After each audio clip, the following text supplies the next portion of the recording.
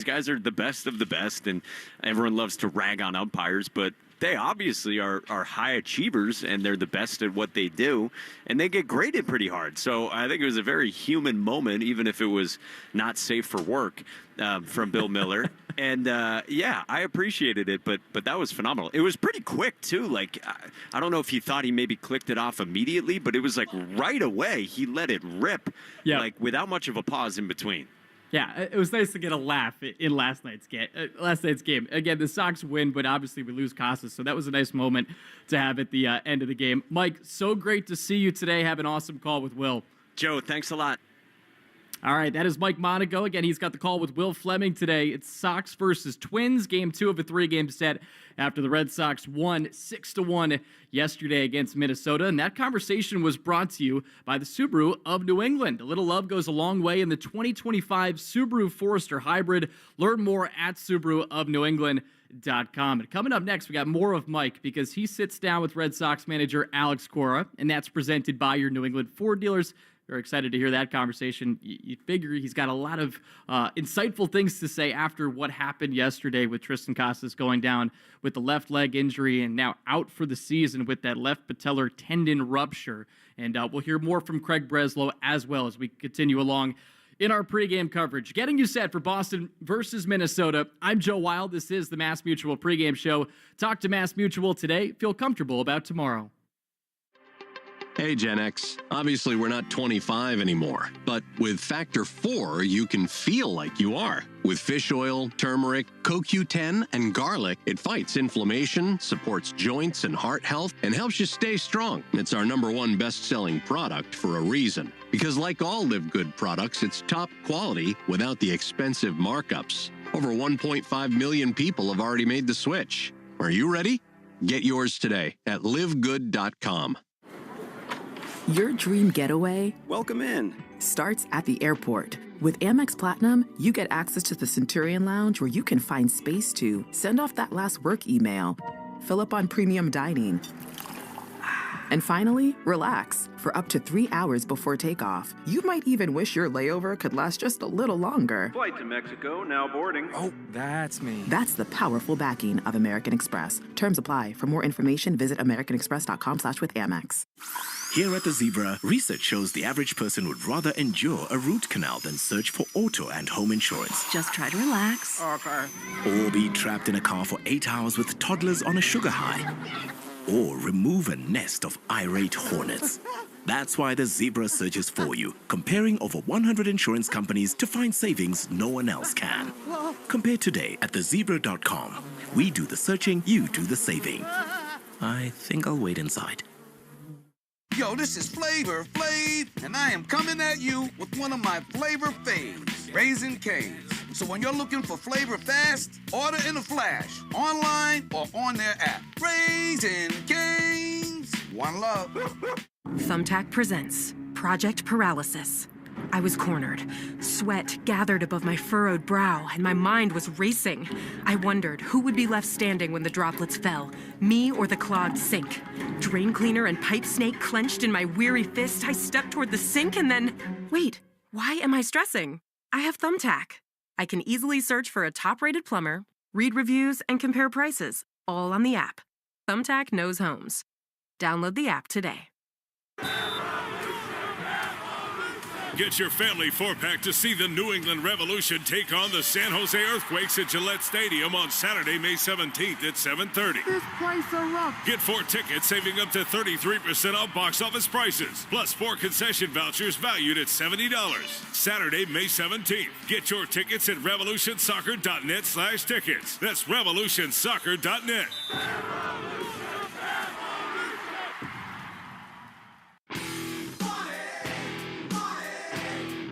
Introducing the new and improved Mega Millions, now featuring bigger and faster growing jackpots. Plus, you'll have better odds of winning. Every play includes a randomly generated multiplier that increases all non-jackpot prizes up to 10 times. That means bigger prizes overall with non-jackpot prizes ranging from $10 to $10 million.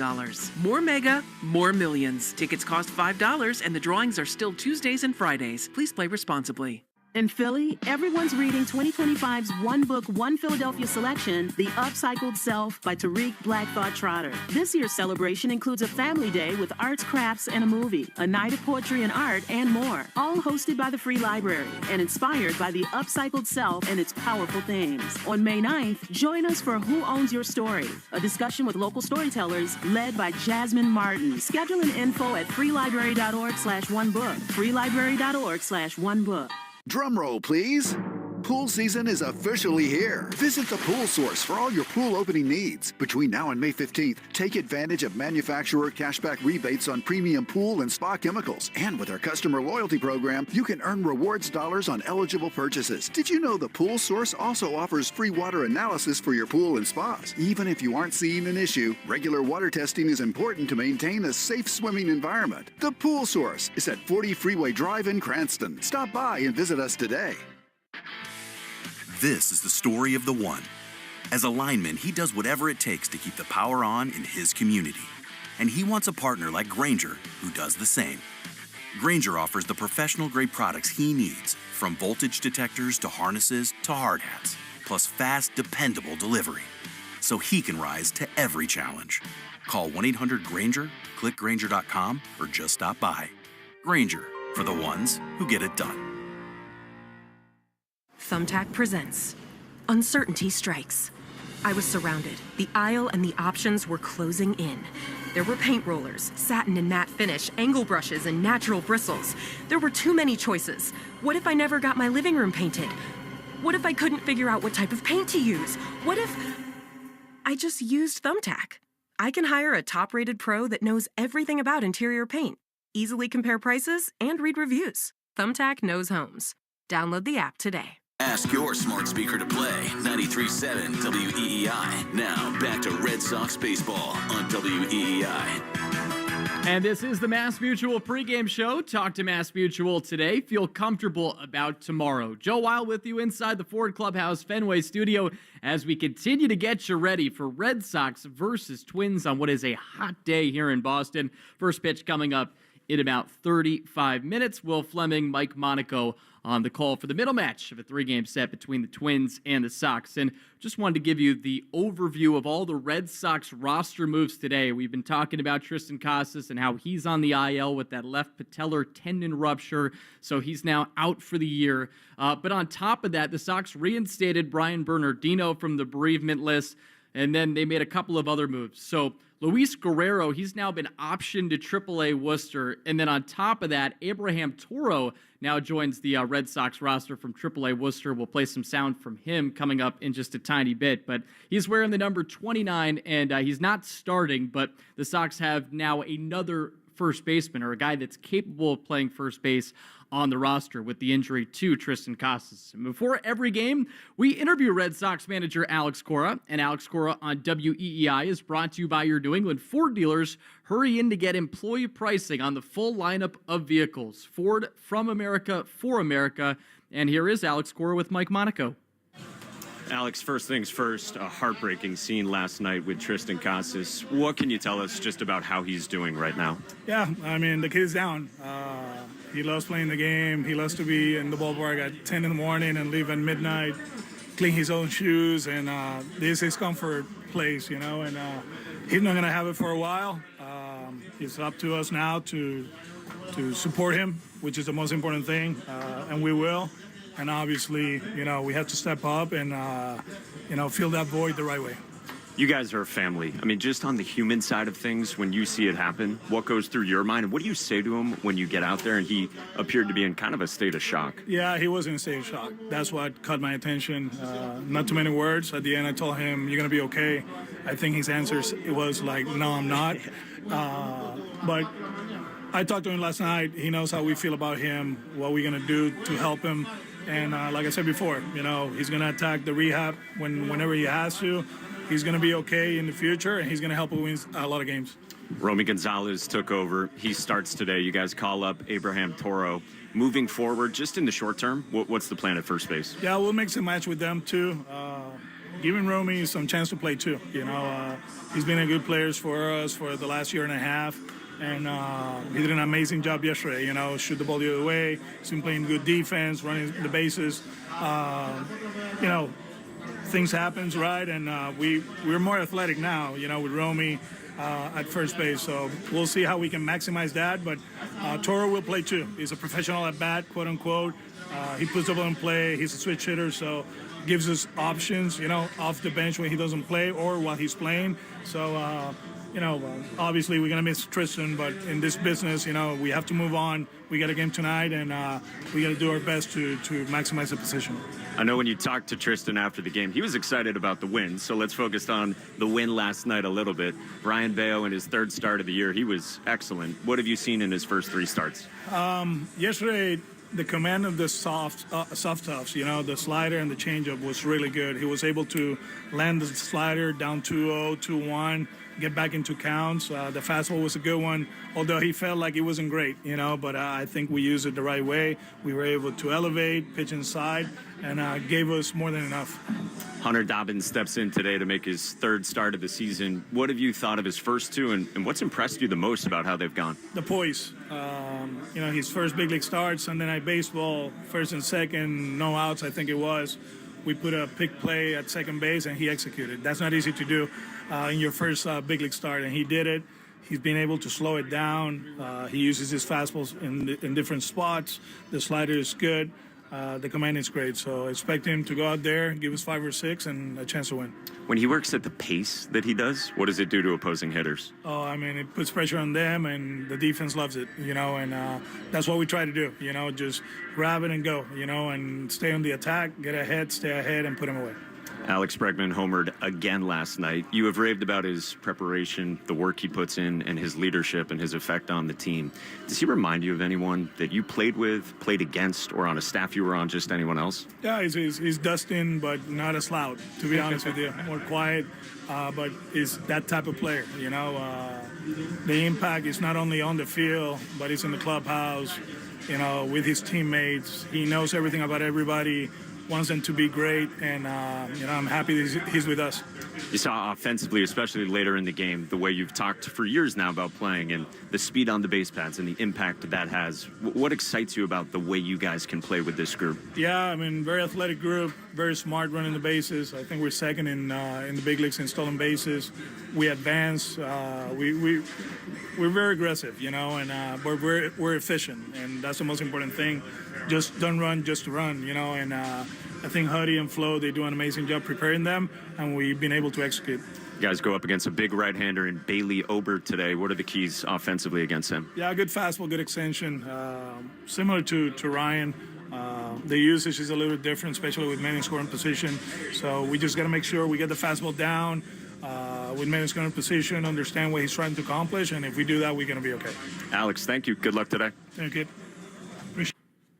All right, so that is Mike Monaco with Alex Cora talking about today's matchup between the Red Sox and the Twins. And you heard a lot there talking about Tristan Casas, now Abraham Toro on the roster.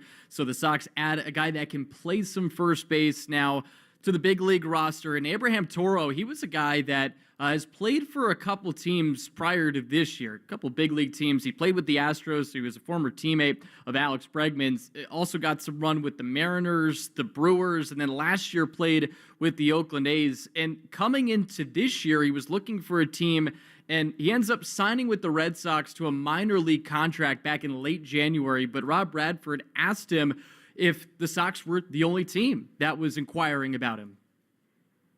Why Boston? Why did you pick Boston, the Red Sox? Well, to be honest, I just had 2 team offers in the offseason, and I thought Boston was a better fit. Okay. I have to ask, can you say what the other one was? It was here in the Yankees.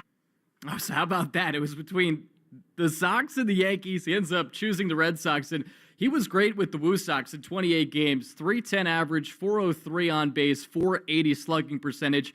Obviously, that's just AAA, but he is a guy with some big league experience. He's played in 365 games. He has a 220 average in terms of what he's done in his big league career. But that being said, he provides some depth for this team that now sorely needs it at first base with Tristan Casas going down with the season-ending injury yesterday. And it's time now to bring you today's starting lineups, which are brought to you by Herb Chambers. At Herb Chambers, we don't sell cars, we help people buy them. The 9 for the Twins looks like this. It's Trevor Larnach. He's out in left field. He leads things off. Byron Buxton, he bats second. He's in center. Carlos Correa, who's gotten off to a really slow start, hitting just .216 this year with 1 home run. He's the shortstop. Brooks Lee, he cleans things up, a switch hitter. He's the third baseman. Ty France, he bats fifth. He's at first. Ryan Jeffers, who homered yesterday, his second home run of the season. He's the DH. And then 7, 8, 9 looking like this. Cody Clemens, he's at second. Harrison Bader in right. And then Christian Vasquez, a part of that 2018 World Series winning team with the Sox. He is the catcher. And one of the guys he was traded for when he went to the Astros is, of course, in the Red Sox lineup. That's Wilyer Abreu. He bats fourth. He's in right. But ahead of him, Jarren Duran, he's in left. Rafael Devers bats second. He's the DH. We'll see if he can continue to swing a hot bat. 7-game hitting streak coming into today's action. Alex Bregman, you just heard Alex Cora compare him to Dustin Pedroia. Not saying he's not as loud, though, but he is the third baseman batting third. Wilyer, he bats fourth. He's in right. Trevor Story bats fifth. He's a shortstop. It's Romy Gonzalez batting sixth, and he is at first base. And then David Hamilton batting seventh. Couple hits in yesterday's game, looking great. 3-hit game that tied a career high. 4 for 7 over his last 2 games, and also was a menace in the base paths. He's at second because Christian Campbell is missing his 3rd straight game due to rib discomfort, so we'll continue to keep an eye on that. And because all the talk is about Tristan Casas right now, that is another underlying storyline right now is the health of Christian Campbell, and hopefully they can get him in the lineup back at some point soon. Connor Wong, he bats 8th. He's the catcher, and then Cedon Rafaela rounding out the 9. He is the center fielder. The matchup today on the mound, Hunter Dobbins making his 3rd start of his big league career. 2-0, 2.45 ERA. And the Texas right-hander has struck out 11 in 11 innings. You'd heard Alex Cora talk about his poise, especially his first start, which was a Sunday night game against the Cardinals. Last time out, we saw more fastballs from him. Over 50% of his pitches were fastballs. He had more first pitch strikes. He threw more strikes. So we'll see how he utilizes his arsenal in this one against the Twins. But on the other side, Bailey Ober, 3-1, 4.13 ERA with that 3-1 record. He's making his 7th start of the year. Not a ton of strikeouts, only 25 and 32 and 2/3 innings pitched. But he has won his last 3 outings. And last time out against the Cleveland Guardians, he tossed 7 and 2/3 innings and allowed just 1 run on 8 hits and struck out 2. Got a career-high 10 ground balls in that one. But at the same time, we'll see if the Sox offense can bat him around, as was the case in his first start against the Cardinals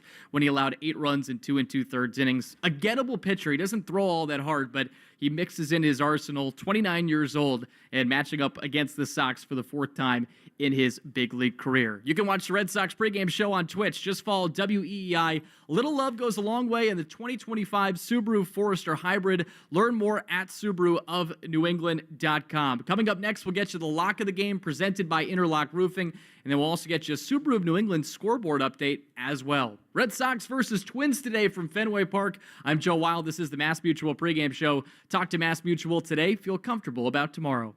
Yo, this is Flavor Flav, and I am coming at you with one of my flavor faves, Raising Cane's. Those hand-battered, cooked-to-order chicken fingers and cane sauce hit hard and gets your boy feeling right every time, just in time. Know what I mean? So when you're looking for flavor fast, order in a flash, online or on their app. Yeah, boy, Raising Cane's. One love. Get your family 4-pack to see the New England Revolution take on the San Jose Earthquakes at Gillette Stadium on Saturday, May 17th at 7:30. This place erupts. Get 4 tickets, saving up to 33% off box office prices, plus 4 concession vouchers valued at $70. Saturday, May 17th. Get your tickets at revolutionsoccer.net/tickets. That's revolutionsoccer.net. CrackX is hiring. Are you ready for a hands-on career with stability, growth, and great pay? Join us at CrackX as a concrete injection technician. CrackX offers competitive base pay plus commission, year-round indoor work, standard schedules with optional overtime, paid training, setting you up for success. CrackX handles scheduling and customers. Be part of a trusted brand with room to grow in licensing or management roles. Apply today and build your future with us. All right, fellas, remember when your energy was through the roof and your sex drive could chase down a cheetah? Yeah, let's bring that guy back. Live Good Vitality is packed with clean, natural ingredients to help boost testosterone, energy, and, well, bedroom enthusiasm. Get the best men's hormone support and all of your highest quality supplements without the crazy markups at livegood.com. Live Good Vitality. Feel good, play hard, and, score often. Introducing the new and improved Mega Millions, now featuring bigger and faster growing jackpots. Plus, you'll have better odds of winning. Every play includes a randomly generated multiplier that increases all non-jackpot prizes up to 10 times. That means bigger prizes overall with non-jackpot prizes ranging from $10 to $10 million. More Mega, more millions. Tickets cost $5 and the drawings are still Tuesdays and Fridays. Please play responsibly. We're right back to the Sox on the Shaws and Star Market WEEI Red Sox Radio Network. If you ever decide to ease Rafi over there, you look at it, could kill two birds with one stone with Massa, because that Massa could come back and DH. Well, I think it's important to decouple those things, just given that, Massa, he's had some hurdles as it relates to recovering with the throwing, and we still feel like he's a capable outfielder and want to make sure that when he comes back, he's completely healthy. So I would try to keep those two things separate. All right, that's Craig Breslow talking about the dynamic now with the absent Tristan Casas at first base, and with the injury he went down with yesterday, and now he's out for the season. The possibility of Rafael Devers playing first base, and then that allowing Masataka Yoshida to get some reps at DH. But Craig Breslow still not very keen on that idea, just talking about Masataka Yoshida's recovery process from the shoulder surgery and how much trouble he's having throwing right now. So they want him to play the field, and so that is why the way they're explaining it is the reason he is not back with the Red Sox. And especially in that situation, you also have to figure out, okay, are they going to move Devers to first base now with this absent spot, which is today being held by Romy Gonzalez.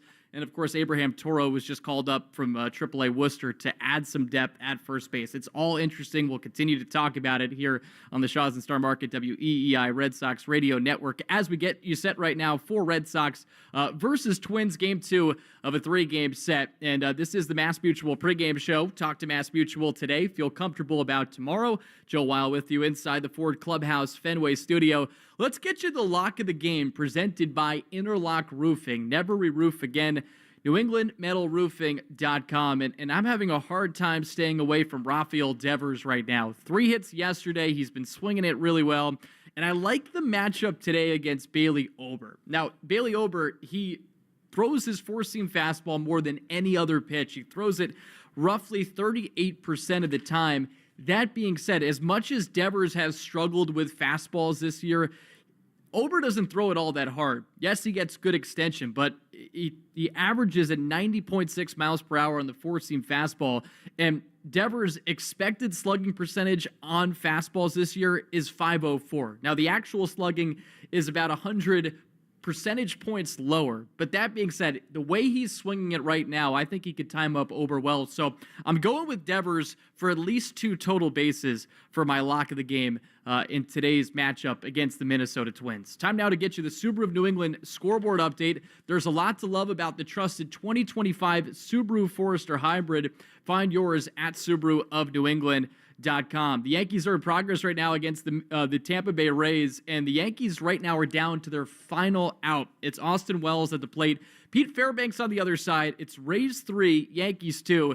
Aaron Judge did go deep in this one, and so did Austin Wells, but the Rays took the lead in the 8th inning, thanks in part to an error by shortstop Anthony Volpe. Other games in progress right now around Major League Baseball. Astros and White Sox, they're tied at 3. That's in the top of the 6th inning. Houston 16-15 on the year. The White Sox just 9-23. You know their deal. And the Blue Jays, they've won 3 in a row. They had another big victory yesterday.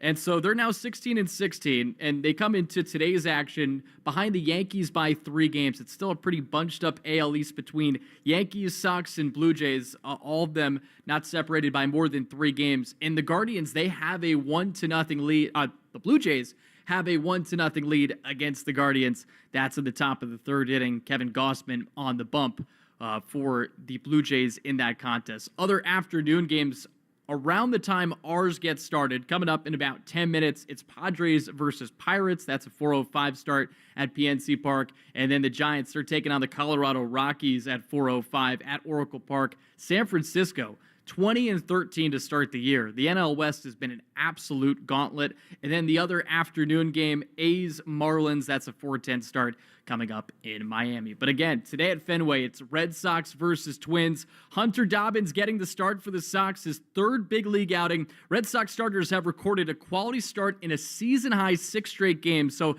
we'll see if Hunter Dobbins can continue that run for Boston here in his 3rd outing with the Sox. It's Romy Gonzalez at first. Life after Casas in 2025 begins today. So we'll see if the Sox can pull out a W here against Minnesota. You've been listening to the Mass Mutual pregame show. Talk to Mass Mutual today. Feel comfortable about tomorrow. Want to thank David Azer, back of the flagship WEI. I'm Joe Weil. Hang tight. We have Will Fleming and Mike Monaco on the call next for Red Sox versus Twins here at Fenway on the Shaws and Star Market WEEI Red Sox Network. You've been listening to the Mass Mutual pregame show.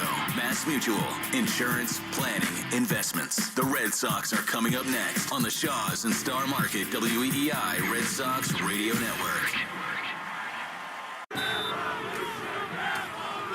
Get your family 4-pack to see the New England Revolution take on the San Jose Earthquakes at Gillette Stadium on Saturday, May 17th at 7:30. This place erupts. Get 4 tickets, saving up to 33% off box office prices, plus 4 concession vouchers valued at $70. Saturday, May 17th. Get your tickets at revolutionsoccer.net/tickets. That's revolutionsoccer.net.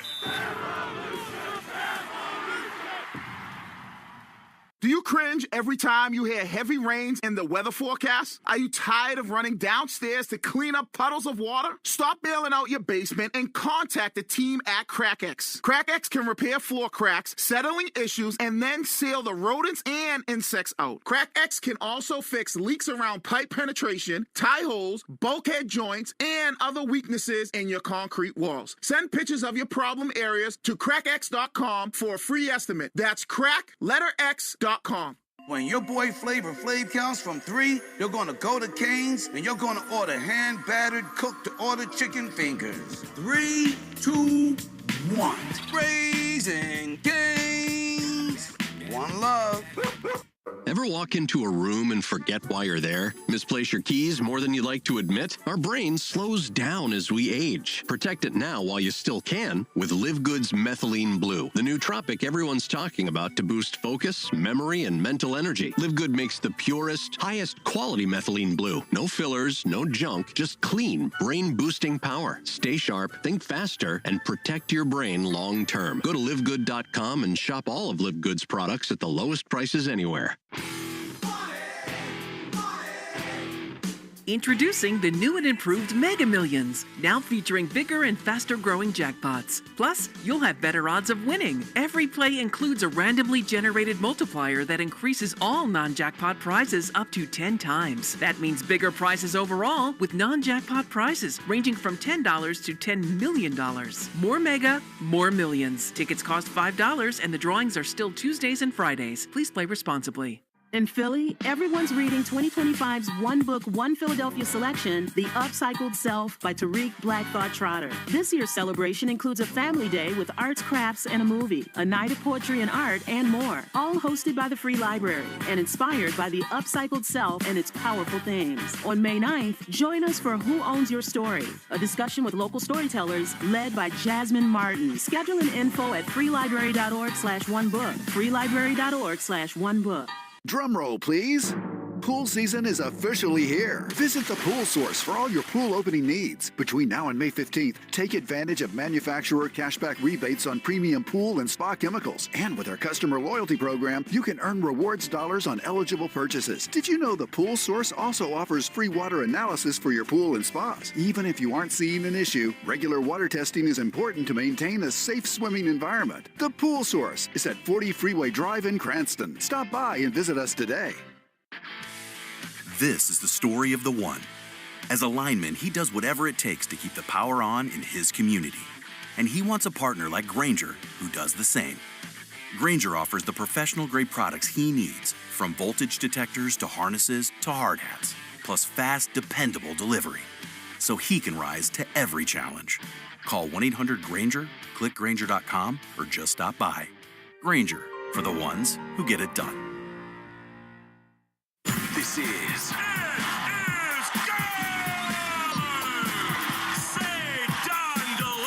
Red Sox baseball. Can you believe it? On the Shaws and Star Market WEEI Red Sox Radio Network. And the left field, adios. Sale winds, he fires. Swing and a miss, strike three, it's over. And the Red Sox win on a wall double by Devers. Jump on his back, fellas, the Red Sox win. The Red Sox on WEEI are brought to you by Shaws and Star Market, the official supermarket of the Red Sox Radio Network. Subaru of New England. Find your authorized Subaru retailer at SubaruofNewEngland.com.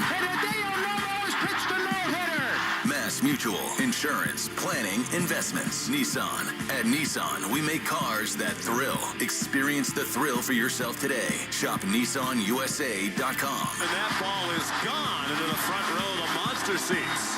Drains by James. Eastern Mass's choice for drain cleaning and pipelining. Arbella. Here for good. Devers is homered in 5 straight. Buy cars for kids. That's Cars with a K to donate your car today. Ford Trucks. Official truck of the Boston Red Sox. Strike three, a no-hitter. 23-year-old Trey Buchholz has no-hit the Baltimore Orioles. Morgan & Morgan, America's largest injury law firm. Sponsored by Town Fair Tire. For the best prices on tires, nobody beats Town Fair Tire. Nobody. Duran will score. Dig Safe. Click digsafe.com or call 811 before you dig. Cape Cod Lumber. Find the lumber for your next project. cclco.com. Way back. Grand slam. Citgo. Club Citgo can save you money every day. When you start with Citgo, you're good to go. 110 Grill. Gluten-free dining done right. C&S Wholesale Grocers. It's gone. Into the bullpen. Brought to you by FindMassMoney.gov. The Department of Veteran Affairs. Hackman Wealth Partners. Boston's premier retirement planning specialist. Herb Chambers. At Herb Chambers, we don't sell cars, we help people buy them. Interlock Metal Roofing. Visit NewEnglandMetalRoofing.com. Never re-roof again. Swing and a miss. He got him.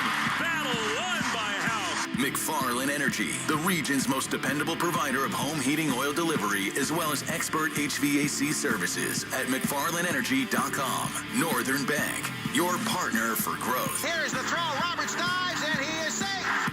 And by Verizon Wireless, the network Boston relies on. Goodbye, Christian Campbell. Now, with all the play-by-play action, here's Will Fleming and Mike Monaco.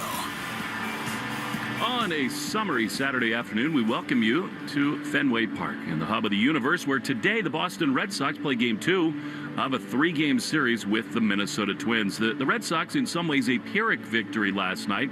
Lose Tristan Casas, but roll offensively, get a great start from Bayo. And today they'll hand the baseball to Hunter Dobbins, who's up from AAA to take the spot of Walker Buehler. He's been great for 2 starts, and he'll be opposed by Bailey Ober for the Minnesota Twins. You couldn't dial up a better late spring day for a ball game. Red Sox and the City Connect unis ready for Game 2 with the Minnesota Twins. Before we welcome in Mike Monaco, now the national anthem brought to you by BuildSubmarines.com, where you'll find stable, sustaining, skilled trades careers helping bring the next generation of U.S. Navy submarines is the to native life. of Lynn, Massachusetts, who is currently pursuing her nursing degree. From the Northeastern University class of 2027, please welcome Anaya Mayat. Oh, say, can you see by the dawn's early light what so proudly we hailed at the twilight's last gleaming, whose broad stripes and bright stars through the perilous fight o'er the ramparts we watched were so gallantly streaming, and the rocket's red glare, the bombs bursting in air, gave proof through the night that our flag was still there. Oh, say does that star-spangled banner yet wave o'er the land of the free and the home of the brave?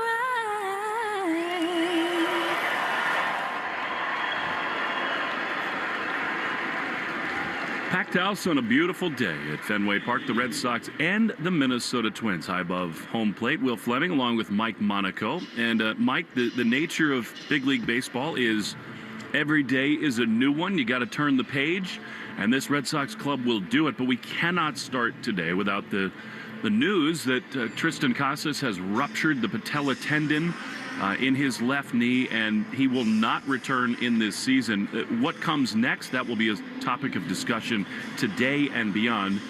But first and foremost, a big blow to the Red Sox, losing their slugging first baseman. Yeah, it's a big blow. And Craig Breslow said it, Will, that, yeah, Casas had struggled to start this season, but still, like, you're counting on Casas for middle-of-the-order, left-handed production with power. And then you said this last night, like, for as much gets made out of the character that Tristan Casas is, he's a really well-respected guy in that clubhouse. And that's something else Craig Breslow said today, that he's a big personality and he's well-respected among his teammates. And so on the human level, it's a big void. And then I think there's short-term solutions and then long-term, at least, questions and possibilities and unknowns. And we'll see how it shakes out. So in the short term, Abraham Toro comes up. He played first base. He did some damage down at AAA. He's done it in the big leagues. And you see major league teams do this kind of thing when in a total pinch. Like day one, you just take sort of the path of least resistance. Let's get somebody up here who can just play the position in a pinch and not make a fool of himself, frankly. But the bigger picture, the longer term thing, inevitably, Mike, does turn to Rafi Devers. And Craig Breslow was asked about that, and he just said, I'm not in a position to talk about that right now, which tells me that's not a hard no. Alex Cora said, Rafi is my DH.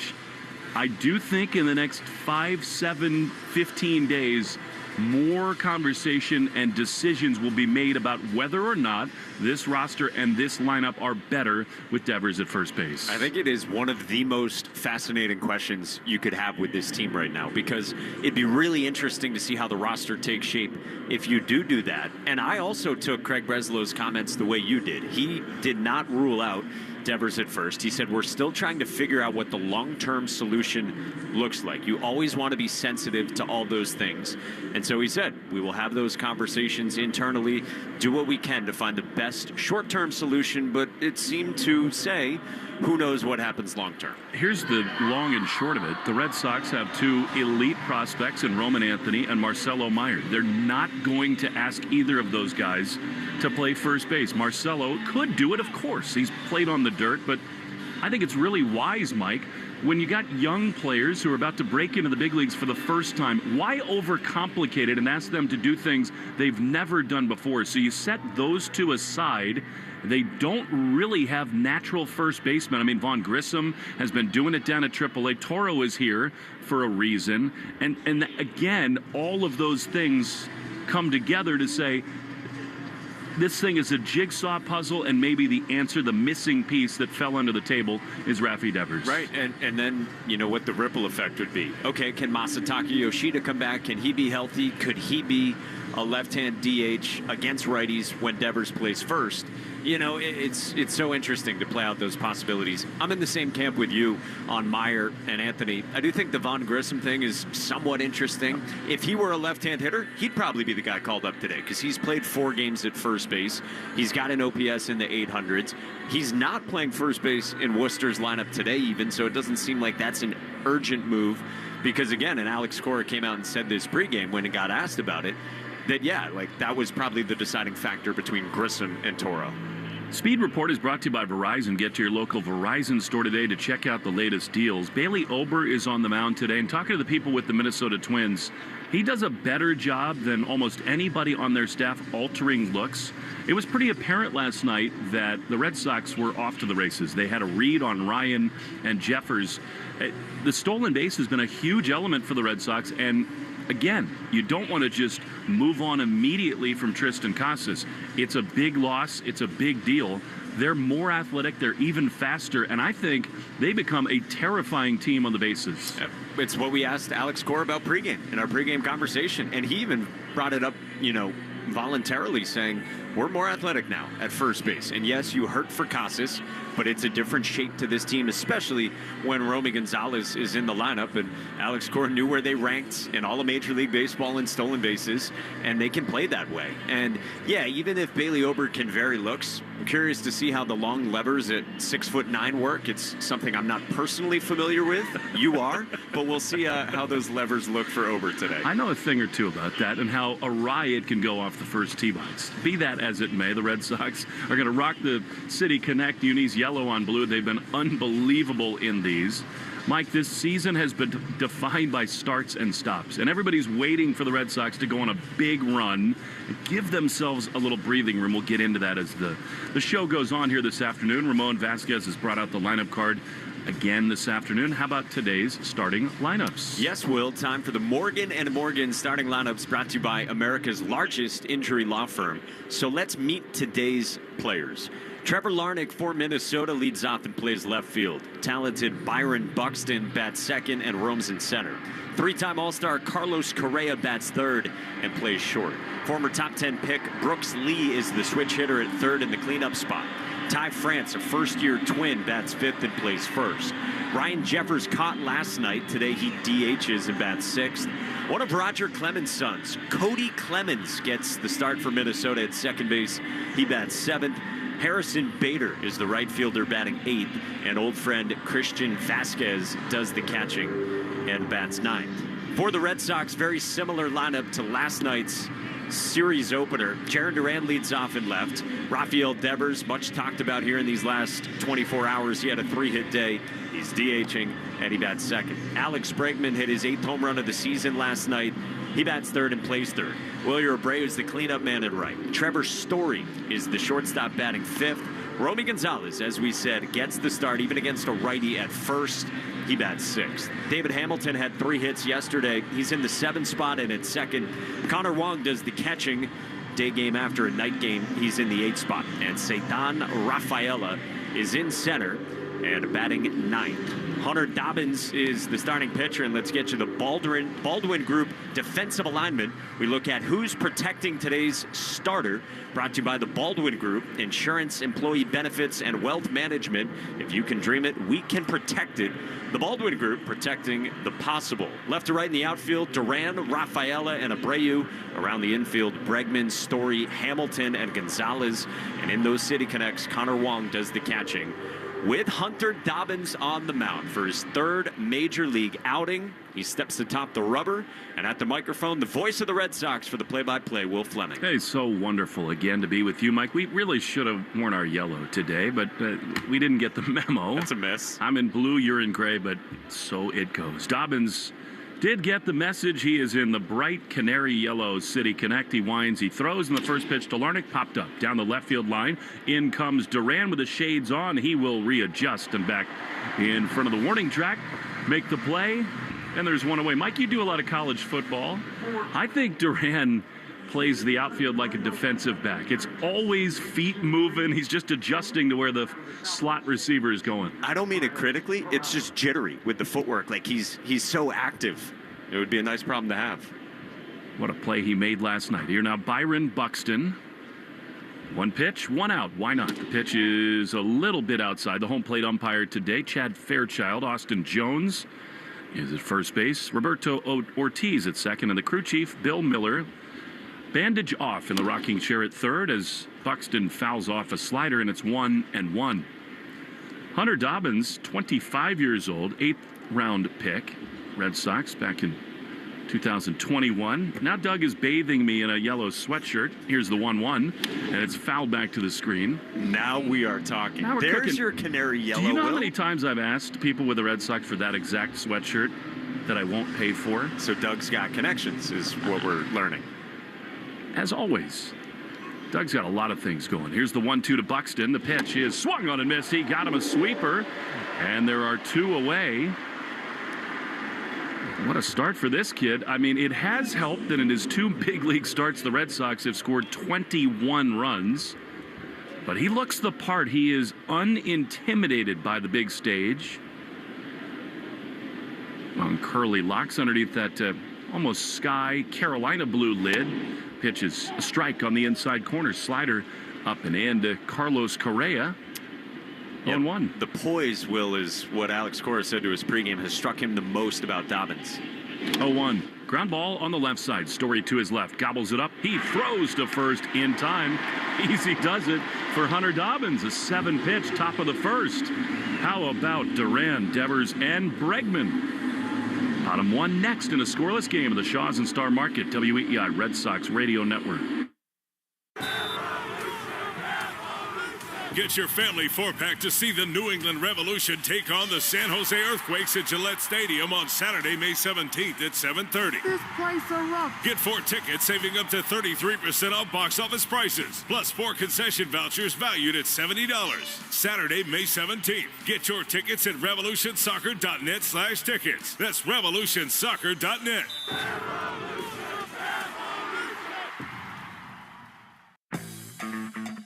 When you're with Amex Business Platinum, you have the card that helps businesses dream bigger. Get a flexible spending limit that adapts with your business and earn 1.5 times membership rewards points on select business purchases. So you can stock up on what you need to take your business further and get rewarded for growing bigger. That's the powerful backing of American Express. Not all purchases will be approved. Terms apply. Learn more at americanexpress.com/Amex Business. Most people would rather attend a corporate team building workshop than search for auto and home insurance. Go team, feel that synergy. That's why the Zebra searches for you, comparing over 100 insurance companies to find savings no one else can. Compare today at thezebra.com. Who's ready for the trust fall? Yo, this is Flavor Flav, and I am coming at you with one of my flavor faves, Raising Cane's. Those hand-battered, cooked-to-order chicken fingers and cane sauce hit hard and gets your boy feeling right every time, just in time. Know what I mean? So when you're looking for flavor fast, order in a flash, online or on their app. Yeah, boy, Raising Cane's. One love. Your You're listening to live play-by-play action of the Boston Red Sox on the Shaws and Star Market WEEI Red Sox Radio Network. Jarren Duran leads it off against the towering Bailey Ober. What a first name that is. The right-hander throws, and Duran takes a little bit low. At first pitch, changeup, and it's 1-0. 6'9" Duran. Base hit last night. Tremendous diving catch down the left field line. Comes in at 276. 1-0. Ober throws, and JD fouls it off on the first base side. And it is 1-1 kick by Jose David Flores over there, the first base coach, with Kyle Hudson way deep at third. In some ways, Jarren Duran is such a luxury for Kyle Hudson. He also pushes him more than any player on the roster. 1-1. Here's the pitch. And that's taken for a ball. Sweeper down and in. He did check his swing. I talked to Huddy after the game last night. Said, I love that you came halfway down the line with Jarren. He said, I had to send him. It was bang, bang anyway. Such a close play. Bill Miller had a word or two to say about that. 2-1 to Duran is skied into right field. It will head toward the track and right in front of it. The twin right fielder is there to make the play, Harrison Bader. This is not a pleasant time to play right field at Fenway Park. Just off the end of the bat for Duran, and there's one away. Yeah, Bill Miller gave us one of the great moments unexpectedly of the season related to a hot microphone. There we go. And good to see the right arm's okay for the crew chief. He basically said, gosh darn it, I knew I had that. Bleepity bleep. Here's Rafi Devers with one down. No score in the first. The pitch to Devers is a little bit outside. Fastball at 91. Ober's stuff is not going to overpower. He comes in 3-1 with a 4.13 ERA. Way back. And over to Pohl on the right side of the infield. The 1-0. Devers bloops it into shallow left field. That's going to sink down for a hit. Lands on the turf in front of Trevor Larnach. He got jammed a little bit, did Devers, but no matter. He stays hot. He's aboard with one out for a man to whom the word hot does not even apply. It's Alex Bregman.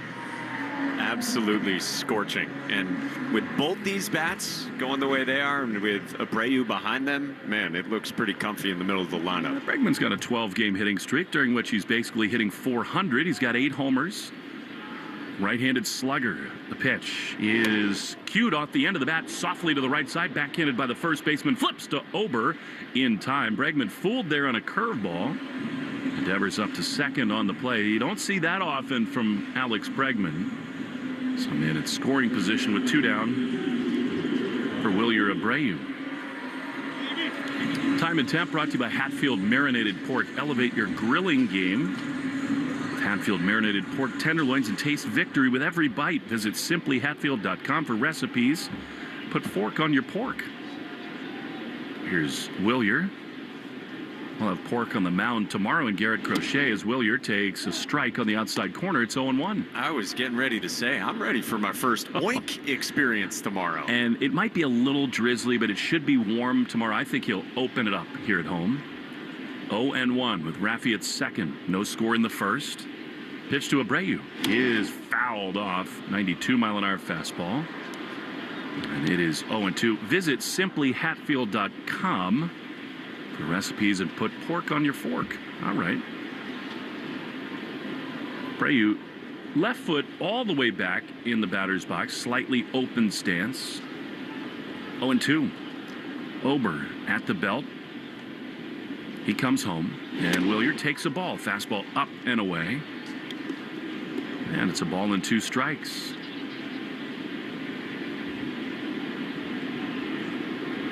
If Wilyer can extend the inning, Trevor Story waits on deck. Correa, the shortstop, almost behind Devers and the second base bag. Pitch outside. Good take by Abreu. Comes in at 275 with 6 homers and 21 driven in. Still no Christian Campbell, dealing with the rib discomfort and sort of back spasms. But David Hamilton has really filled in well. 2-2. 2 down in the first. Pitch. Swinging a high fly into left field. It will hang up in front of the Mason sign in the Monster, and the inning is over. Red Sox retired in the first, and after one, scoreless at Fenway in the Shaws and Star Market WEEI Red Sox Radio Network. Get your family four-pack to see the New England Revolution take on the San Jose Earthquakes at Gillette Stadium on Saturday, May 17th at 7:30. This place erupts. Get 4 tickets, saving up to 33% off box office prices, plus 4 concession vouchers valued at $70. Saturday, May 17th. Get your tickets at revolutionsoccer.net/tickets. That's revolutionsoccer.net.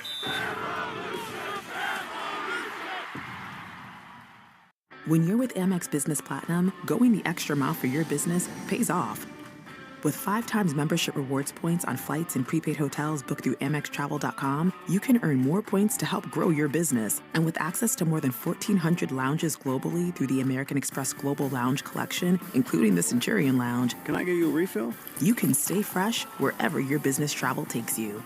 That's the powerful backing of American Express. Terms apply. Learn more at americanexpress.com/AmexBusiness. 1-877 Cars for Kids. KARS Cars for Kids. 1-877 Cars for Kids. Donate your car today. Donate today at carsforkids.org. That's cars with a K. Your car can be picked up as soon as the next day. Receive a tax deduction and vacation voucher. 1-877 Cars for Kids.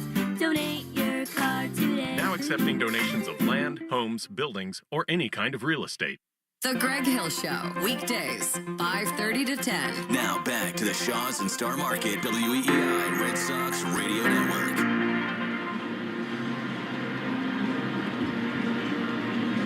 Hunter Dobbins back on the mound for the top of the second inning. For the Minnesota Twins, they'll have Brooks Lee, Ty France, and Ryan Jeffers in the Herb Chambers batting order, brought to you by Herb Chambers, Porsche Boston, and Porsche Burlington. So great to have Mike Monaco here in the booth with us. He's been too busy watching pucks on ice. This is much more pleasant. It is very pleasant here. Here's Brooks Lee, who takes pitch outside for ball 1. I had a great conversation with Mike Brentley down on the field pregame. He's a big hockey fan. He's a stud. He's also the best video review man in the game. The 1-0 is pop foul on the third base side out of play. When he challenges, they're going to get it right. It's inevitable. I was on the road trip last year in Kansas City in August where he was completely dialed in on some very difficult calls there. Is he a Coyotes fan? He was. He has not continued his allegiance to Utah with them. It's hard. The 1-1 is a little bit low. Splitter. We were commiserating over how odd it is to see Brad Marchand in a Florida Panthers sweater. It's totally bizarre. They'll play the Leafs. You'll be there. What is that, Tuesday night? The 2-1 pitch is ripped foul on the first base side. Yeah, Monday, Wednesday, games 1 and 2 in Toronto. You've been all over the place doing these games. In the playoffs, you seem to end up a lot in like Edmonton and Winnipeg. And although they're not exactly tourist attractions, they're super fun places to see playoff hockey, aren't they? They are. In Winnipeg, they do a whiteout, and it's the smallest arena, but it is electric. 2-2 is outside. Just imagine you're sitting in the stands, and in your hands is your first ice-cold Harpoon IPA of the game. Not at the game. Find a local retailer. Harpoon.com. Harpoon. Firsts are forever. The 3-2 is fouled off. They don't drink Harpoon in Manitoba, but a lot of Molson flowing through that building, I bet. And I got to say, that was a very nifty setup right there about sitting in the stands and the crowd to that read. You're on your A game. Listen, kids get sick, you show and go, you overcome. The 3-2 pitch is blooped into shallow left field. A long run in for Duran. He'll get there, standing to make the play. And there's one away. Yeah, Alex Cora, I think he was caught off guard seeing Kid, as he refers to me, and has for years, doing the pregame interview. He fell in love with you, Mike, for your work with the Red Sox on TV. He also just loves that you occasionally will do a Miami Hurricanes college baseball game. Yes. Like he is doing the deep dive with you on the Canes. Every single time. Here's Ty France. Pitch is outside. You've probably done Miami football and basketball too. Yes, and Miami baseball played here last Sunday against Boston College, and one of Alex Cora's best friends is the Canes head coach. Ty France waits for a 1-0, and it's up the middle. Dobbins, what a play! Back to the plate, he snared it. Backhanded, he underhands to Romy, and they're 2 away. and he is no-facing it on the mound. Not even a smile from Hunter Dobbins. This was sick. A comebacker from France, and Dobbins just reached back with his left glove arm, grabbed it, threw it to first, pointed at Romy Gonzalez like he's done it 100 times. Just ice water in his veins. 2 down. Here's Ryan Jeffers. Homered last night. He takes a strike. On the outside corner, the Arbella Insurance Foundation, dedicated to striking out cancer by supporting the Jimmy Fund. Every strikeout from a Sox pitcher during the season, Arbella donates $50 to the Jimmy Fund. Pitch misses inside, 95 miles an hour. It's 1-1. I'm so excited about Dobbins and watching him for the first time. Like, he's kind of been a quiet guy in the organization the last few years, but people are really starting to know who he is. 1-1 is outside. Well, it's such an important development for the Red Sox because they've had this great pipeline of position players for 2 decades. They have not built their own pitchers, but that is changing. They drafted a ton of college arms in last year's June draft. I guess it's now in July. The 2-1 pitch is fouled straight back. But you're starting to hear these reports of big-time success, Double-A and beyond. They got David Sandlin, Connolly early at Double-A. Luis Perales is a supernova who's on the mend, could be back this year. But then Dobbins and Fitz really looked the part. 2-2, the pitch. Crushed down the left field line. It's extra bases if it's fair, and it is. It bangs off the wall into the corner. Duran picks it up off the track, and Ryan Jeffers having a good time at Fenway, a 2-out double. And the Twins have their first base runner. Turned around 96 and just tugged it down the left field line. It's good velo from Dobbins in the pitch. Well, it wasn't poor. It was in but up. And Jeffers does a nice job putting a good swing on that. He's been swinging it well recently for Minnesota. So the first little pinch here for Dobbins. Cody Clemens comes to the plate. What is Roger Clemens thinking right now? So fun to have the rocket last night. The pitch is a strike on the outside corner. Cody acquired for cash from the Phillies after being DFA'd on April the 26th. He's had some success in the big leagues as a hitter.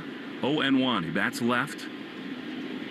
The pitch is just outside, like all of Roger's kids. His first name starts with the letter K. When you pile up that many strikeouts, why wouldn't you? I think basically Rocco Baldelli put him in the starting lineup today because Roger asked him to. 1-1. He is lined up the middle. Diving play by Story. He just took a hit and a run away. Wow. Story, cat-like. Sorry, Cody. We go to the bottom of the second. No score on the Shaws and Star Market. WEEI Red Sox Radio Network. When you're with Amex Business Platinum, you have the card that helps businesses dream bigger. Get a flexible spending limit that adapts with your business and earn 1.5 times membership rewards points on select business purchases. So you can stock up on what you need to take your business further and get rewarded for growing bigger. That's the powerful backing of American Express. Not all purchases will be approved. Terms apply. Learn more at americanexpress.com/Amex Business. When your boy Flavor Flav counts from 3, you're gonna go to Cane's and you're gonna order hand-battered, cooked-to-order chicken fingers. 3, 2, 1. Raising Cane's. One love. Here at the Zebra, research shows the average person would rather endure a root canal than search for auto and home insurance. Just try to relax. Okay. Or be trapped in a car for 8 hours with toddlers on a sugar high. Or remove a nest of irate hornets. That's why the Zebra searches for you, comparing over 100 insurance companies to find savings no one else can. Compare today at thezebra.com. We do the searching, you do the saving. I think I'll wait inside. Get your family 4-pack to see the New England Revolution take on the San Jose Earthquakes at Gillette Stadium on Saturday, May 17th at 7:30. This place erupts. Get 4 tickets, saving up to 33% off box office prices, plus 4 concession vouchers valued at $70. Saturday, May 17th. Get your tickets at revolutionsoccer.net/tickets. That's revolutionsoccer.net. You're listening to live play-by-play action of the Boston Red Sox on the Shaws and Star Market WEEI Red Sox Radio Network. Trevor Story leads it off for the Sox in the bottom of the second. We are scoreless on a beauty of a day at Fenway. The pitch is a strike. Didn't have to be a fastball just off the plate, and it is 0-1. Story comes in 267 with 5 homers and 16 driven, and he's such a streaky hitter. The pitch is pop foul on the first base side. Had a couple singles last night, did Trevor. He's really near the top of the game in hard hit rate, and one of the really encouraging things about him is that he's really finding the middle of the field and right center field more often. He's always got the pull side power. 5 homers, 16 driven in. 0-2. Ober throws. Trevor swings and misses. That is the hole for Trevor. Sweeper away. He's gone. Arriba just in time for Cinco de Mayo. Ground beef is on sale at Shaw's and Star Market. Value pack 80% lean, fresh ground beef for only $2.97 a pound. Limit 2 when you use the digital coupon. Shaw's and Star Market, the official supermarket of the Red Sox radio network. You had the sombreros working when we were in Pawtucket? I did, yeah. They gave it to us one Cinco de Mayo in Rochester. Here is Romy. Takes a strike. At that time, I was working with Josh Maurer, who's now with the Milwaukee Brewers. Josh did the entire game with the sombrero on his head and the headset over it. It was phenomenal. 0-1. Romy takes a pitch inside, a changeup, and it's 1-1. That's awesome. And we had to keep the sombreros. We'd break them out every once in a while. Romy's done a pretty good job against righties this year, and he is thrust into action with Casas gone. Pitch, swing and a miss, good slider. And it's 1-2. You do little things like that to make the minor league season pass by. We had a lot of interesting stuff in your booth there in McCoy Stadium in the broadcast booth. We did. 1-2 to Romy. Swing and a miss. He got him good changeup. And they're 2 away. Yep. We had some times there. A couple strikeouts to begin the second inning. I'll never forget it. In 2018, 19, I should know. 18, of course, the year my son was born. The Capitals won the Stanley Cup. And Bruce Gindon, the longtime scorer, wonderful employee of the Paw Sox, gave me something I'll never forget. A soft ground ball to the right side, fielded over there and thrown to first. Hamilton gone. We'll get into that in a minute. Red Sox go down very quietly in the second inning. No score after 2 in the Shaw's and Star Market, WEI Red Sox Radio Network. Yo, this is Flavor Flav, and I am coming at you with one of my flavor faves, Raisin Cane's. So when you're looking for flavor fast, order in a flash, online or on their app. Raisin Cane's. One love. Do you cringe every time you hear heavy rains in the weather forecast? Are you tired of running downstairs to clean up puddles of water? Stop bailing out your basement and contact the team at CrackX. CrackX can repair floor cracks, settling issues, and then seal the rodents and insects out. CrackX can also fix leaks around pipe penetration, tie holes, bulkhead joints, and other weaknesses in your concrete walls. Send pictures of your problem areas to crackx.com for a free estimate. That's crack-x.com. Jones and Keefe. Weekdays 10 to 2. Now back to the Shaw's and Star Market WEEI Red Sox Radio Network. Red Sox and the Twins scoreless through 2. On the Subaru of New England scoreboard, the Blue Jays an early 2-0 lead over the Cleveland Guardians. That game is in the bottom of the 4th inning. Yankees continue their series. They are so hot. And how about Aaron Judge? He's hitting .430 and slugging over .700. Tampa Bay beat them earlier today, 3-2 the final score. A little love goes a long way in the 2025 Subaru Forester Hybrid. Learn more at SubaruofNewEngland.com. That Yankee rivalry report brought to you by River Spring Residences, setting a new standard for memory care in New York City.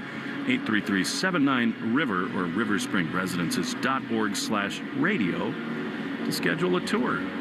A guy a long way from needing memory care or senior living. For the play-by-play in the third, here's Mike Monaco. Some might argue otherwise, but thank you nonetheless, Will. Especially after a few more days with me. Yes. 8-9-1 coming up for the Twins in the Herb Chambers batting order, sponsored by Herb Chambers Infinity of Westboro. Hunter Dobbins in the yellow jersey goes to work, and the first pitch is cut on and missed. That short bullet slider swung through by Harrison Bader, right-hand hitting right fielder, and it's 0-1. With no score in the third, the 0-1. It's a breaking ball that bends outside. A ball and a strike on Bader. It was moved to the corner outfield spots for the Twins. Here's the 1-1. Swing and miss. Or rather, foul back to the screen on 94 from Dobbins, who's got the excellent velo, part of his first few starts with the Red Sox. He's at 27 pitches here, facing Bader. And the 1-2. Swing and foul back to the screen on a hop. 1-2 on Bader. Cody Clemens got robbed. He was the 7th batter, sponsored by Jeffrey Glassman Injury Lawyers, Boston's go-to injury attorney for over 30 years. 1-2 is swung on and lined on a hop to short. Story picks, spins, and he throws out Bader. And there's one away to begin the top of the third. If you've been hurt in a car or work accident, you gotta get Glassman called.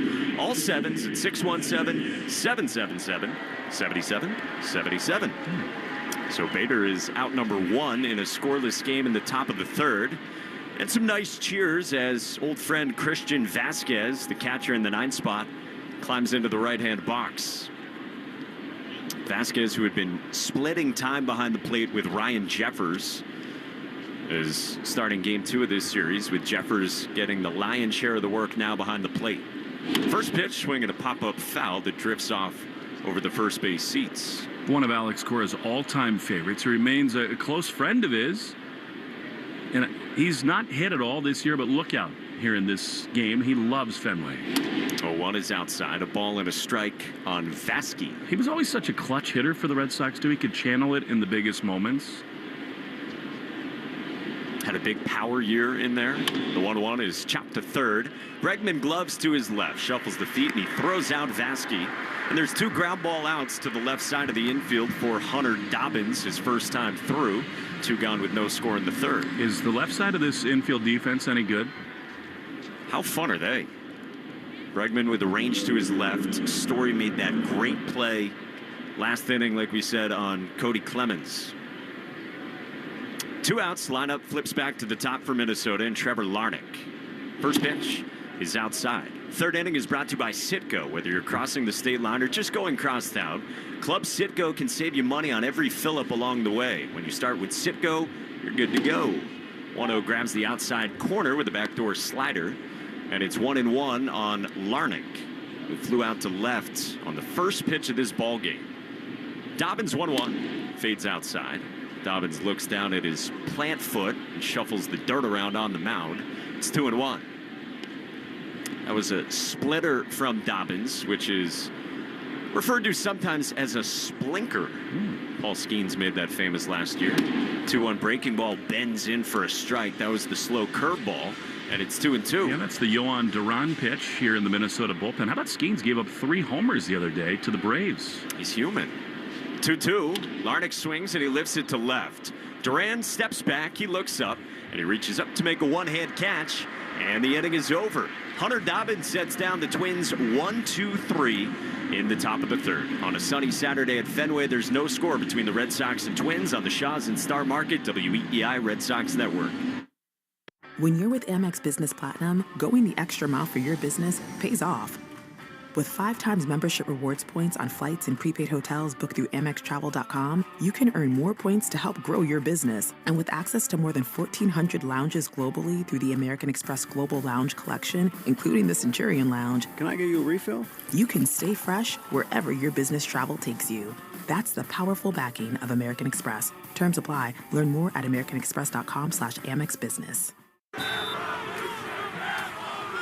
Get your family 4-pack to see the New England Revolution take on the San Jose Earthquakes at Gillette Stadium on Saturday, May 17th at 7:30. This place erupts. Get 4 tickets, saving up to 33% off box office prices, plus 4 concession vouchers valued at $70. Saturday, May 17th. Get your tickets at revolutionsoccer.net/tickets. That's revolutionsoccer.net. Do you cringe every time you hear heavy rains in the weather forecast? Are you tired of running downstairs to clean up puddles of water? Stop bailing out your basement and contact the team at CrackX. CrackX can repair floor cracks, settling issues, and then seal the rodents and insects out. CrackX can also fix leaks around pipe penetration, tie holes, bulkhead joints, and other weaknesses in your concrete walls. Send pictures of your problem areas to crackx.com for a free estimate. That's crack-x.com. Yo, this is Flavor Flav, and I am coming at you with one of my flavor faves, Raising Cane's. Those hand-battered cooked-to-order chicken fingers and cane sauce hit hard and gets your boy feeling right every time, just in time. Know what I mean? So when you're looking for flavor fast, order in a flash, online or on their app. Yeah, boy, Raising Cane's. One love. You're listening to the Shaws and Star Market WEEI Red Sox Radio Network. No score, bottom of the third at Fenway Park, Sox and Twins. And Connor Wong steps in and lays off the first pitch from Bailey Ober for ball one. 8-9-1 in the Herb Chambers batting order. So Wong, Rafaela, and then second time through for Jarren Duran. 6'9" Bailey Ober off the first base side of the rubber, fires and misses down with a fastball. 2-0 on Connor. 10 games so far this year. His second game back from the broken pinky finger that kept him out 3.5 weeks. Wong is 3 for 27. Had a single in the 7th last night. 2-0. Wong takes a strike down the heart of the plate. 2-1 from Ober. Connor Wong scored a run in that 7th as Rafael Devers put the Red Sox in front. 2-1. Wong resists a pitch outside. 3-1 from Ober. Will told you the numbers for Bailey Ober, who's been a mainstay in the Twins rotation over the last few seasons. Got rocked in his first start of the year, but very good since. Tall righties 3-1. Wong takes a strike on the outside third with a fastball at 90 miles an hour. And the count's full on Connor Wong. Red Sox in the city connects. Wong's got the pants hiked up just south of the knees. 3-2. Wong swings and he bounces it foul right at home plate. We're talking with Alex Cora pregame about Bailey Ober, and he said good extension on the fastball. You would expect good extension when you're 6'9". The Red Sox comp for good extension is Garrett Whitlock, releasing it closer to home plate. 3-2 is cut on and missed. Good right-on-right changeup from Bailey Ober, who punches out Wong. There's one away in the last of the third with no score. Hey, sign your kids up for Kid Nation, presented by Dick's Sporting Goods, the official youth fan club of the Boston Red Sox. Score exclusive perks, including free kids tickets. Sign up now at redsox.com/KidNation. Here's Cedar Rafael in the 9th spot. The first pitch is a wave and a miss over a four-seamer out of the zone, down and away, right on right. Base is empty on a gorgeous Saturday afternoon at Fenway. Sox and Twins scoreless after the Red Sox won the opener last night 6-1. 0-1 is swung on and bounced up the middle. Cody Clemens, the second baseman, gloves near the bag, and he throws out Cedar for out number 2 here in the last of the third. Hey, Beth Israel Deaconess Medical Center is the official hospital of the Boston Red Sox, providing first aid at Fenway and supporting Red Sox scholars. Learn more at bidmc.org. 2 outs, base is empty, no score, and back to the top for Jarren Duran. He flew out to right field his first time. The righty Ober fires, and the first pitch is swung on and fouled back on a breaking ball from Ober that Duran was late on.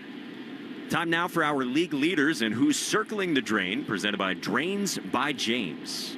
Red Sox are running wild on the base paths. They are second in baseball with 42 stolen bases. The 0-1. That pitch misses up. Duran laid off. It's a ball and a strike. The Cubs have the most bags in baseball with 44. The Brewers right on the heels of the Sox with 40, 2 behind. The 1-1. Duran swings and he pulls it on a line down the right field line into the corner. Karams off the angled wall. Bader collects and Duran will stop at second with a 2-out double into the right field corner. And the Red Sox have their second hit, their first for extra bases, and a man in scoring position for the second time against Bailey Ober. That was smoked by Jarren Duran.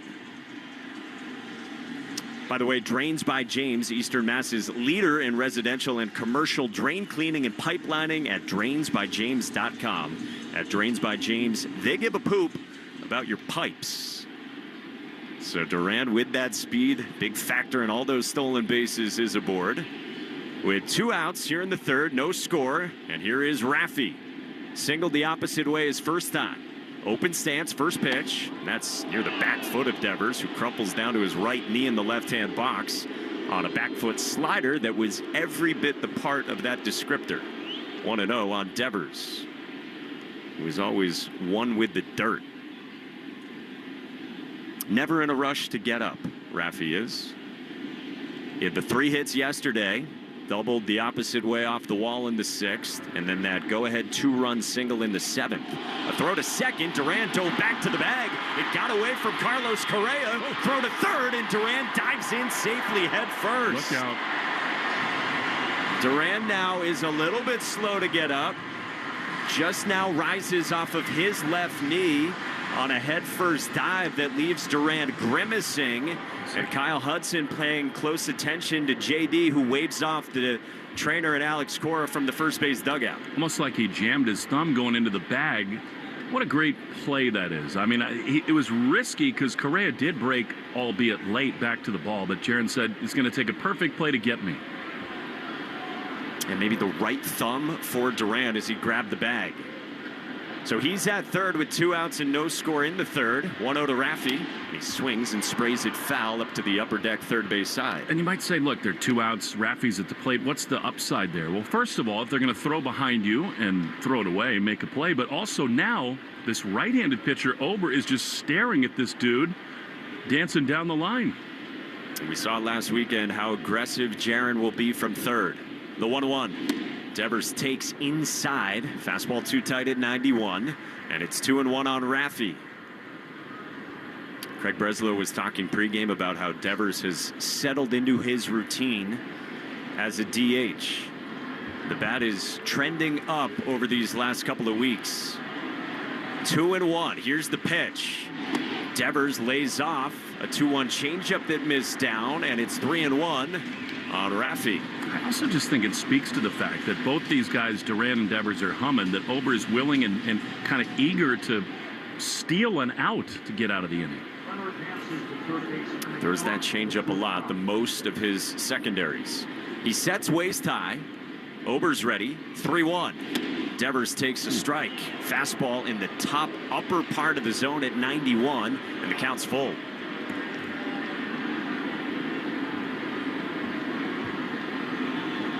Raffy pinwheels the two-tone bat. That wide open stance. Squats down, waits on the 3-2. Man at third, here's the pitch. Devers swings and he lines it into center field, a base hit. Duran scores easily from third, and Devers puts the Red Sox on top like he did last night. Today, 1-0 in the third. 2-strike, 2-out hitting from Rafael Devers. And the Red Sox have the lead off Bailey Ober. Raffy didn't get that off the sweet spot, but he still muscled it into center to score Duran. He's at first for Alex Bregman. Righty against righty. Ober's first pitch. Swing and a miss on the sweeper away to Bregman, who grounded out gently to first base. His first time in the first inning. That's that cat and mouse game. He got the curveball the first time and sort of cued it off the end of the bat. He was sitting fastball thinking he's not going to do that again, and he did. Both times through from Ober, starting soft to Bregman. 0-1. Another breaking ball. This one bends low. A ball and a strike on Bregman. So he had the home run in the first inning, crushed to the monster in left center last night, and then doubled to the pull side right down the left field line in the 7th. 2 outs, Raffy at first, the 1-1. Bregman swings and misses. Another breaking ball away, 1-2. We asked Alex Cora pregame, does Alex Bregman have a comp in your mind for the personality and the prep and the leadership? He said, Dustin, but not as loud. True. 2 outs. Red Sox up 1-0 in the third. The pitch is outside and low. 2-2. They are so similar in that way. First guy to the ballpark, just nonstop preparation. So committed to baseball. By the way, I never tire of hearing Dustin Pedroia stories. Nor I. Of all ages of his playing career. 2-2. That's up high. Full count on Bregman. Yeah, totally. I mean, as a rookie, ticked off that the veterans made it hard on him, telling longtime tenured players to go get their own drinks. He wasn't bringing them to the back of the plane. And then, obviously, in his later years, sort of the twilight of his career, taking rookies to lunch, and instead of going to lunch, deking them out and going to the ballpark at noon. Imagine the reaction if that happened to you. Really? 2 outs, Devers at first. 3 balls and 2 strikes. The pitch to Bregman. He swings and he fouls it back behind home plate. You won't be happy with that. I mean, that's the third breaking ball in the last 4 pitches, and that one hung right there at the top of the zone.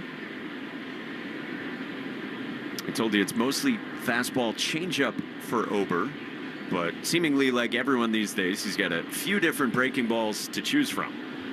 Red Sox lead in the third. Bregman waits. 3-2 inside, and Bregman works a walk. Changeup on a 3-2 just kept drifting in from Bailey Ober. So Bregman gets aboard for the first time today. Devers moves up to second, and there's 2 aboard.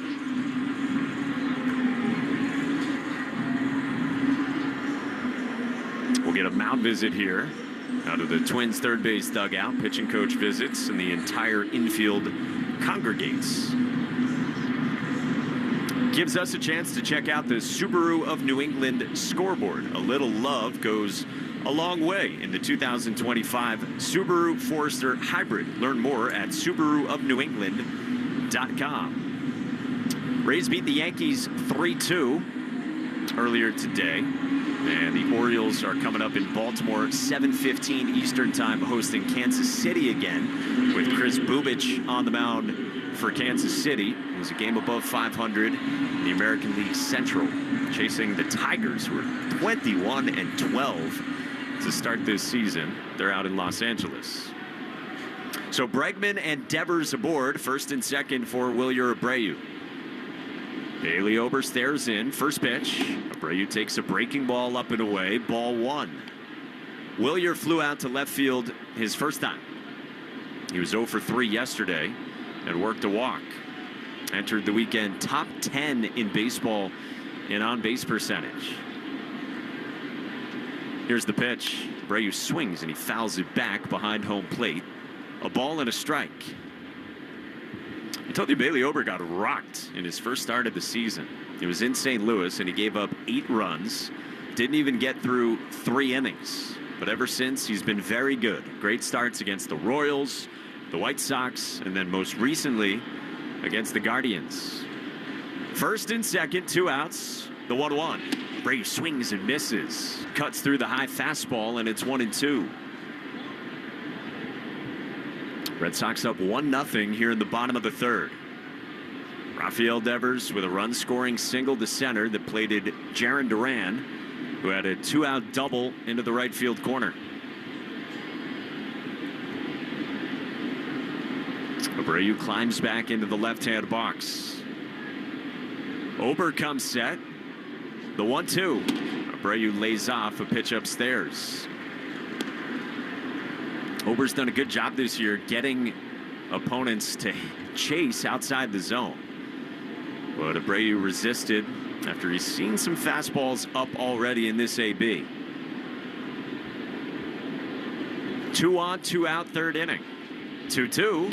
Abreu swings and he pops it up. On the infield, right side of the diamond. Cody Clemens charges in from second, and he backs up and makes a shoulder-high catch to end the inning. So the Red Sox leave 2, but they get 1 thanks to Raffy. And at the end of 3 at Fenway, the Red Sox 1 and the Twins 0 on the Shaws and Star Market WEEI Red Sox Network. Get your family 4-pack to see the New England Revolution take on the San Jose Earthquakes at Gillette Stadium on Saturday, May 17th at 7:30. This place erupts. Get 4 tickets, saving up to 33% off box office prices, plus 4 concession vouchers valued at $70. Saturday, May 17th. Get your tickets at revolutionsoccer.net/tickets. That's revolutionsoccer.net. Do you cringe every time you hear heavy rains in the weather forecast? Are you tired of running downstairs to clean up puddles of water? Stop bailing out your basement and contact the team at CrackX. CrackX can repair floor cracks, settling issues, and then seal the rodents and insects out. CrackX can also fix leaks around pipe penetration, tie holes, bulkhead joints, and other weaknesses in your concrete walls. Send pictures of your problem areas to crackx.com for a free estimate. That's crack-x.com. Art, Fitzy, and Johnson. Weekdays 2 to 6. Now back to the Shaws and Star Market WEEI Red Sox Radio Network. With Will Fleming, I'm Mike Monaco as we go to the top of the 4th inning at Fenway Park, and the Red Sox leading the Twins 1-0. The 4th inning is brought to you by Cars for Kids, the easiest way to get rid of your old car. Donate today and your car can be picked up tomorrow. Donate now at Cars for Kids. That is Cars with a K. You have been spending a lot of time in Canada. Tomorrow? Tomorrow? Did I say that? That's very Dan Schulman of me. Well, I mean, you know, this Red Sox organization is wearing yellow today. That is a classic Canadian pronunciation. I referred to it in Edmonton as the washroom, not the bathroom. Try it on for size. Let me know what you think.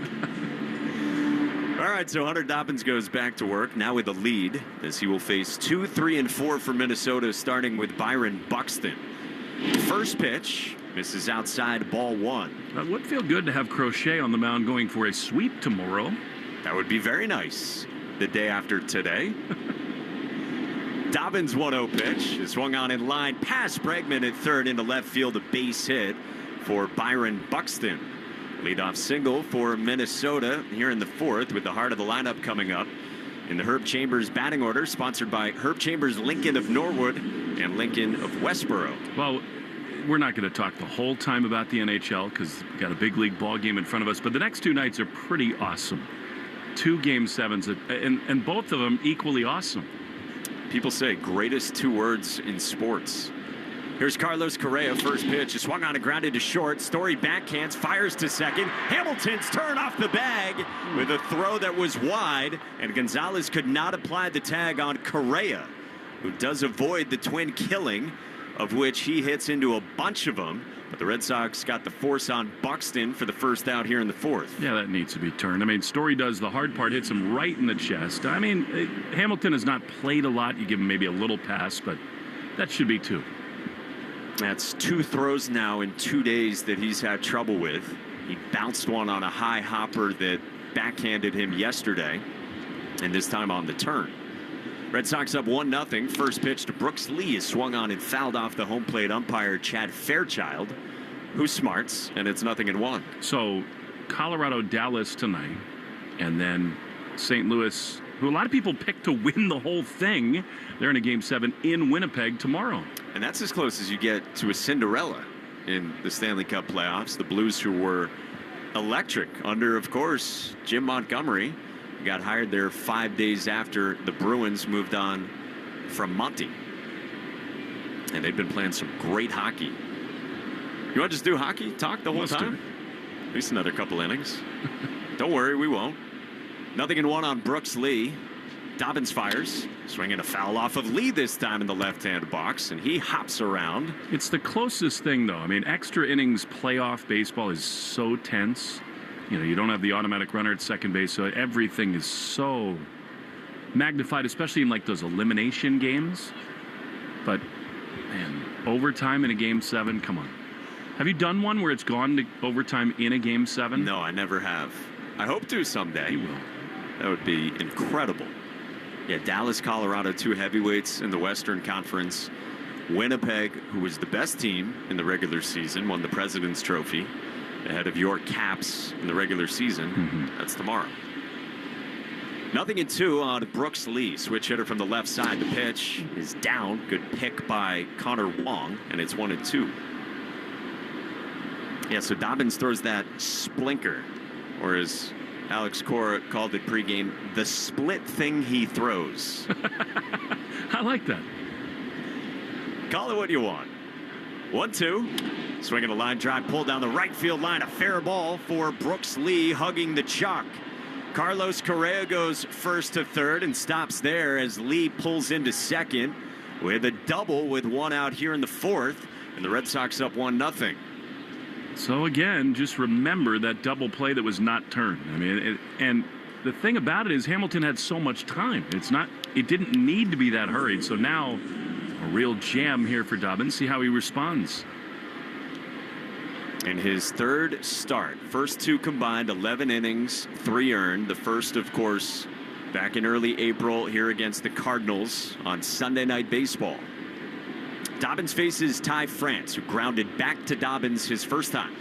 First pitch is up high, ball 1 to France, who bats in the middle of the lineup. Former Padre and former Seattle Mariner. Signed with Minnesota at the outset of spring training and has swung it well so far. 1 out, second and third, the pitch. France swings and he hits it hard on the ground up the middle. Hamilton from second, backhands, throws to first. Gonzalez taps the bag with his foot stretched out at the last moment for out number 2 as Correa comes in from third and scores. So the game's tied at 1, and the Red Sox do get the out, atypically over at first. I mean, Hamilton has made some great plays at second, but most of those are because of rain. That is spectacular from Romy. He got the ball first and then was able to stab that right leg out and get to the bag. And he was trying to find the bag. He had been playing in toward the cut of the grass and had to get back and locate it. And when he picked the throw, he wasn't all that close to the bag. Here's Ryan Jeffers, and the first pitch is down, ball 1. And of course, this is another one of these combos. It's not like David Hamilton and Romy have played a ton together at second and first, so that sequencing, the timing of knowing when he's going to be at the bag, when to let it rip, that's all a work in progress. So 1-1 in the fourth. Lee's at third with 2 outs. The 1-0. Jeffers takes a heater for a strike outside corner. Alex Cora was talking pregame about Tristan Casas and his evolution at first, and he said they had to move him closer to the first base line to get to the bag faster. The 1-1. Outside on a breaking ball, 2-1 to Jeffers. Romy, though, does have so much more foot speed. It's a huge upgrade in agility and athleticism over there. He got there in the end. 1-1 game in the fourth. 2-1. Jeffers takes a strike. A slider that backed up but landed anyway to Jeffers. And it's 2-2. So here's a spot for Hunter Dobbins to limit the damage. He nods yes at Wong. Reddy's with a man at third. Dobbins 2-2. Off the end of the bat, a roller up the middle. Hamilton gloves behind the bag from second, and he throws out Jeffers to end the inning. So Dobbins limits the damage, leaves a man at third, but the game is tied at 1. Sox and Twins from Fenway. We go to the bottom of the fourth next on the Shaws and Star Market, WEEI Red Sox Network. Get your family 4-pack to see the New England Revolution take on the San Jose Earthquakes at Gillette Stadium on Saturday, May 17th at 7:30. This place erupts. Get 4 tickets, saving up to 33% off box office prices, plus 4 concession vouchers valued at $70. Saturday, May 17th. Get your tickets at revolutionsoccer.net/tickets. That's revolutionsoccer.net. Most people would rather remove a nest of irate hornets than search for auto and home insurance. That's why the Zebra searches for you, comparing over 100 insurance companies to find savings no one else can. Compare today at thezebra.com. I think I'll wait inside. CrackX is hiring. Are you ready for a hands-on career with stability, growth, and great pay? Join us at CrackX as a concrete injection technician. CrackX offers competitive base pay plus commission, year-round indoor work, standard schedules with optional overtime, paid training, setting you up for success. CrackX handles scheduling and customers. Be part of a trusted brand with room to grow in licensing or management roles. Apply today and build your future with us. All right, fellas, remember when your energy was through the roof and your sex drive could chase down a cheetah? Yeah, let's bring that guy back. Live Good Vitality is packed with clean, natural ingredients to help boost testosterone, energy, and, well, bedroom enthusiasm. Get the best men's hormone support and all of your highest quality supplements without the crazy markups at livegood.com. Live Good Vitality. Feel good, play hard, and, score often. You're listening to the Sox on the Shaws and Star Market WEEI Red Sox Radio Network. Now, back to the play-by-play action. To the bottom of the fourth from Fenway Park with the Red Sox and Twins locked at 1 in the middle game of the 3-game weekend series. Trevor Story leads off against Bailey Ober in the first pitch. Is cut on and missed. A good changeup right on right to make it 0-1. So Story, Gonzalez, and Hamilton for the Red Sox in the Herb Chambers batting order. Hunter Dobbins gives up a run but leaves a man at third. Pitch is cut on and missed. Good changeup again gets Story. And it's 0-2 from Ober. Trevor struck out his first time on a sweeper from the 29-year-old Bailey Ober. Parts of 5 years in the Twins rotation. Very good the last 2 seasons. Nearly 60 starts, a combined 3.73 ERA the last 2 years. 0-2. Story takes well outside, 1-2. Christian Vasquez, the catcher, was set up on the one knee, well toward the left-hand box. We had Roger Clemens here last night. He was saying how odd it is to see catchers with the one knee down. Here's the 1-2. Story takes high. Roger Clemens is here today as well, as you would expect. Watching Cody Clemens make a start at second base for Minnesota in a ballpark where Roger spent so much time. 2-2 is inside, a full count on Trevor Story. Well, and he even convinced Joe Castiglione and, even more surprisingly, his beautiful wife Jan to come to the ballpark. They're sitting in the same box with the Rocket. Here's the 3-2. Story swings and he bounces it foul right at home plate. The book on Story has just been consistent for a couple of years. Fastballs up and sliders away. So, can he catch up to that heat at the top of the zone and lay off the slider away? Again, it was a slider away that got him his first time leading off the second. He leads off the fourth here in a 1-1 game. The pitch. Story swings and misses and strikes out on a changeup down and away for the first out of the fourth. And this fourth inning bell brought to you by the Russell Hackman and their team at Hackman Wealth Partners, Boston's premier retirement planning specialist. Request your appointment today or learn more at hackmanwealth.com. Fourth strikeout for Bailey Ober. Good changeup, and there's one away. And the first pitch to Romy Gonzalez misses outside. Ball 1. Romy struck out swinging on a changeup from Ober. His first time back in the second. 1-1 the score, the 1-0. Gonzalez swings and he bounces it up the middle and into center field, a base hit. Romy singles to center, and the Red Sox have a man aboard with 1 out. Let's pause 10 seconds for station identification on the Shaws and Star Market WEEI Red Sox Network. From the WEEI studios, 93.7 WEEI FM and HD1, Lawrence, Boston. Always live on the free Odyssey app. With Will Fleming, Mike Monaco with you in the bottom of the fourth. Score tied at 1. A man on for David Hamilton. Grounded out to second his first time. Bailey Ober's first pitch is a check swing foul that floats behind home plate, 0-1. Second time through, a lot more off speed from Ober. I'd like to see Romy try it here. He's got a couple of stolen bases in his limited time this season. We saw him run last night.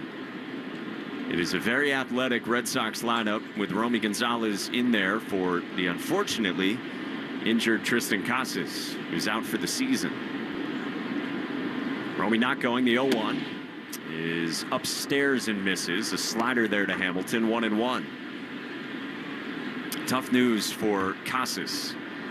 Alex Cora talked to Tristan after the game, and Casas said, hey, great game. He was still locked in on the end result of a 6-1 win. despite his injury and the prognosis. The 1-1. Hamilton takes up and away. Gonzalez goes on a delayed steal, and Vasquez's throw got him with the tag applied by Carlos Correa. So Christian Vasquez cuts down Romy Gonzalez, wipes him off the base paths for out number 2 in the bottom of the 4th. Now that one I don't get. If you're going to go, just go. They must have had something. But, I mean, from one knee, that is an absolute strike from Vasquez. That looks like the guy who came up as a young player. Who was known for that bazooka for a right arm. He had his right knee fully down, and it looks like a throw you would, like, pull a muscle on. That did look like a Molina right there. Totally did. From Christian Vasquez to cut down Romy for out number 2. Now the 2-1. Hamilton swings, and he skies it to right. Harrison Bader creeps to his left. He looks up. Shades on the cap. He makes the catch. And the inning is over. So 3 up, 3 down in the end with the caught stealing. And we are through 4. Red Sox and Twins tied at 1 on the Shaws and Star Market, WEEI Red Sox Network. Get your family 4-pack to see the New England Revolution take on the San Jose Earthquakes at Gillette Stadium on Saturday, May 17th at 7:30. This place erupts. Get 4 tickets, saving up to 33% off box office prices, plus 4 concession vouchers valued at $70. Saturday, May 17th. Get your tickets at revolutionsoccer.net/tickets. That's revolutionsoccer.net. CrackX is hiring. Are you ready for a hands-on career with stability, growth, and great pay? Join us at CrackX as a concrete injection technician. CrackX offers competitive base pay plus commission, year-round indoor work, standard schedules with optional overtime, paid training, setting you up for success. CrackX handles scheduling and customers. Be part of a trusted brand with room to grow in licensing or management roles. Apply today and build your future with us. All right, fellas, remember when your energy was through the roof and your sex drive could chase down a cheetah? Yeah, let's bring that guy back. Live Good Vitality is packed with clean, natural ingredients to help boost testosterone, energy, and, well, bedroom enthusiasm. Get the best men's hormone support and all of your highest quality supplements without the crazy markups at livegood.com. Live Good Vitality. Feel good, play hard, and, you know, score often. Christian Arcand Show, weekday afternoons starting at 6. Now back to the Shaws and Star Market, WEEI Red Sox Radio Network.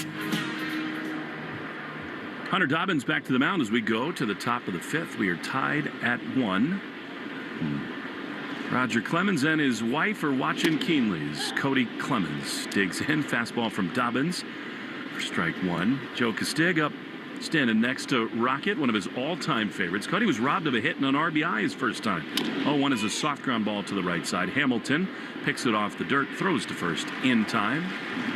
And on 2 pitches, Dobbins has the first out of the inning. I mean, look, I can relate to this, and my kids are only 6 and 3. Roger Clemens, one of the ultimate competitors of all time. He's stood in the arena. He has felt the adrenaline. He has answered the call on so many occasions, but that does not mean it's easy to watch your kid play. Here's Harrison Bader, who swings and misses with a fastball, and it's 0-1. I thought it was so vulnerable that he just willingly admitted last night. He said he's going to be really emotional watching it.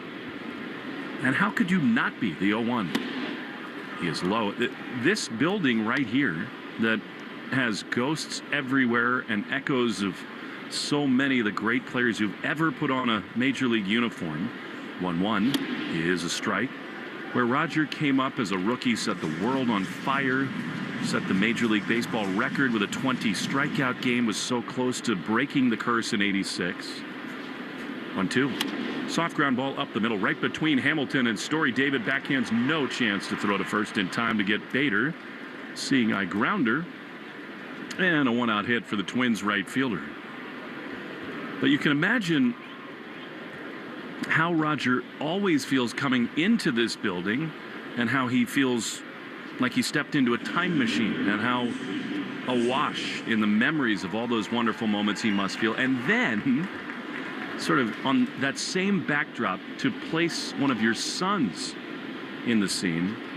Incredible. Here's Christian Vasquez, who takes a strike on the outside corner. Yeah, it's so neat. I mean, you think about pitcher being MVP, like that alone makes you stop and think back on just how dominant he was throughout his whole career. 0-1. He has a check swing. Did not go. I'll catch flack for what I'm about to say, and I don't care. I was talking to a lot of people the other day about Aaron Judge and the ridiculous season he's having. I said he's basically the modern equivalent of Barry Bonds. Throw to first is a little tardy as Bader dives back in. And then you sort of reminisce about some of the seasons that Barry Bonds had and the walk totals, the on-base percentage. 1-1. Runner goes. The pitch is lined into left field. That's a base hit. Bader will have to hold at second as it 2 hops out to Jarren Duran. So the Twins are in business here. 2 on with 1 out. I mean, look, he won the MVP 3 times in the first 7 years of his career before there were any hints of any wrongdoing. Then you get into the peak of his career, which happened in his late 30s, and the numbers are absolutely outrageous. He had an on-base percentage north of 600 in 2004. 600!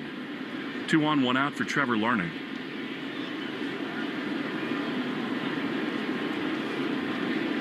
Left-handed leadoff man takes a strike. Good pitch from Dobbins. The walk numbers in particular are just mind-boggling. I had the good fortune of watching a lot of those games where he'd get 1 pitch to hit and it would leave the ballpark. 0-1 is a chopper toward first. Romy picks it foul. Out of play, and it's 0-2. 232 walks in that 04 season. 120 of them intentional. 120. And most of the time that was the right call. I do think the game is about to catch up and start doing that with Judge. Anyway, I haven't said the thing that will irk people. I'm excited. I cannot wait. 0-2. 2 on, 1 out in this top of the 5th inning. Dobbins throws. Swing and a miss. He got him. Great curveball. That's a big-time pitch for Hunter Dobbins. So now 2 outs, and here comes Buxton. With Clemens in the building, it just reminds you that there's no reason to have a Hall of Fame if you're not going to have Roger Clemens and Barry Bonds in it. It's just ludicrous. We don't have any true knowledge of all the other people that are in there. And those two are some of the greatest to ever do it at their respective jobs. 2 on, 2 out for Byron Buxton, who singled and struck out. The pitch is upstairs.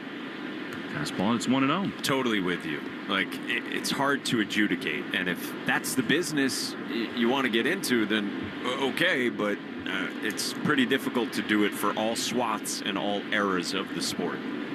1-0. Fouled back. It gets voted on by a lot of people who are opinionated and who base things on, in a lot of ways, how they were treated and whether they feel like their moral compass was validated in a player's career. There's no way you can watch baseball in the last half century and not think Barry Bonds is the best hitter of all of them. The 1-1 is way outside. Fastball 2-1. I mean, you said what? 232 walks. Judge, MVP last year, 133 walks. Like, as good a hitter as we have in the sport right now, and it's not even close. That's exactly the point. 2-1. Big spot here for Dobbins. The pitch outside. I mean, Barry Bonds' on-base percentage in his career is in Williams territory. 444. His OPS 1051. Buck Showalter would often walk him intentionally with the bases loaded. 3-1 the pitch. Swing and a miss. Big slider. Top of the zone, and it's 3-2.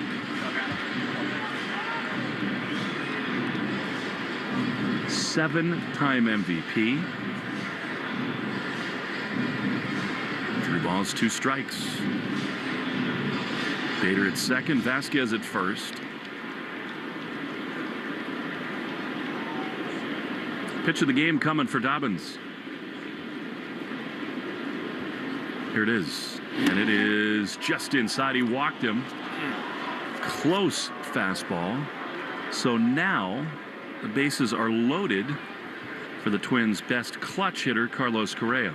tried to go with the fastball, and he executed what he wanted, where Connor Wong set up high and inside. And, man, that's pretty good pitch execution from Dobbins, who he and Connor Wong both thought had a called third strike, and they started headed off toward the first base dugout, and instead it's going to prompt a visit from Andrew Bailey. Which I think in this spot, more than anything, is just to calm the kid down. The code word of the game is Trevor's story, all one word together. Enter your code word in the member portal today to claim your points. Also, want to remind...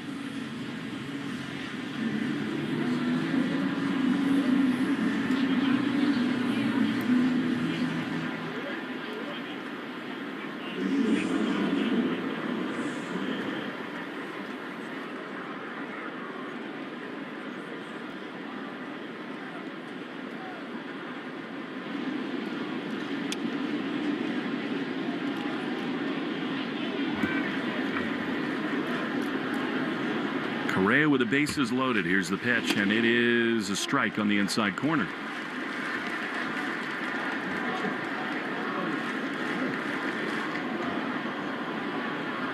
One to one, the 0-1 pitch. Outside slider, and it's 1-1. Doug's blaming me for my microphone going off. I had nothing to do with it. I don't even know what you're talking about.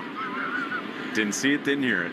Those were my best words of the whole day. 1-1. Dobbins winds, he throws.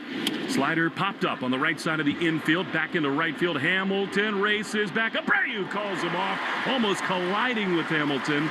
He makes the play, and the inning is over. Nice job. We go to the bottom of the fifth, 1-1 in the Shaws and Star Market WEI Red Sox Radio Network. Thumbtack presents Project Paralysis. I was cornered. Sweat gathered above my furrowed brow, and my mind was racing. I wondered who would be left standing when the droplets fell, me or the clogged sink. Drain cleaner and pipe snake clenched in my weary fist, I stepped toward the sink and then... Wait, why am I stressing? I have Thumbtack. I can easily search for a top-rated plumber, read reviews, and compare prices, all on the app. Thumbtack knows homes. Download the app today.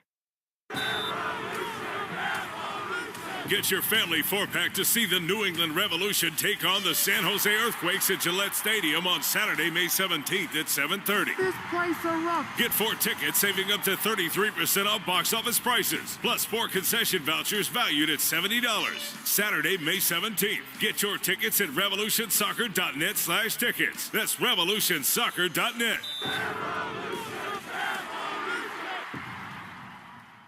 All right, fellas, remember when your energy was through the roof and your sex drive could chase down a cheetah?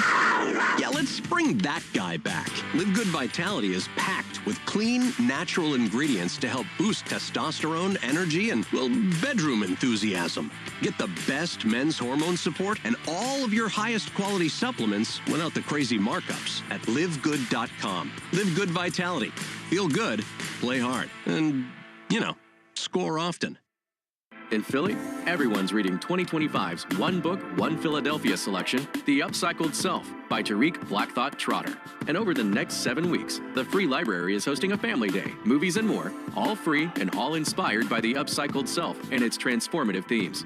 On May 9th, join us for Who Owns Your Story, a discussion with local storytellers led by Jasmine Martin. Details plus resources for younger readers at freelibrary.org/onebook. freelibrary.org/onebook. It's Alex Cora. This is the home of the Sox. WEEI.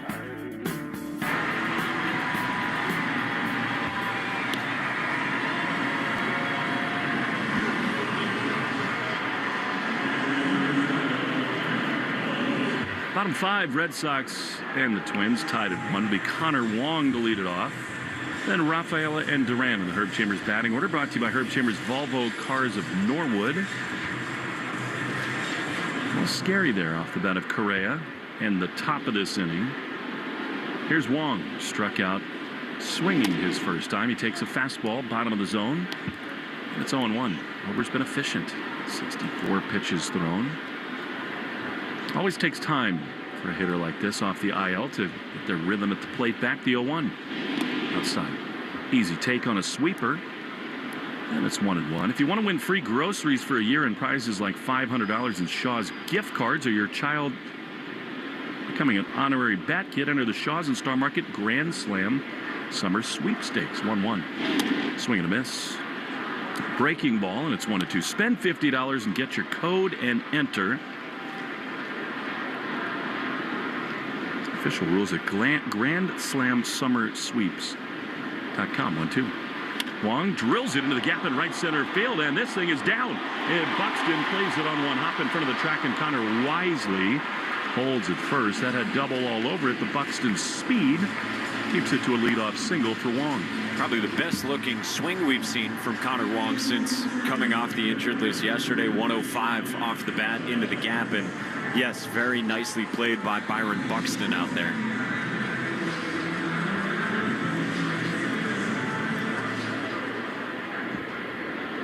Here now Cedon, and sort of unusually, before he sees a pitch, he's going to call for time. Something up with the batting gloves. He had a beautiful bunt last night. I wouldn't expect it in this spot, although Twins third baseman is in on the grass. Cedon, no sign of it. He swings and misses in the changeup. His first pitch swing rate has always been high. It's even higher this year, 56%, which is up by about 5 percentage points, for whatever that's worth. The point is, he offers at the first one a lot. 0-1. Long at first. He can move a little bit. The pitch. Swing and a miss. Change up, and it's 0-2. Can I tell you how much I appreciate you saying up by 5 percentage points and not percentage? Like, it's the little things. Try to put things in context, you know? Thank you for the accuracy. That's perfect. 0-2. Pitch is outside. Right, because if it were 51% last year, right? A 5% increase over that. Does not get you to 52.5? Yeah. Common misconception. Nerd alert. 1-2 to Cedon Rafaela. Nobody out. Tie game in the bottom of the fifth. Throw to first, and Connor sort of dives back to the bag. Another pet peeve that Sean McDonough keyed me into, and now I can never get over it, is when someone is second or third in a really important statistical category and you just cite that, you have to pay it off with who's ahead of them. If somebody's second, we want to know who's first. 1-2, pitch. Swing and a miss. He got him. That was not a real good at-bat by Rafaela. He is struck out. So Wong remains at first with one out. And here comes Durand. Bullpen report brought to you by Interlock Metal Roofing. Never re-roof again. New England metalroofing.com. Jaron has flied to right and doubled down the line. 1 on, 1 out. Pitch. Foul back. That was a vicious rip, and Jaron will not be happy about that at all.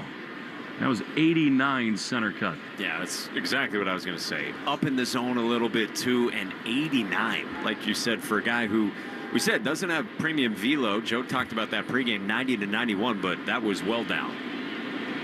Could mean there's blood in the water right now. 0-1. Swinging a little pop-up into shallow right field. This could be into the Bermuda Triangle. It is back, but a great running play by the Twins' second baseman, Cody Clemens, who took a hit away from Durand. That's a really good base running play by Connor Wong to stay close to first.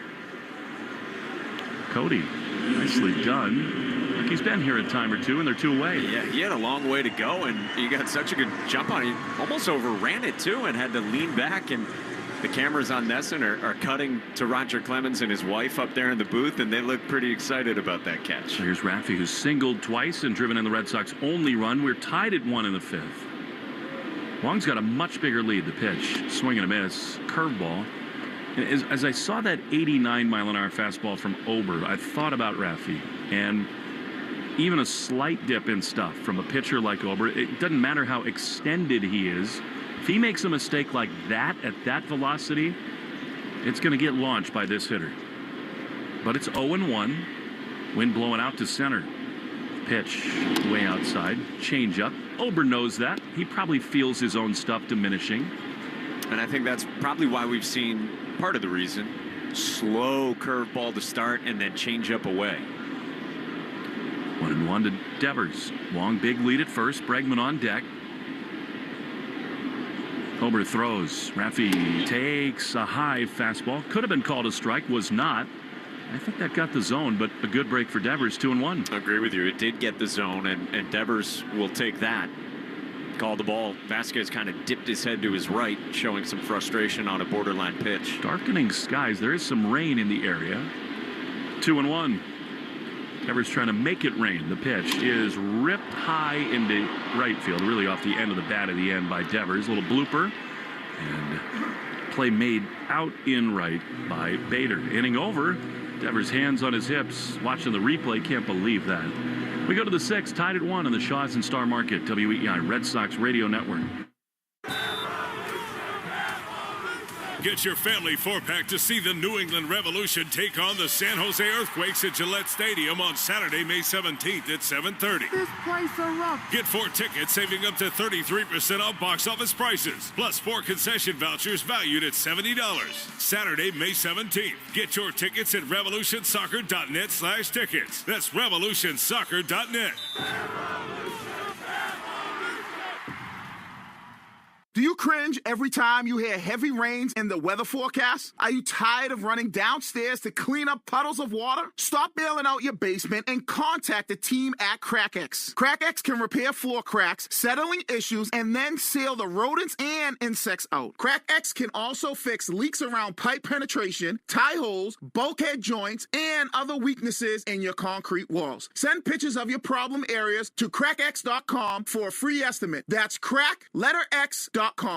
Ever walk into a room and forget why you're there? Misplace your keys more than you'd like to admit? Our brain slows down as we age. Protect it now while you still can with Live Good's Methylene Blue, the nootropic everyone's talking about to boost focus, memory, and mental energy. Live Good makes the purest, highest quality methylene blue. No fillers, no junk, just clean, brain-boosting power. Stay sharp, think faster, and protect your brain long-term. Go to livegood.com and shop all of Live Good's products at the lowest prices anywhere. The Greg Hill Show, weekdays, 5:30 to 10.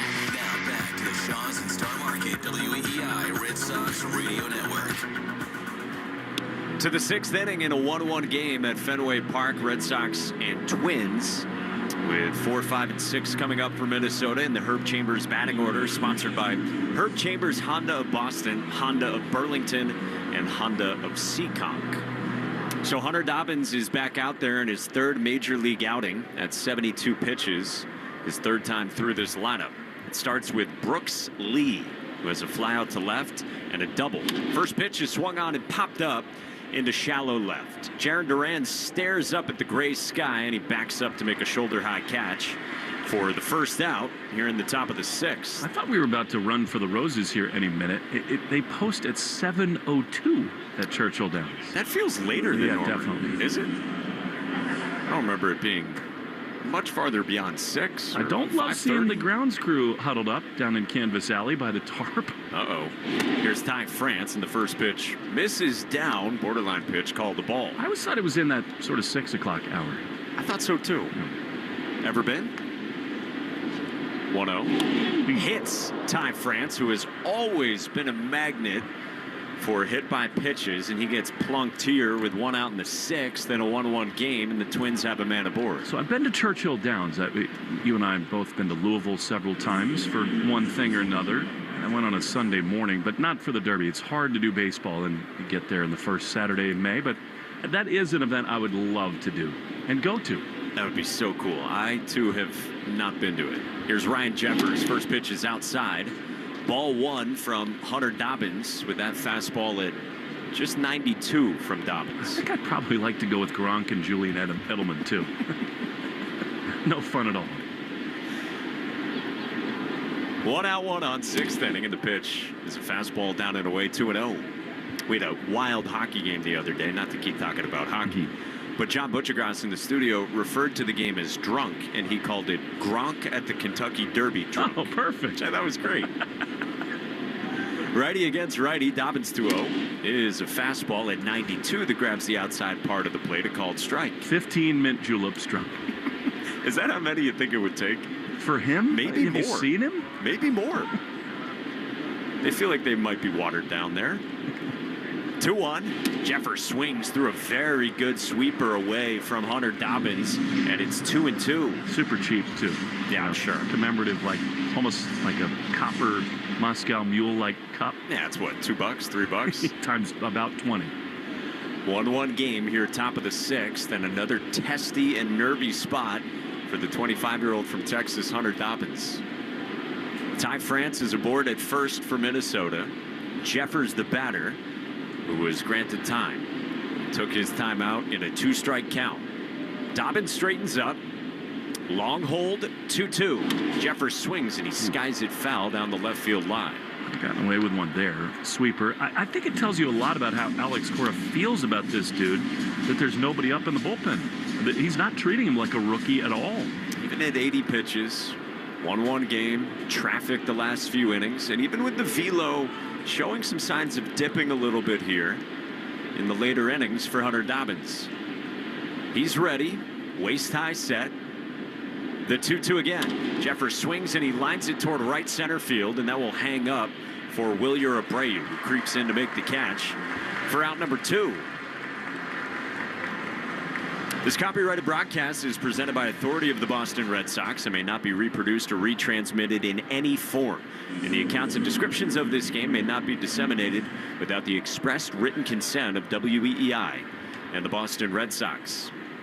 So 2 outs with France still at first for Minnesota in a 1-1 game, and here is Cody Clemens.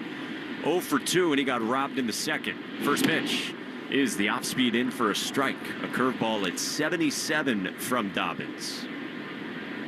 And there's great poise from Hunter Dobbins in these first 3 starts.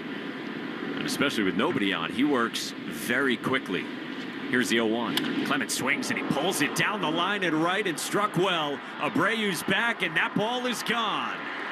Cody Clemens has homered in front of his father, the Rocket, here at Fenway Park, and it puts the Twins ahead 3-1 in the 6th.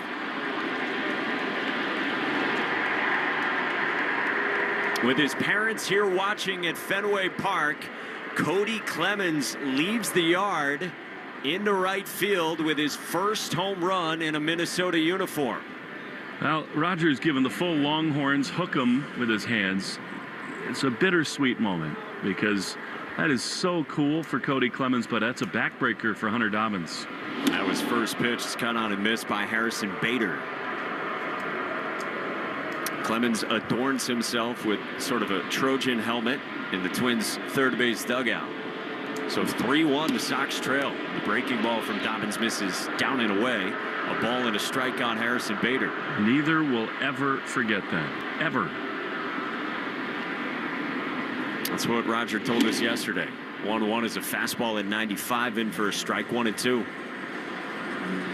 He said he would be emotional and would probably tear up watching Cody even play. He was hopeful Cody would start this weekend. 1-2 is swung on and fouled back on a heater away. Nesson just had an incredible shot in the Clemens booth box as that ball got launched. The anticipation on a family's face. There's little like it. 1-2. Swinging a nubber up the third base side. Bregman charges, bare hands, throws on the run. Not in time to get Harrison Bader, who legs out a second infield single in as many innings. And he gets aboard with 2 outs here in the top of the 6th with the Red Sox down 3-1. So Deb, Roger's wife, has her arm around his rather large bicep, just nervous before the at-bat, and as the pitch comes home, I mean, you can just see as the ball is put into play, she's just tightening the grip, going, are you kidding me? Did our boy just do that? And he sure did. Brennan Bernardino, just back from the bereavement list, is up in the bullpen. And the first pitch from Hunter Dobbins misses down and away to Christian Vasquez, ball 1. Well, again, it is a moment now 3 times this week where the Red Sox have trusted a starting pitcher and a ball has left the yard. Saw it with Lucas Giolito earlier this week. Here's the pitch. That's down 2-0 to Christian Vasquez. And even though with Houck, the opposite field home run from Varsho was the first run he allowed, and Giolito had been cruising, you have no issue with any of the decisions, but it has now bit them 3 times. Dobbins is ready out of the stretch. 2-0 pitch. Vasquez takes high, 3-0. You've seen the command wobble a bit here from Hunter Dobbins even before the Clemens home run. And the velo dropping a bit as well. Red Sox down 3-1 in the top of the 6th inning. 2 outs, man at first. Here comes the 3-0. That's outside, ball 4. And Hunter Dobbins issues a 4-pitch walk to Christian Vasquez. And Alex Cora hops out of the first base dugout and will come get Hunter Dobbins, who goes 5 2/3 in his 3rd career major league start. But Cody Clemens goes deep. 2-run shot, and the Red Sox now trail 3-1 in the 6th inning at Fenway Park on the Shaw's and Star Market WEEI Red Sox Network. This call to the bullpen gives you a chance to check out all the great Ford SUV offers at buyfordnow.com. You'll find special deals on the award-winning Ford SUV lineup that you won't see advertised anyplace else. Whether you plan to buy from your Ford dealer's inventory or custom order your new SUV, visit buyfordnow.com and see how much you can save. And then see your New England Ford dealers for your new SUV. Do you suffer from projectile dysfunction? That's when there's something stuck in your drains and pipes causing a backup. It can happen to the best of us, and Drains by James can get you unclogged and feeling free again. Projectile dysfunction can be serious if not treated right away. It will impact things at home, and you'll wonder why you didn't take care of it sooner. Go to drainsbyjames.com. Drains by James. They give a poop about your pipes. Back in the top of the 6th inning at Fenway with the Red Sox down 3-1. You got 2 out, 2 on for Minnesota, who just grabbed the lead on a Cody Clemens home run. And Brendan Bernardino comes in to take over for Hunter Dobbins, who went 5 2/3, charged with 7 hits, 3 runs for now, 2 walks, and he struck out 2. And the Arbella Insurance Foundation is dedicated to striking out cancer by supporting the Jimmy Fund. And for every strikeout from a Red Sox pitcher during this season, the Arbella Insurance Foundation will donate $50 to the Jimmy Fund. Here for the Jimmy Fund, here for good. What you think of the decision to trust Hunter Dobbins, Will, in this 6th inning? Totally good with it. I never second guess. If I think that there's a reason to consider something, I'll say it firsthand. I thought the hanging slider to Jeffers was kind of a warning sign. The stuff was dipping a little bit, but again, real time, I thought totally the right decision to ride him. That hanging slider to Clemens, though, that one really hurts.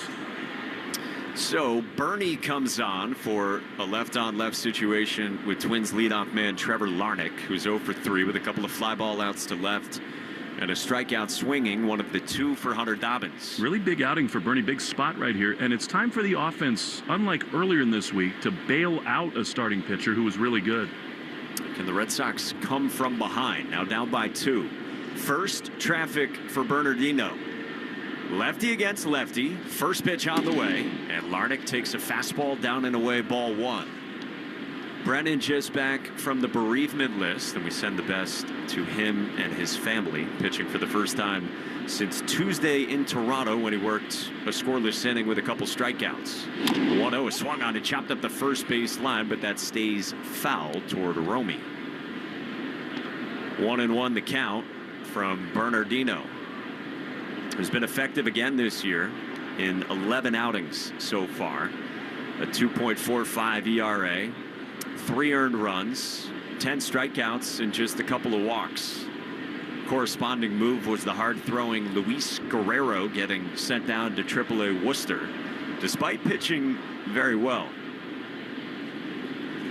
2 on, 2 out, the 1-1. Larnach swings, and he lobs that foul over the third base seats. 1-2. Good cutter there from Bernie. 33-year-old from California, trying to get through the 6th. Bader's at second. Vasquez is at first. Red Sox down 3-1. And time is called. And Brennan will step off the mound. He's got the blue glove on the right hand. Sets that up against the all blue cap in the City Connect jersey here on a Saturday. 1-2. Twists outside, and Wong blocks it with the backhand on a curveball that missed. 2-2. Well, and of course, the subplot here, too, Mike, is that I think the weather could get really bad here in the next little bit. Massive thunderstorms moving in. The grounds crew is at the ready. That is an added element to this one. Had been a beautiful day the first few innings of this. 2 on, 2 out, 2-2 pitch. Swinging a line drive over Bregman, jumping at third and into left field. Bader races around and scores. Duran's throw is cut at third, and the Twins add on and make it 4-1 on a hot shot the other way from Trevor Larnach into left. Two-strike count, and Larnach sprayed one just out of the reach of Alex Bregman on a pitch that was just off the outside part of the plate, and it was out of the reach of Bregman. That's frustrating. Another one where a Red Sox pitcher in a two-strike count doesn't quite finish the job. One of the themes for this bullpen over the last few days. So Vasquez at second, Larnach at first, and the batter is Byron Buxton. Lefty to righty, first pitch, swung on and grounded softly to short. Story charges gloves, and he throws on the run to retire Buxton, and the inning is over. But 3 runs in the inning for Minnesota, and the Red Sox trail 4-1 in the middle of the 6th at Fenway on the Shaw's and Star Market WEEI Red Sox Network. Get your family 4-pack to see the New England Revolution take on the San Jose Earthquakes at Gillette Stadium on Saturday, May 17th at 7:30. This place a rock. Get 4 tickets, saving up to 33% off box office prices, plus 4 concession vouchers valued at $70. Saturday, May 17th. Get your tickets at revolutionsoccer.net/tickets. That's revolutionsoccer.net.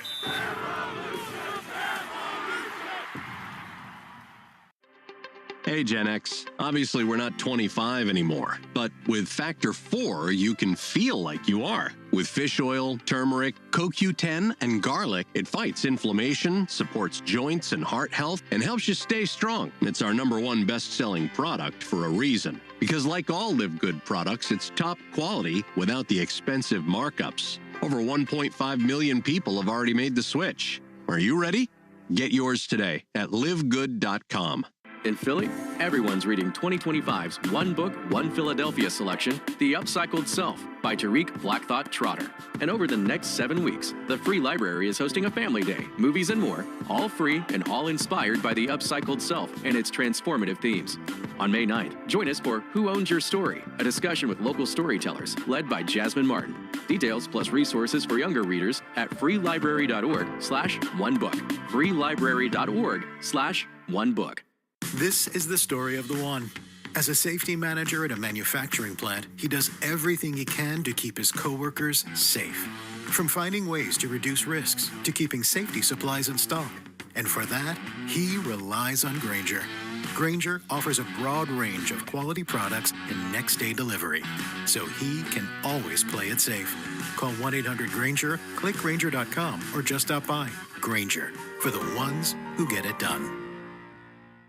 You're listening to live play-by-play action of the Boston Red Sox on the Shaw's and Star Market WEEI Red Sox Radio Network. Under ominous skies at Fenway Park, we embark on the bottom of the 6th inning with the Red Sox trailing the Twins 4-1. With Will Fleming, Mike Monaco with you, and Alex Bregman leads off against Bailey Ober, the Twins starter at 77 pitches. Righty against righty, first pitch, and Bregman takes strike 1. I'm not a meteorologist, but it is not a question of if it's going to rain. It's just when. Dark clouds overhead. Pitch is caught on and missed by Bregman. Good changeup, 0-2. These clouds look like those spaceships that descend over D.C. in Armageddon. You know, I mean, it is so scary looking off over the third base line. 0-2. Bregman swings and pokes it in the air to center at Byron Buxton, who roams through his right. He's under it. He makes the catch. And there's one away in the bottom of the 6th. So 3, 4, and 5 for the Red Sox in the Herb Chambers batting order against Bailey Ober. One away for Wilyer Abreu. Cody Clemens with that big home run, and the Rocket has already tweeted about it. Yeah. quote tweeted the video of it from Major League Baseball and said, "Let's go, proud dad moment." First pitch to Abreu is in for strike one. Yeah, it is. 3 exclamation points on the "let's go," by the way. I might have gone even more than that. I think so, too. Nobody on the pitch. Is inside to Abreu, 1-1. Like, I watched the video of my 6-year-old when he hits a line drive and coach pitch 400 times, and it goes like 60 feet. Can you imagine a homer at Fenway? I watch Bailey's videos and love them. The 1-1 is swung on and served foul. Third base side, 1-2. He's into it now, man. We hit 3 buckets in our backyard. Mercifully, we've not broken any windows yet, but for now. Oh, it's coming. 1-2. Abreu swings, sprays one down the left field line, but that fades foul into the seats. It's amazing. You tell him to just hit it over your head, and line drives come. It's crazy. He's a quick learner. That's it from Mom. Red Sox down 4-1 in the 6th. The pitch. Abreu swings and misses and strikes out. Fastball up the ladder, and he chased. And it's the 6th strikeout for Bailey Ober, and there's 2 gone with the bases empty. By the way, a little spin through Roger Clemens' Twitter. It's quite enjoyable. He tweeted earlier today asking what season of his sticks out most to fans. And he said the 1.87 ERA and no Cy Young in 2005 was wild. That's awesome. 2 outs for Trevor Story. Nobody on. He swings at the first pitch and rolls it left side at third, and Lee got a piece of it, but it bounds into left field. A base hit for Trevor.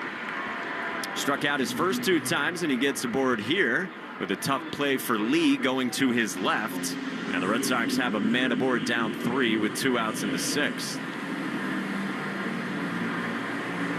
Brings up Romy Gonzalez, who has struck out and singled up the middle. Tough hop there for Brooks Lee, ranging left. Righty on righty for Romy. First pitch is in for a strike.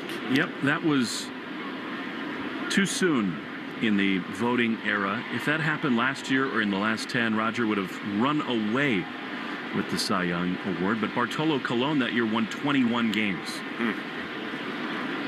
They loved wins back in the day. 0-1. Romy swings and grounds it sharply into center field. A base hit past the shortstop Correa. And Romy gets aboard. And the Red Sox have a couple of base runners here with 2 outs in the bottom of the 6th, down by 3. We got bullpen action going. Right-hander up for the Twins. Rocco's got a decision. He will send the pitching coach, Pete Mackey, to the mound as the apocalyptic rain gets closer and closer to Fenway Park. So 2005, amazing. Bartolo got all of these first place votes. Chris Carpenter, actually, I beg your pardon, in the National League, it was Carpenter who won with 21 wins. Dontrell Willis, 22 wins. But Roger led the league with a 1.87 ERA. Wins above replacement, he was best in the league.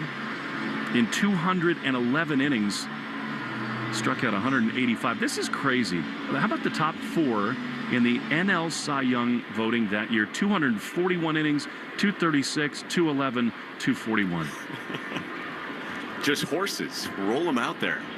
I guess we will be able to watch the Derby uninterrupted by baseball maybe in about an hour. Speaking of horses, and Roger was tweeting about that as well. He's got his pick.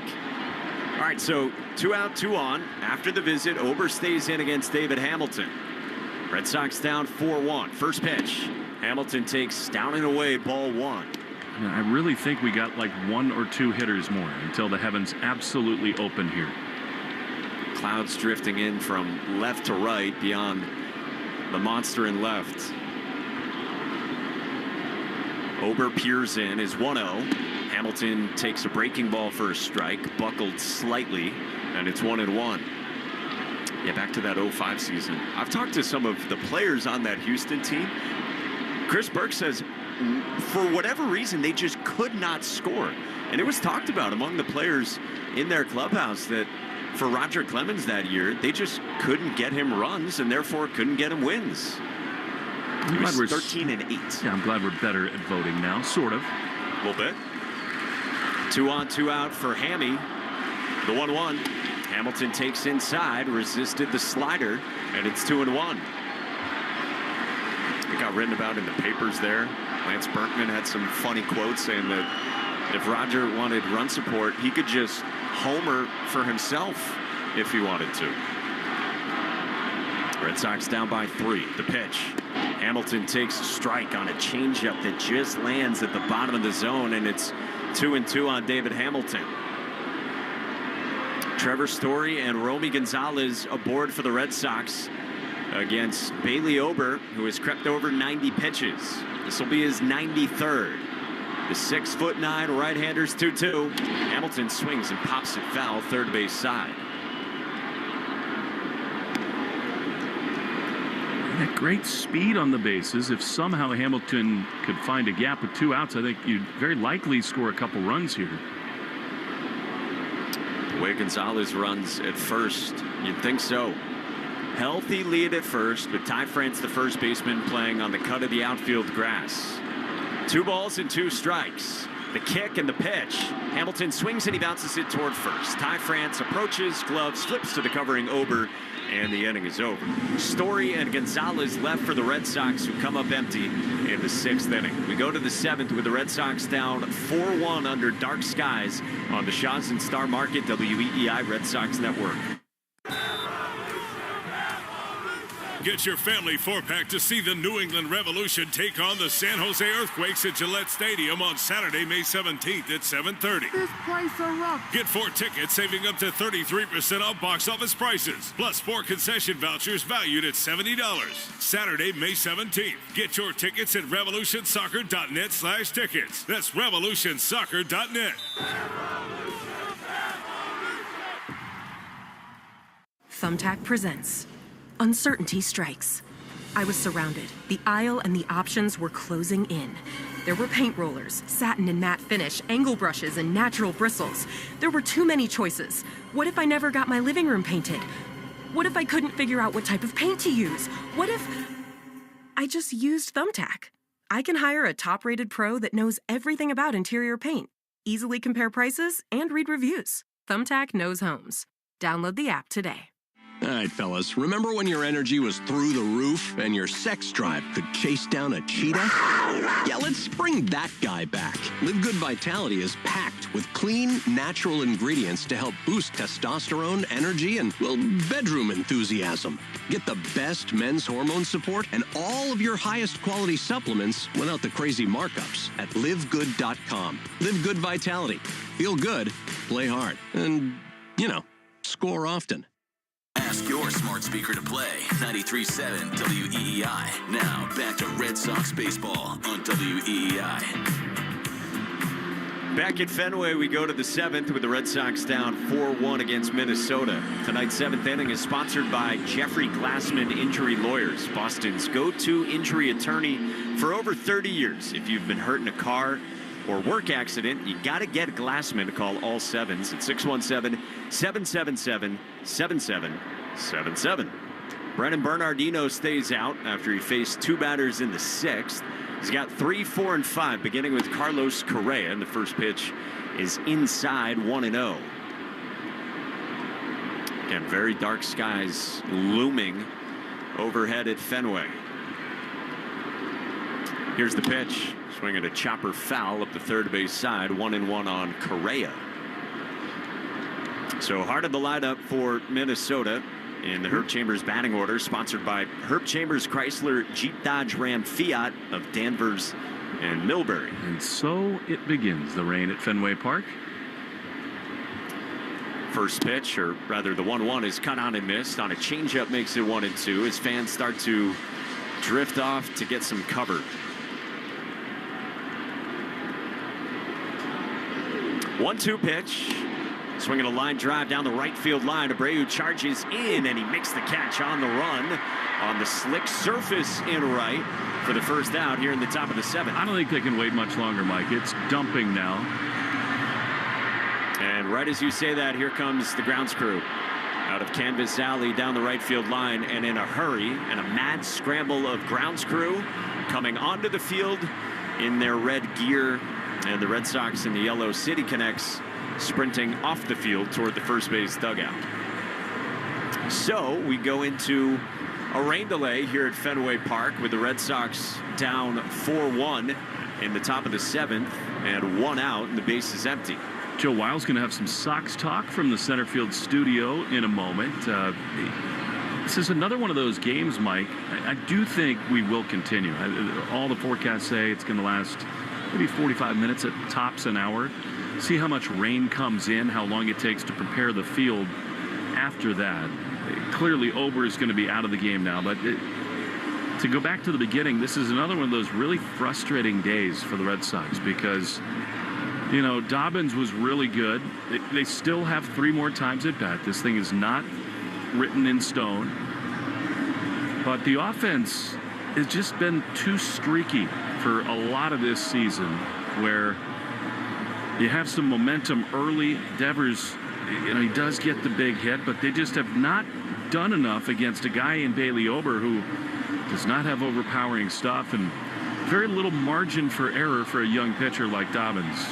And there were some opportunities for the Red Sox earlier in the game to add on, and Dobbins was entrusted with the 6th inning pitching in a 1-1 game, and the Twins got to him first with Cody Clemens. Well, while we have a moment, let's pause 10 seconds for station identification on the Shaw's and Star Market WEEI Red Sox Network.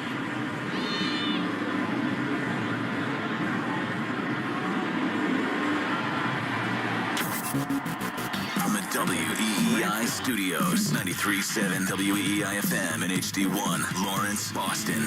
Always live on the free Odyssey app. Tarp has been put on the field here at Fenway Park with the rain coming down in the 7th inning and the Red Sox down 4-1. It gives us a chance to check in on the Subaru of New England scoreboard. A little love goes a long way in the 2025 Subaru Forester Hybrid. Learn more at SubaruofNewEngland.com. Blue Jays trail the Guardians 5-3 in the bottom of the 9th inning up in Toronto. We told you the Orioles will get underway at 7:15 with the Royals in town. Rays and Yankees already played in the Bronx, and the Rays got a 3-2 win against New York, with Pete Fairbanks picking up his 7th save of the season for Tampa. And the Red Sox here trailing in this game in the 7th. Game at the Rogers Center. Cleveland was down to their last out, and Daniel Schneemann hit a 2-out grand slam to put Cleveland ahead 5-3. That is incredible. And Cleveland trying to finish that thing off 1 out away of taking care of Toronto. We hope to get back underway, and you will stay tuned after the game for the Nissan postgame show. You deserve a car that thrills you, and Nissan's got an exciting full lineup that'll put goosebumps on your goosebumps. Experience the thrill for yourself. Shop your local Nissan store and NissanUSA.com today. Already it's just gotten a little bit brighter here at Fenway Park, but still the rain coming down, but not nearly as heavily as it was right when it started about 3 or 4 minutes ago. That is a little odd. It's one, I think, just looking at the radar, it's one of those tiny little pockets. There's a lot of, for all of those technical weather people, there's a lot of red and orange coming from the west. Can we get you a green screen, please? We'll stream this live. Draw some really fun things on the telestrator. I think it's coming heavy here for next 45 minutes or so. All right. Well, we'll be hanging out. Yeah, why not? And waiting it out. Watch the Derby, and hopefully, you know, before too long, have more baseball here at Fenway. So we will get it out to Joe Wild during this rain delay coverage from Fenway Park here on the Shaw's and Star Market WEEI Red Sox Radio Network. Arbella Insurance has been doing business in the New England community for over 35 years. They're your friends, your neighbors, and fellow Boston fans. They do the wave at the ballpark together and get stuck in the same Sturo Drive traffic. At Arbella, being your neighbor helps them provide you with the coverage you need to drive, live, or run a business in this part of the country we call home. Arbella, here for Boston fans, here for good. Do you have 3 ex-wives and your current trophy wife wants a life insurance policy 3 times the size of the policies you had to purchase for your previous mistakes? If so, you need to call Big Lou at Term Provider, 800-700-6898. Big Lou is intimately familiar with your problems, and if you're 50 or 60 years old and in reasonably good health, a $1 million policy should only cost about $100 to $200 per month. Big Lou may have a solution for your previous policies as well. You may even save enough money to lighten the load on your new $1 million policy. Remember, call Big Lou. He's like you, except he's only on number 2. Call Term Provider at 800-700-6898. That's 800-700-6898. For $1 million in term life insurance that you can live with. Call Big Lou at 800-700-6898. 800-700-6898. It's Clean Car Month. Right now, get the Pro X1 Car Care Collection Wash Kit for just $19.99. Exclusively at O'Reilly Auto Parts. O'Reilly Auto Parts. Check the back seat. Check the back seat. Gets in your head, right? Good, because every year dozens of children are forgotten in the back seat. Cars get hot fast and can be deadly, so get it in your head. A message from NHTSA and the Ad Council.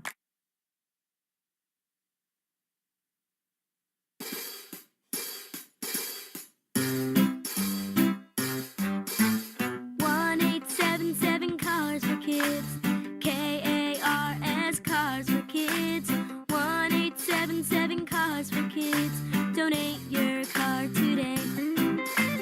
1-877 Cars for Kids. KARS, Cars for Kids. 1-877 Cars for Kids. Donate your car today. Donate your car today at carsforkids.org. That's cars with a K. Your car, running or not, can be picked up as soon as the next day. You'll get a maximum tax deduction and a vacation voucher. 1-877 Cars for Kids. KARS, Cars for Kids. 1-877 Cars for Kids. Donate your car today. Now accepting donations of land, homes, buildings, or any kind of real estate. Jones and Keefe. Weekdays 10 to 2. Now back to the Shaws and Star Market WEEI Red Sox Radio Network. We are in a rain delay at Fenway Park. Sox down 4-1 against the Minnesota Twins. 1 out, top of the 7th inning, and the tarp is on. The hope is that the rain, after it's supposed to come down here for the next hour, but after that, hopefully we can get some baseball and finish this game, because the Sox right now are down here against the Minnesota Twins by 3 with a couple innings left. But in the meantime, rain delay coverage. We got a lot coming your way, and it's going to be involving you. We want to hear from you, 617-779-7937. And the beauty of covering this team, even though we hope their record would be better than where it is right now, 34 games in, 18-16, and again, down by 3 here against the Twins, so in danger of falling to just 1 game above 500 if the score ultimately stands the way it does. But the beauty of covering this team is that there's so much to talk about all the time, and especially this year. And there's Tristan Casas in the news that came through today that he's done for the season after the injury yesterday. So the question now becomes, what do they do at first base? And there's so many different ways this team can try and go. They added Abraham Toro today. They have several guys in AAA that could fill that spot even beyond Toro. Vaughn Grissom being another one of those guys. And it was asked to Craig Breslow today about Marcelo Meyer and Roman Anthony, if they could play any first base. You have the thought of Devers possibly taking over that first base spot, although Craig Breslow didn't seem that keen on that. Neither did Alex Cora either. But this looms over the team right now, and you're starting to see it in a game like this. Even though Casas has not been good this year, you knew if there was, if he was able to keep going this year. He's a notoriously slow starter. And so there was the hope that if he was healthy, he would eventually figure it out and add another element to this offense. And now you're without him for the entire year. I mean, you came into the season banking on this guy being good, and being a middle of the order threat and possibly being a 40-homer guy like Craig Breslow was hoping he could be, and saying that, believing that he could be. And now you don't have that. And you don't have that it's not just for a small part of the schedule, it's for the rest of the season. So that part of the dynamic and the conversation becomes super interesting. And this is where we want to hear from you. 617-779-7937, the number to call in. And it doesn't have to just be about Tristan Casas. We could talk about Marcelo Meyer and Roman Anthony and what you want to see from the team and the moves you want to see them make with those guys still waiting in the minor leagues and not a part of this big league club that at times offensively, I mean, the overall numbers look pretty solid for this group, and they're top 10 in a lot of categories. At the same time, I do start to worry about what this team offensively looks like moving forward. Again, without a guy that was projected to be a middle-of-the-order bat. You feel good about Jarren Duran right now, 19-game on-base streak. Rafi Devers with 2 hits today, so he ups his hitting streak to 8 games. Alex Bregman looks like the second-best position player right now in the American League behind Aaron Judge, and then Wilyer Abreu's obviously had a nice season. Trevor Story's been streaky. David Hamilton, who's playing some second base right now with Christian Campbell, set to play again tomorrow. That's what Alex Cora said. So you know that he's a great bat, that being Christian Campbell. But now without Tristan Casas, a guy that, again, I think we all hoped could, at the very least, provide 25 to 30 home runs. That's a bat that's no longer a part of this.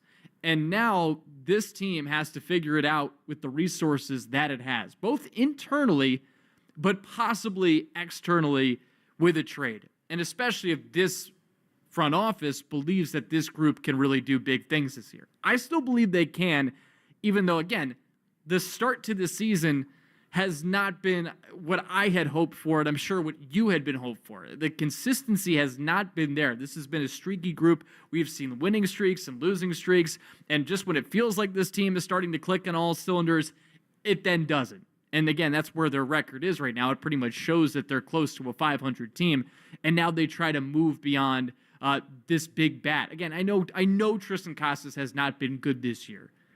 The stats say it, but the belief was that he was going to eventually figure this out.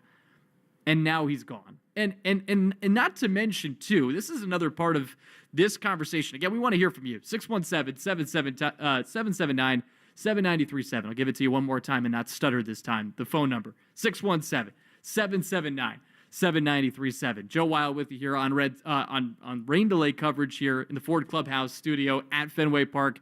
And again, it's Twins 4, Red Sox 1, top of the 7th inning, 1 out, nobody on in the middle match of a 3-game set. But another part of the conversation that I haven't heard a lot of people talk about is, what is Tristan Casas' long-term future look like now? Because we saw it last year, him getting hurt and missing a significant amount of time.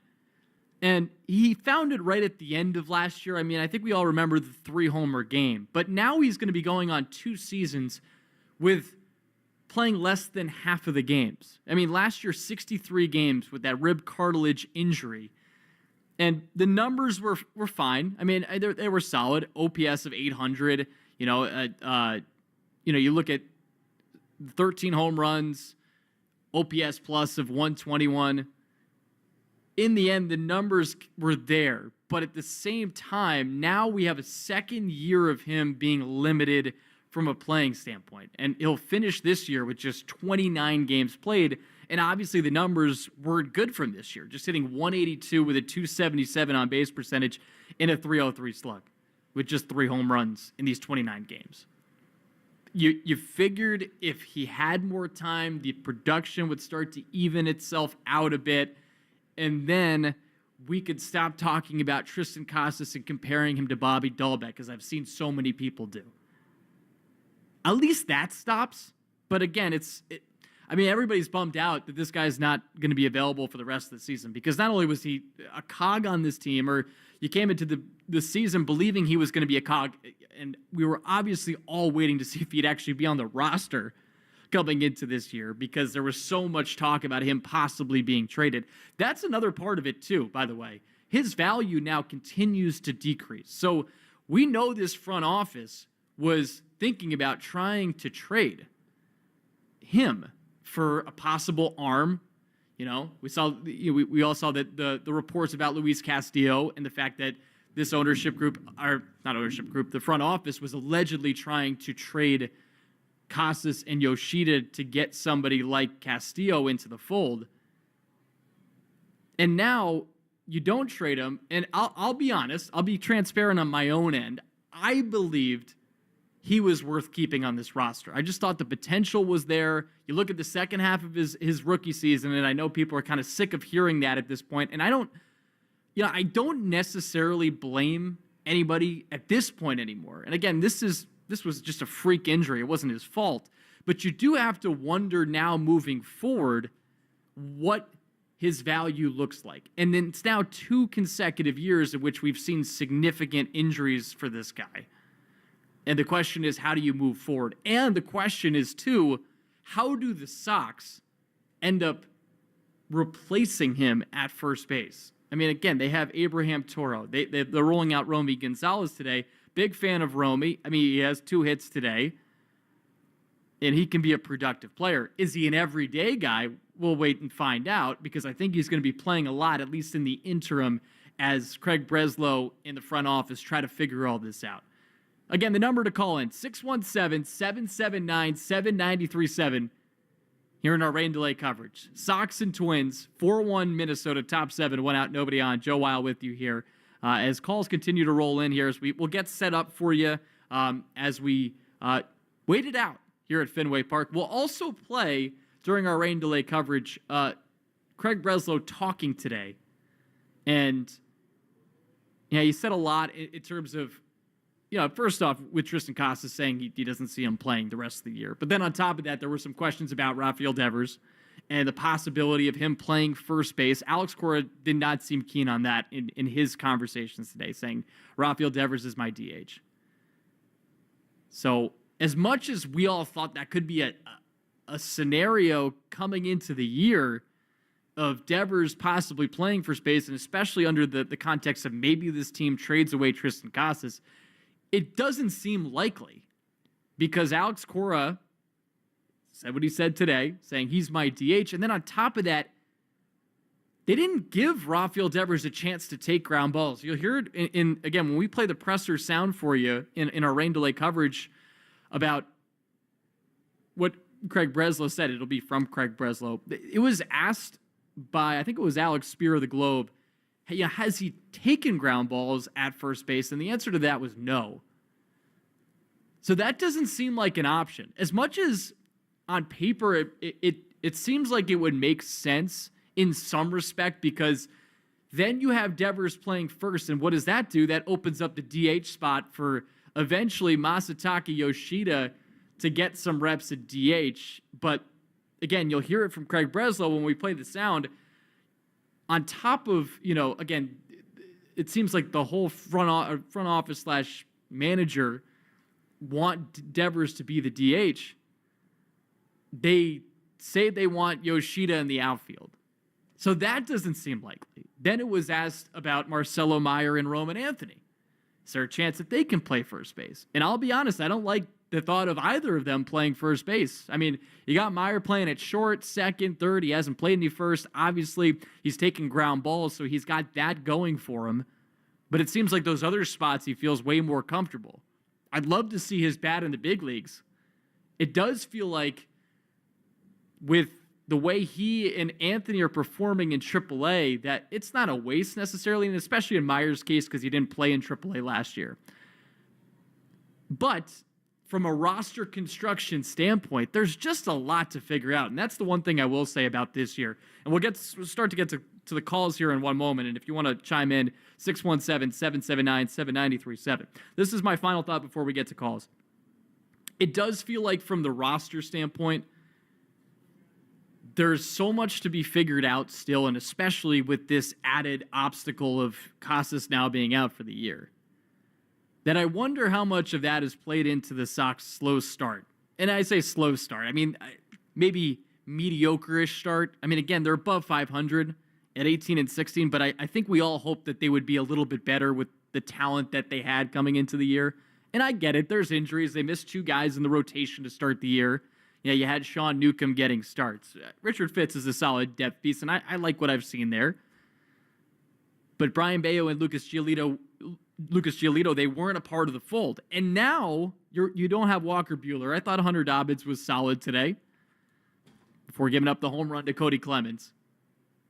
But again, there's just a lot that's still unsettled about the big picture of this group. And that's one thing I do worry about right now.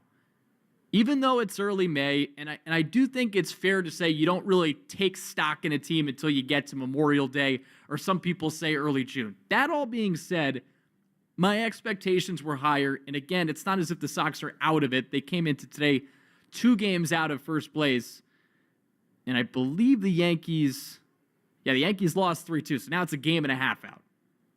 So it's not like they're in a terrible spot. Again, I just thought they'd be in a better position.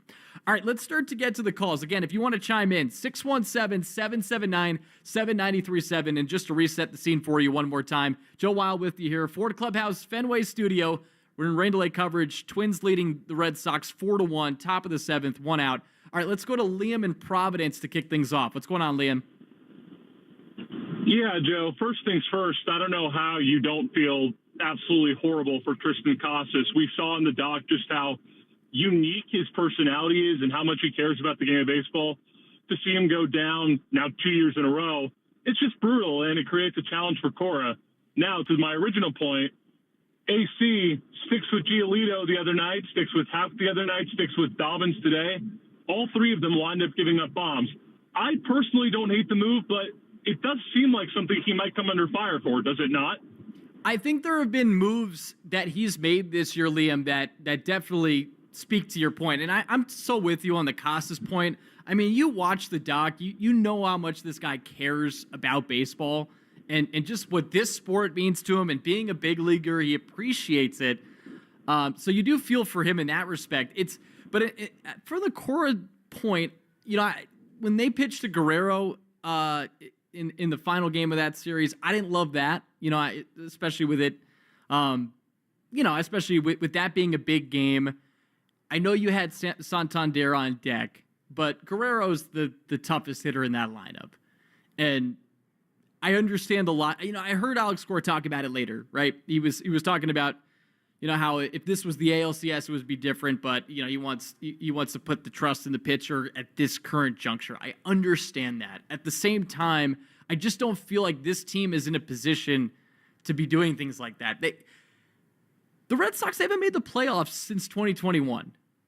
Wins are important, and I do feel like at times this year, the in-game management hasn't been quite as sharp. Anybody that's listened to me do post-game shows on this station for the last couple of years, you know I'm a Cora fan. I'm still a Cora fan. But if this team doesn't make the playoffs this year, and again, I know it hasn't been perfect from the roster construction part of it, the injury standpoint, all that stuff. If they don't make the playoffs this year, at the very least just making the playoffs, they don't do that, it's going to be a massive disappointment.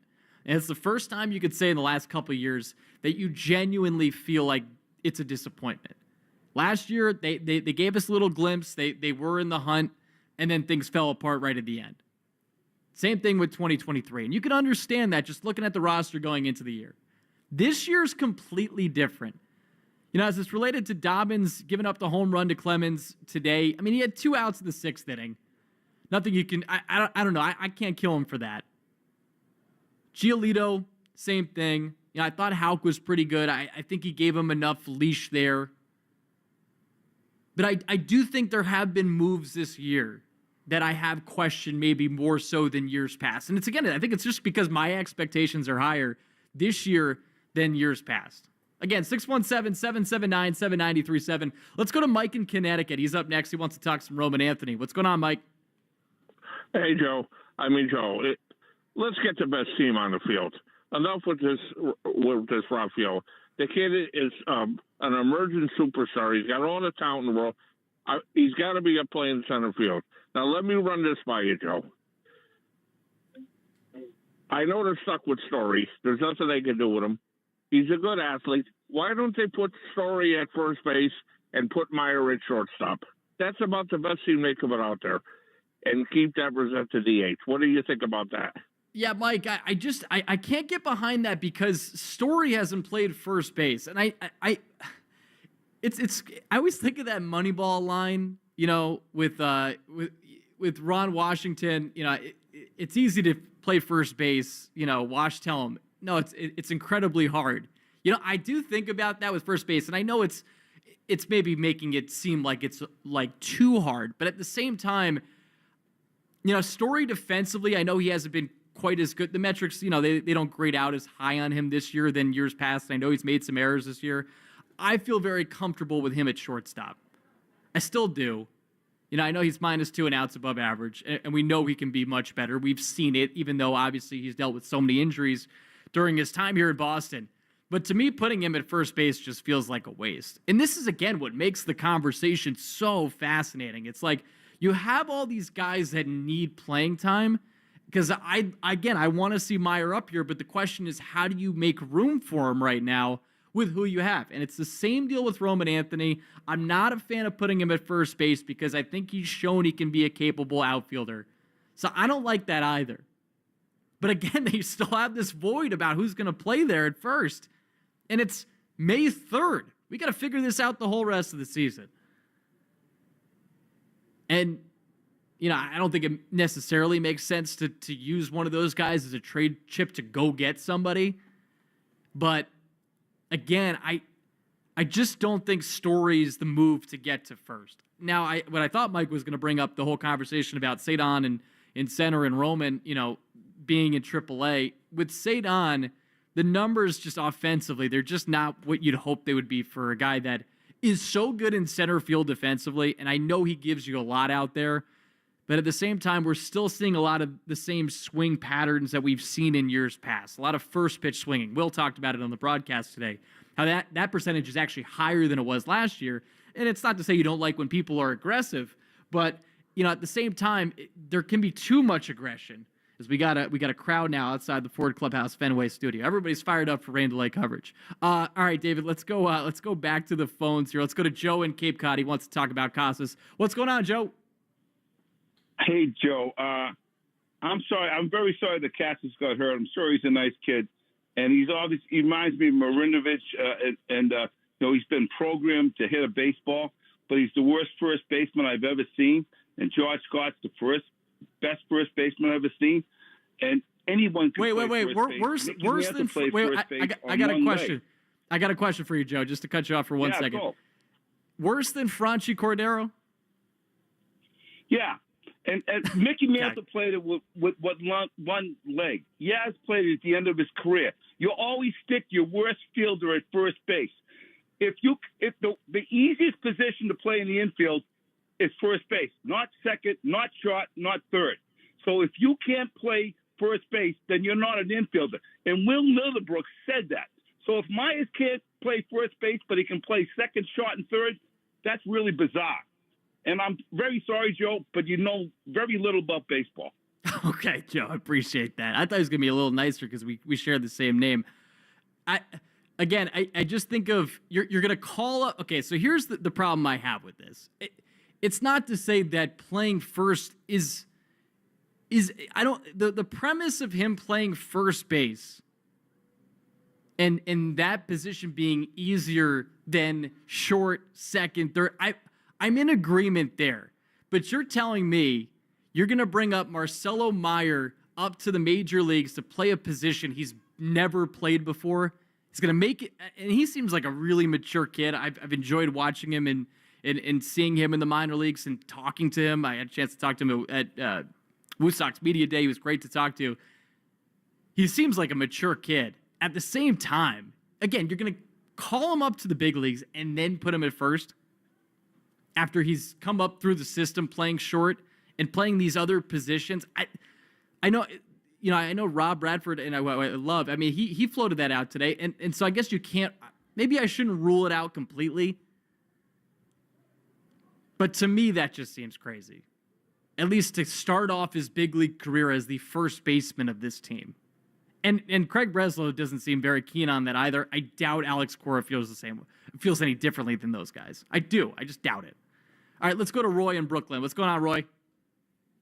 Hi, thanks for taking my call. Of course. Just getting back. Yes, can you hear me? Yes. Yeah. I believe the Red Sox need a shot in the arm. I can't see any problem. I mean, at least try. Try putting Devers at first base. Bring up Roman Anthony to DH and be the fourth outfielder. I don't see how they can go wrong. And if worse comes to worse, then you can then you could send them back down. They need a shot in the arm. At end of games, I don't know, aside from Duran and Bregman, who I really want up with 2 outs or 2 runners on at the end of the game. Abreu maybe. I'm not sold. Story never. I just look up and down the lineup. So I love the team. I'm in a minority where I'm from Brooklyn. I'm surrounded by family of Yankee fans and all that kind of thing. I don't think I don't think their relief, their bullpen stacks up even close to the Yankees. Not even close. And Chapman's our best guy this year. I mean, so far, I have good hope for Slayton. I think that was just a mistake pitch. I never would have who am I to talk? But to throw that pitch in that situation was a mistake. He either made a mistake or a call was a mistake. So, I think the team needs a shot in the arm. I don't see that. I don't have the same high expectations as you do. I think we're good. I think we're going to be better. But I look around at the other teams, and I don't see like a significant, dominance by the Red Sox compared to them. They're going to have to fight. They're going to have to fight hard. Yeah, Roy, I'm curious, around your Yankee fans, were you feeling confident around them this year or no? We may have dropped Roy. Roy makes a lot of interesting points. I do want to hit on one thing he talked about with the offense, and especially the shot in the arm standpoint.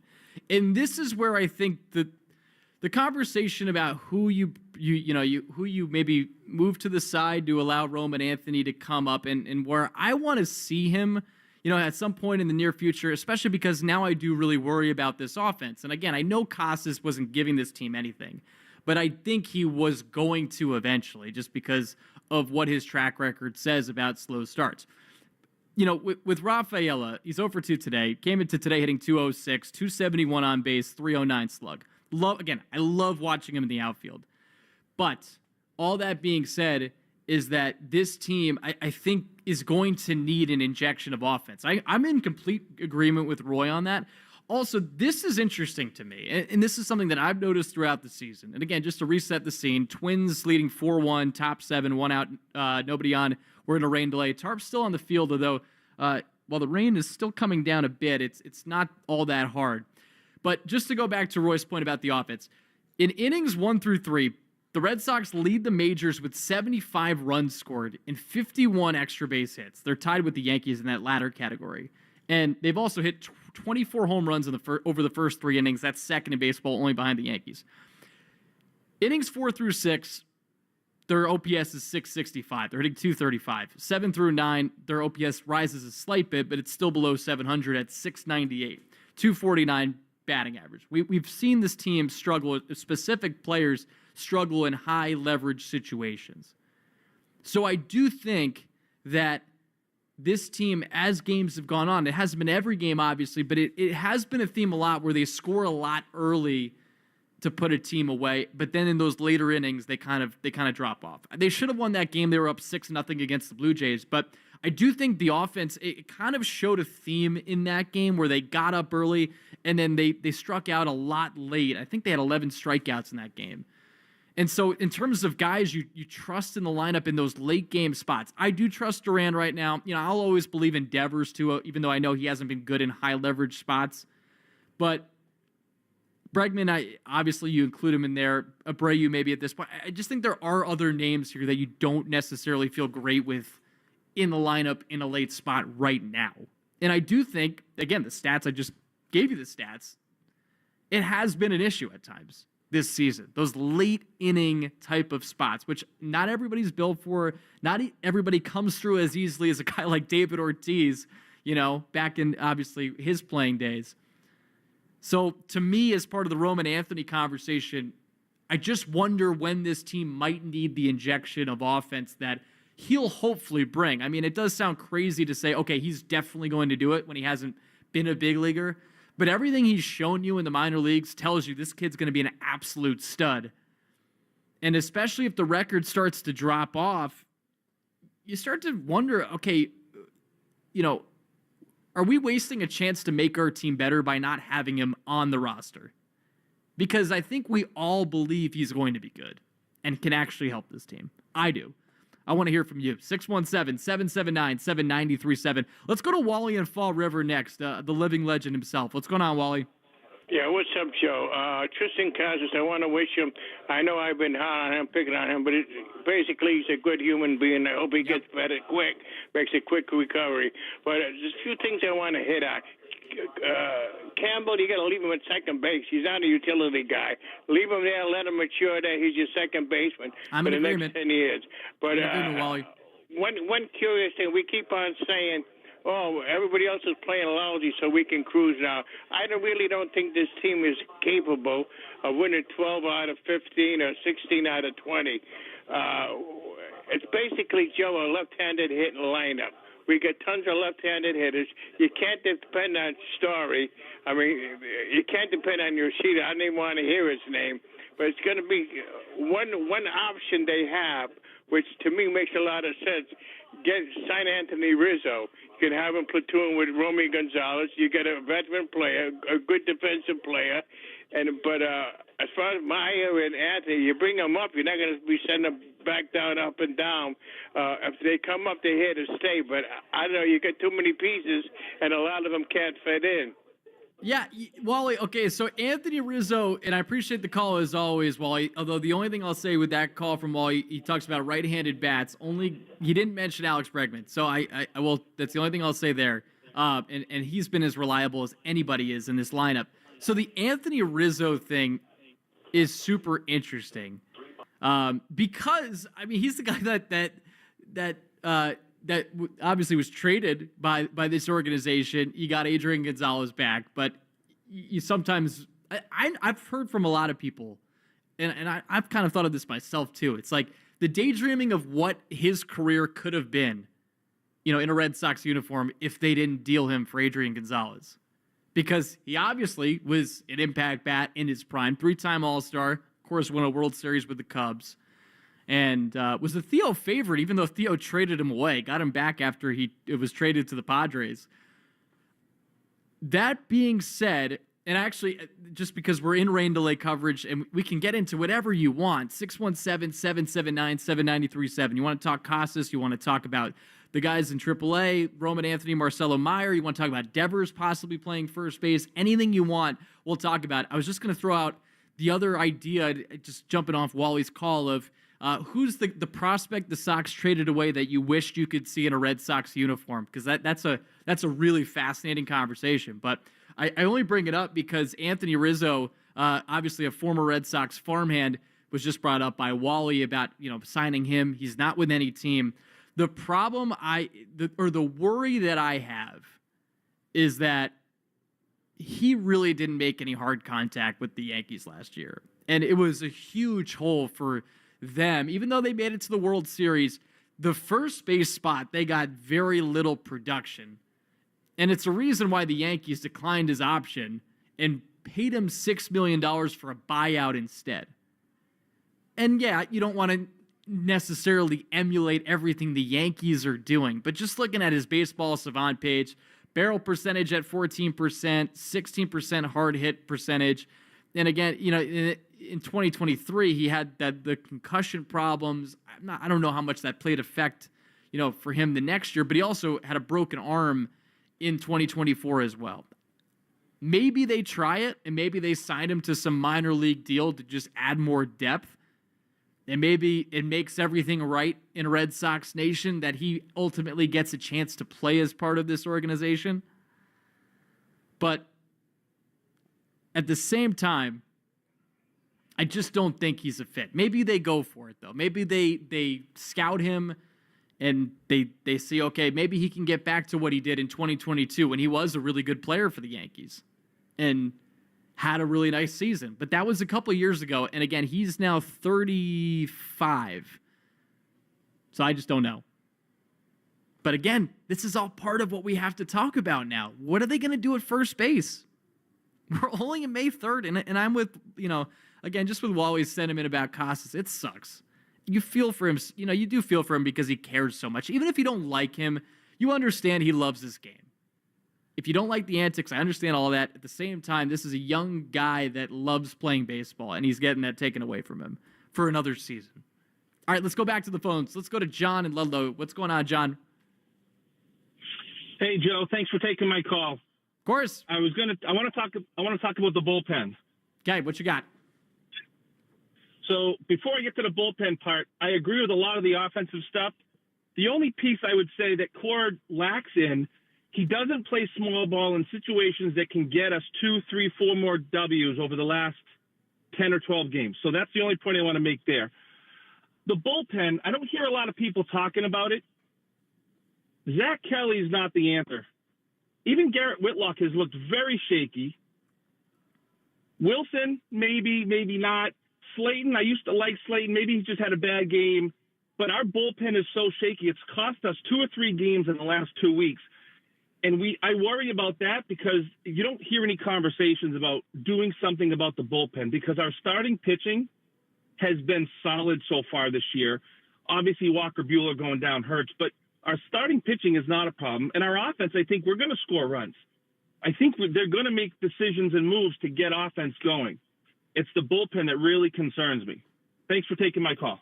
No, of course. Appreciate you chiming in. If you want to grab his line, by the way, 617-779-7937 as we wait out the rain delay here at Fenway.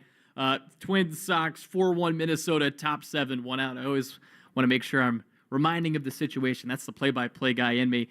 Anyway, going back to that last thought about the bullpen aspect of it. So I think it's a fair concern. Now, with Whitlock, in that outing against Toronto, I mean, that was a bummer. He gives up the home run to Santander on a 2-0 changeup. To his credit, though, and I want to call out what's the truth is that before that he had posted 6 consecutive scoreless outings, 7 2/3 innings, 6 hits, no runs, 2 walks, 11 Ks in that stretch. It does happen, and Slayton had 2 bad days in Toronto too. Really 1, but you also got the loss in one of those games, the 7-6 loss. I still feel okay about those 3 guys. Now, the only thing with Chapman is what does happen for him at times in his career. He starts off the season really well, and then he kind of hits a lull midway through the year. And that's what I'm a little concerned by because he's been so good right now. But I do worry that lull is coming down the road.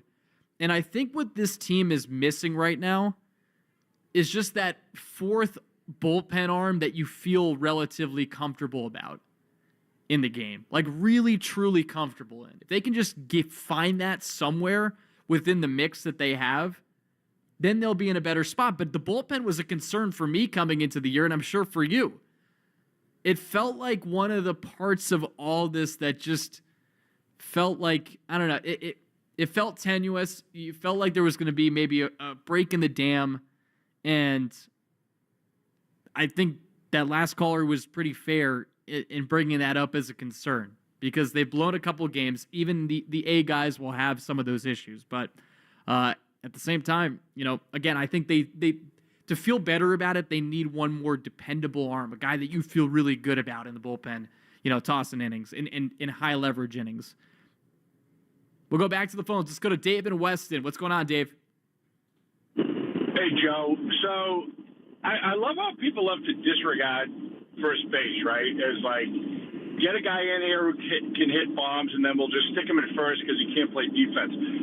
The nuances of first base that a lot of people don't get. I mean, to me, it's one of the harder spots because not only are you facing ground balls, hard-hit ground balls by major league hitters, just as a third baseman would, but left-handed hitters instead. But it's the toughest spot on the field to turn a double play, right? Because you always have a runner in your path. Pick plays, right, on short throws from, short and third base are hugely valuable, right? And, leading a pitcher over to the bag, on a ball hits your side and they're covering. There's a lot that goes into it that people just disregard, right? Like, oh yeah, put the heavy kid at first base. Listen, you're not 12 years old anymore, right? Where you stick the fat kid there who can hit nukes, right? You got to have an athlete there, right? I mean, if you've got Bregman making a great play and the ball takes him into foul territory and he has to make a long throw, you want to know your guy on the other side is going to make a good pick, right? And be an athlete. I'm not a big fan of Casas. I don't like seeing any athlete ever get hurt, ever, right? It's the worst thing, and I feel bad for him. I almost think this kind of helps Cora make a decision he didn't want to make because I think Casas is really struggling, and him not being there, they got to figure this out. And I don't think Cora's ready to figure out. I think he was going to, like you said, they were going to let him run and try to get back. And what if he doesn't ever get back, right? Now you get a big hole at first base. So it's horrible, but I don't think you can just disregard the position. I think you got to put some stock in the defense at first base. Yeah, Dave, I'm in agreement with you. That's why I think it was Joe and Cape Cod calling me an idiot saying it's so easy to play first. It's easier to play first than other spots in the infield, but it's still not like the easiest thing to do. It does require skill. By the way, those bigger kids that hit nukes in Little League, those first basemen that Dave was alluding to, I'm jealous. I was always jealous of those kids because I was always the skinny kid that was little. I'd get singles and doubles, had some gap to gap ability. I wasn't hitting nukes though. I was always jealous of those kids. But to his point, it's both simultaneously an easier position to play than the other ones in the infield. But I also think it's not so easy that you can just throw anybody there. And that's part of the issue. And I do think Cora now has an issue because at least with Casas, there was a track record of him being an above average big league hitter. And now they have to figure out, okay, who's going to fill that void of a guy that could have been that? We know the offense from him was not there before this injury. And again, we all feel bad that it happened. I mean, it was a brutal injury for a young guy that loves playing. But it's a hole. It's a huge hole right now for this group that I'm not sure how they're going to fill. They're going to find ways to do it, and maybe Romy provides some stability like Dom Smith did last year. I'm hoping for it. I've loved watching Romy play in his role position spot. But we'll have to wait and see. All right, let's go back to the phones. Let's go to Paul in Westfield. He's got some thoughts on Devers. What's going on, Paul? Joe? Paul, you there? I haven't talked. Right here. Joe, you hear me? I hear you. What's going on, Paul? It has been a long time. How you doing? Well, I'm alive and well, healthy and happy, and Westfield's wicked fun and nice this time of year. And speaking of fun and nice, right? This truly is wild. And I haven't been drinking. I really don't think that's a joke. Imagine, and God bless Devers. He came back so fat, it showed he took my advice, which was get away from the fray and get away from perpetual repetition, because all work and no play makes Johnny a sociopath. So you have to balance your life. And when just thinking of a wild picture is, you notice he was about 30, 40 pounds overweight, and he's so much better now. But imagine him at third base trying to move laterally when he had the most errors last year versus a Golden Glover Bregman who's now Brady bombing with these amazing hits. All right, Paul, what do you got for me? That I missed some of your I missed these phrases and all that stuff. Okay, it looks like Paul's been he's dipped away. I hadn't talked to Paul in a bit. It usually takes a while to get to his point. It usually comes. I promise for everybody listening, it does eventually get there. It just wasn't getting there. All right, let's go to Cody in Maine. He wants to talk about Anthony Rizzo. What's going on, Cody? How's it going? What's going on? What you got? Obviously, Tristan getting hurt really, messes up the Sox morale. He really was starting to come around. Yes, he did have his struggles, but he had a .900 OPS within the last 2 weeks. He was starting to hit the ball. Obviously, Devers had his struggles as well.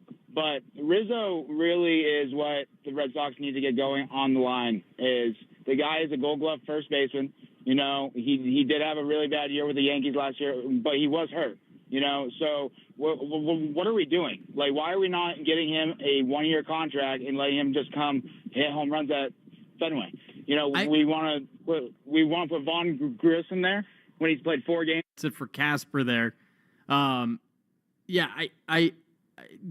Anthony Rizzo thing, again, 636 OPS last year. And you look at the Savant pages, it's pretty much all blue except for whiff rate and K rate. And that's what I like about Anthony Rizzo's game. I've liked it in his career. He chokes up on the bat. He can fight with 2 strikes, but I just don't think he's going to give them much this year if they end up signing him in some way. I just don't think that's going to happen. Grounds crew's back on the field, by the way. Again, if you're just joining us, Twins, Red Sox, 4-1, top of the 7th inning. Twins leading right now over the Sox. We've been in a rain delay for roughly 50 minutes around that time. We hit it right around 6 o'clock. Let's go back to the phones, David. Let's go back to Casper in Worcester. What's going on, Casper? Yeah, please clarify. Casper is not the person who committed the faux pas. Yes. You're not responsible for that one, Casper. That's what right. You got? What you got for us? But I might think it, but I'd never say it. Hey, I'll go quick and get to the point. The Sox are being let down. First base issue, quick. It should be Rafi Devers. He's not cooperating. This is like Miggy Cabrera going to first base. It's really disappointing that he's not actively pursuing it. And it really opens up the DH and all that. And that's a shame. Second thing is, I think they're going too far with the pitchers. I don't mean the old Tampa formula for 4 innings, 3 innings. But they've got to start pulling them earlier because it's just blowing up on them. You know what I mean? And that's really what's killing them is these pitching mistakes. I think Giolito should have come out in the 5th. I don't know. Today was another one. I can think about 4 of them, 5 of them. Anyways, I'm going to let you go. Casper, the friendly ghost, wishes you a great show. I appreciate that, Casper. And I got some good news for everybody. They pulled the tarp off the field, or at least they've dumped out the water that's on the tarp. The tarp is out in right center, but they're doing some work on the field as of right now, and hopefully we'll get you an update about when we can start playing again. The sun has peaked back out. Obviously, it's going to set soon, but things are looking a lot better here at Fenway. As again, the Sox are trailing 4-1, top of the 7th inning, 1 out, nobody on. Yeah, and again, we just continue the conversation here, about Devers possibly playing first and who's going to ultimately be there. I thought the best alignment was the one that they had going into the season with Devers being the DH, Bregman at third, Casas at first. But I also think if you're going to try to go to Devers at first base now, it's a tough time because you've talked all this talk about him having his mind set on DHing and not playing the field. You didn't get him any reps at first base, so you're going to throw him over there at first now? Seems pretty tough. And from what Alex Cora said today, it doesn't seem like that's the likelihood. All right, we got one more caller, and then we're going to go hit a break. Let's go to Joe in Connecticut. He's got some thoughts on Tristan Casas. What's going on, Joe? Yeah. Hi, Joe. Everyone's looks like Casas is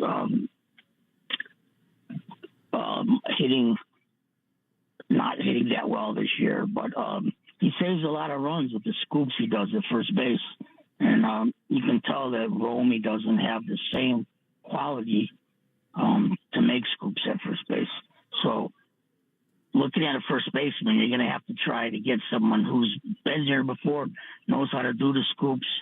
So it's going to be difficult right now. I think Devers deserves a shot if possible, but you're right. He needs a lot of practice before he can get there. Yes. And again, it might be too late for that. All right. So yeah, I agree. I wonder if it's too late for that.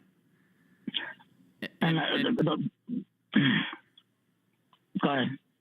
I just was going to say we got some word that that it appears we might be starting again in about 15 minutes here from Fenway. So that's some good news. Again, it's Twins, Red Sox. It's a 4-1 Sox. The Sox are trailing right now. Top 7, 1 out, nobody on. We're going to hit a quick break. It's been great talking to all of you guys here during this rain delay. We're going to hit a quick break. We'll come back. We'll reset the scene for you again as we get you set for the resumption of this middle match of a 3-game set. Twins, Red Sox. Sox down by 3, but still some time left with 1 out in the top of the 7th. We'll take a break. Come back with more right after this. Hey, Bradfro here. Nope, no Sox predictions today. Instead, I'm throwing in an offer and an opportunity. How about setting a goal to lose 40 pounds by the 4th with Awaken 180? Has a different ring to it when you have a finish line, right? 40 by the 4th. Imagine this. Your scale shows 230 today. How about watching that dip to a cool 190 by Independence Day? Or maybe it's reading 300. How would it feel to be 260 by the 4th? Looking back, it took me only 9 weeks to drop my first 40. 50 in total thanks to Awaken 180. With the same results Andy Hart, Ted Johnson, and I had, you'll crush your goal by the 4th. Then ring in Independence Day, shirt off, confident, Fenway Frank and beverage in hand. Celebrate reaching your goal, knowing you'll keep the weight off thanks to free support for life. 40 by the 4th. Set your goal and attain it with your long-term solution for weight loss online at awaken180weightloss.com or call 844-346-1800. That's 844-346-1800. Success is picking up extra shifts for your family. Now you want to be the boss. Success is getting your foot in the door. Now you want to take the next step. Success looks different to everyone, and University of Maryland Global Campus can help you reach your goals. And there's never been a better time to get started on your future. Apply now and save with no application fee. Classes start May 14th. As an accredited state university, UMGC has been transforming lives for over 75 years. With more than 135 undergraduate and graduate degrees and certificates, online and hybrid courses, personalized support, financial resources, and lifetime career services, achieving your dreams is more possible than ever before. Choose the program that's right for your career goals and get started on your next success. Get your application fee waived now. Classes start May 14th. Learn more at umgc.edu. Certified to operate in Virginia by Chev. We're right back to the Sox on the Shaws and Star Market WEEI Red Sox Radio Network. We are about 15 minutes away from getting this thing started again. Twins, Red Sox. The Sox right now are down by 3. It's a 4-1 game, top of the 7th, 1 out. But the tarp is coming off the field. Grounds crew's working on the field. So it's great because we want to see this game get resumed, see the Sox make a comeback, who are, again, down by 3 here in Game 2 of a 3-game set against the Twins. Joe Wild with you here in the Ford Clubhouse Fenway studio. It's been great talking to everybody during this rain delay. And before we go any further, let's pause 10 seconds for station identification along the Shaws and Star Market WEEI Red Sox Network. From the WEEI studios, 93.7 WEEI FM and HD1, Lawrence, Boston. Always live on the free Odyssey app. All right, we teased this a little bit earlier, but Craig Breslow had a chance to talk about the Tristan Casas injury, and he was asked a lot of questions about how this team could move forward now that Tristan Casas is out for the season with that left patellar tendon rupture. And here is Craig Breslow talking with the media today about all sorts of things related to first base and Tristan Casas. I guess, Craig, how devastating is the news to find out that Tristan, suffered that rupture? Yeah, it's tough. You feel for Tristan given what he's been through the last few years here.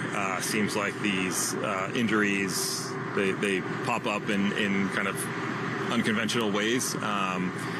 And unfortunately, this is a serious one. It's going to keep him out for a long time. Without getting into specifics, I think we're still collecting information. We don't anticipate him returning this season. It'll be a surgical procedure that will be done. We're still trying to figure out kind of when, where we'll do that. Obviously, first base is not the strongest position within the organization right now. How do you address that while he's out? Yeah, so I think in the short term, obviously we brought Toro up. playing well in Worcester and also has some experience in the big leagues at first base. And then, the conversations about longer-term solutions are ongoing. We'll figure out something. We've got no choice, and I think, this is a pretty resilient group. Would you have Devers take ground balls at first base? I think we're still trying to figure out what the long-term solution looks like. At this point, still pretty focused on just making sure that Tristan is getting everything that he needs, and we're taking care of him. How tricky is that? He's seemingly just gotten to a place where the routine is, where it seems like he's found this routine as a DH. How delicate is it to try to think about the possibility of reconfiguring or avoiding it? Yeah, you always want to be sensitive to all of those things. Right now, not in a place to speak to that, but obviously we'll have conversations internally, and we'll do the best we can to find the short-term solution, and then also one that we feel like can hold up over the longer term. Have you had any conversations with him prior to this, independent of this, about the possibility of taking ground balls at first base? No, we've largely been, the conversation has talked about the transition from third to DH and helping him establish a routine. And to your point, seems like he has settled into one recently. Would you ever experiment with Roman or Marcelo at first? It doesn't seem like that's in the plans right now. I think both of those guys obviously are showing the ability to impact both sides of the ball. But given, I think, the bright futures that they have ahead of them at their respective positions, introducing additional variables doesn't make a ton of sense right now. You were super aggressive last year, getting Cooper and Smith in here pretty fast. Could you envision similar, quick moves like that? Yeah, if they're available. We obviously started this last off season trying to be aggressive and putting a competitive team on the field, and this is unfortunately an opportunity to explore what is available. We'll look both internally and potentially externally as well. If you ever did, decide to ease Rafi over there, do you look like it could kill two birds with one stone with Massa, because that Massa could come back and DH? Well, I think it's important to decouple those things, just given that, Massa, he's had some hurdles as it relates to recovering with the throwing, and we still feel like he's a capable outfielder and want to make sure that when he comes back, he's completely healthy. So I would try to keep those two things separate. What is the status of Massa? Do you know how you're proceeding with him in his shoulder program? Yeah, so he was up here, had some imaging that just kind of show normal post-operative, recovery. So it doesn't appear to be anything structural, just, some kind of discomfort thresholds that he hasn't been able to get through yet, but he'll continue throwing and we'll continue pushing forward. Are you saying that, you wouldn't consider at this point Marcelo or Roman? Would you consider somebody who's they could come in and play their position and somebody else could move to first base? Yeah, I think we need to put all options on the table. Like I said, asking kind of guys who haven't played in the big leagues yet to assume new positions at the same time that they're trying to make that transition is a difficult ask, but we need to be open-minded about solutions here. I think through the first month of the season, despite some inconsistent play, we feel like we've got a really talented team and a group that we believe in, and we want to make sure that we're doing everything we can to stay as competitive as possible. You had been clear in talking about Tristan. You had always mentioned 40 home run power. How significant is his absence from the lineup, even given that it's not the start that he had wanted?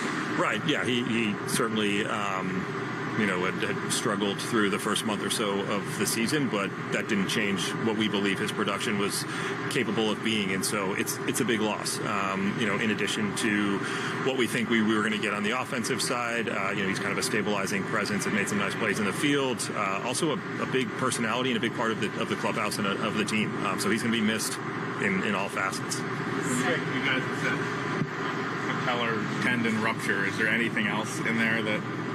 No, that's what the diagnosis is. Had pretty comprehensive imaging to make sure that there wasn't anything else going on, and that's where we are. Did you have a chance to talk to him this morning at all?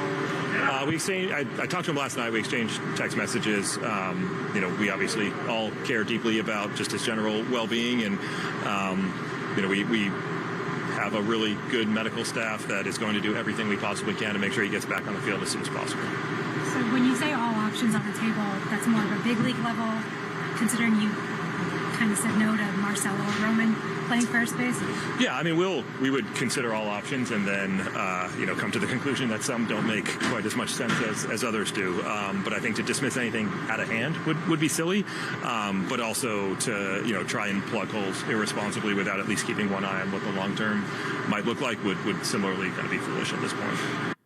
All right, so Craig Breslow really hitting every topic as it's related to Triston Casas and the fact that he's now out for the year. And you could hear him talk about it. He doesn't like the idea of Roman Anthony and Marcelo Meyer playing a new position when they haven't had any big league experience. But obviously, Craig Breslow, he's considering all his options at first base. He didn't completely rule out Rafael Devers playing at that spot, but we'll see if the Sox ultimately go in that direction. What we do know is that gameplay in this game with the Sox down by 3, but we're in the top of the 7th inning. We do know we're about to get rolling in roughly 6 minutes, around 6 minutes, at Fenway once again, which is awesome. It looks a lot better out. The sun is actually still beaming down just a tiny bit.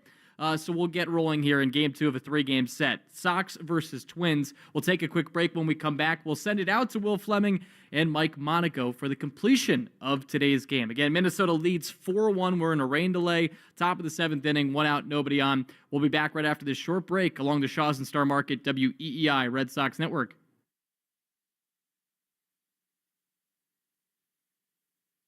Afraid to be scared, and they try to frighten you into calling. I'm not here to do that. Tax Relief Advocates is different. TRA is here to tell you that if you owe money to the IRS, whether it's $5,000, $50,000, or $500,000, we have a solution. It doesn't matter if you're sitting in your car, at work, or with your kids. No matter where you are, call now. 800-575-6812. Don't lose hope. TRA can eliminate or reduce what you owe to the IRS. Generous programs are now available that can give you a fresh start. Our passion is taxes and helping individuals fix their IRS problems. We have over 1,000 5-star reviews on Google and an A+ with the Better Business Bureau. You don't need to be afraid of the IRS any longer. End your tax nightmare today by visiting us online at TRA.com or call 800-575-6812. That's 800-575-6812. Tax Relief Advocates. Real solutions for real people. Hey, Bradfo here. Nope, no Sox predictions today. Instead, I'm throwing in an offer and an opportunity. How about setting a goal to lose 40 pounds by the 4th with Awaken 180? Has a different ring to it when you have a finish line, right? 40 by the 4th. Imagine this. Your scale shows 230 today. How about watching that dip to a cool 190 by Independence Day? Or maybe it's reading 300. How would it feel to be 260 by the 4th? Looking back, it took me only 9 weeks to drop my first 40. 50 in total thanks to Awaken 180. With the same results Andy Hart, Ted Johnson, and I had, you'll crush your goal by the 4th. Then ring in Independence Day, shirt off, confident, Fenway Frank and beverage in hand. Celebrate reaching your goal, knowing you'll keep the weight off thanks to free support for life. 40 by the 4th. Set your goal and attain it with your long-term solution for weight loss online at awaken180weightloss.com or call 844-346-1800. That's 844-346-1800. Do you have 3 ex-wives and your current trophy wife wants a life insurance policy 3 times the size of the policies you had to purchase for your previous mistakes?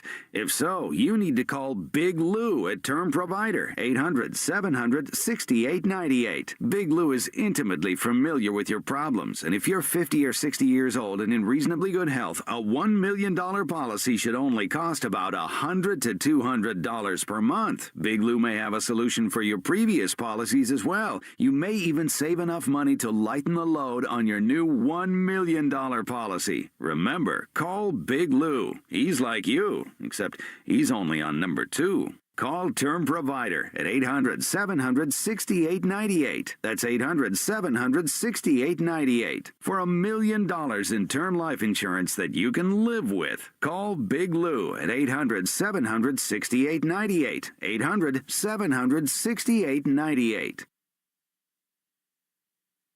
Did you know your skin is the largest organ of your body? Huh? That's why you should shower with Old Spice Super Hydration Body Wash instead of plain old bar soap. Love your skin by super hydrating it with vitamin B3 and glorious notes of vanilla and shea. Did you know that my superhydrated skin is the second largest organ of my body? The first is my heart. Old Spice. Men have skin too. Old Spice Super Hydration Body Wash. 24/7 renewing moisture. With daily use. Shopping with your parents can be embarrassing. Why would they sell jeans with holes in them? I'm going to speak to the manager. Mom! That hoodie is giving. You should get it. YOLO. Thanks to the Chase mobile app, your kid can shop independently while you keep an eye on their spending. So you can go from... We can be twinsies. ...to... How was shopping? Saw you stayed on budget. Thanks, Mom. Freedom for kids, control for parents. That's family banking from Chase. Account subject to approval. Chase mobile app is available for select mobile devices. Message and data rates may apply. JP Morgan Chase Bank N.A. Member FDIC.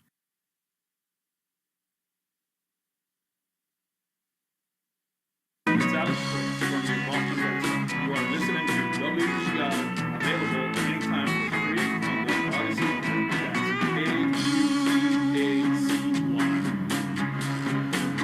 AUHY. We welcome you back to Fenway Park, where the sun is now shining again here on this Saturday evening, and the Red Sox have retaken the field here at Fenway. We are in the top of the 7th inning. The Red Sox trail the Minnesota Twins 4-1. And we had that rain delay where it rained right at the beginning of it, Will Fleming, when they put the tarp on the field after a fly ball got hit into right field at Wilyer Abreu, and he made the play. But after that, not a whole lot of rain here at Fenway. Yeah, I don't blame them, because the forecast was a massive system was going to come in and sit around for an hour or so. I guess the wind shifted and it kind of stayed north of us a little bit and maybe a little bit to the west, but you have to play carefully in these situations. It started raining and then it just did not get heavy. Sun kind of broke out about 10 minutes after the rain opened, and they just had to wait because the National Weather Service and MLB told them it might still get bad. So now Greg Weissert comes onto the hill for the Red Sox, and in a way, it's obviously not the magnitude of the World Series rain delay, not even in the same galaxy, but hopefully a chance for the Red Sox to reset, because it got a little bleak there. Clemens hits the home run, and then, you know, Bernardino gives up the 4th run. The Red Sox, maybe this resets the offense, and if anybody is happier than the winner and the owner of the Kentucky Derby winner, Sovereignty, it's Alex Bregman. He picked that horse before the day today, so maybe he'll power this offense today. Yeah, he is strutting around over at third base, goes into his alignment as we get ready to resume. The Derby was just shown here on the big screen out in center, and the crowd reacted. So we get back underway. Brooks Lee is the batter from the left side against Greg Weissert, and the first pitch is down and away, ball 1. Carlos Correa had lined out to right, like we said, to begin the top of the 7th, but now we are back to baseball. Weissert works out of the stretch from the first base side of the rubber, angles off the feet in the 1-0. That's outside. 2-0 with a changeup that missed to Brooks Lee. So the Red Sox went up 1-0 in the bottom of the 3rd, thanks to Raffy.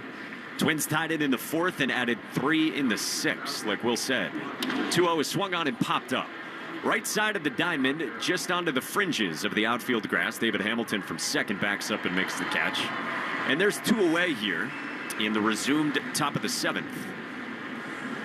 So Brooks Lee is set down, and it brings up Ty France, first baseman in the 5 spot. He got hit by a pitch in that 6th inning and scored. Hunter Dobbins had been back out there in the 6th inning as Alex Cora entrusted the rookie. 2 outs, nobody on. First pitch is in for a strike, a slider that lands at the bottom of the zone. Officially a 1 hour and 12-minute rain delay. We pondered ordering pizza, but we did not. In the cart, but I never actually paid. A 1.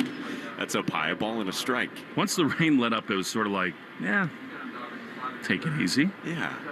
Dinner with the family, perhaps, instead? Probably not, but a little late. I'll be in bed.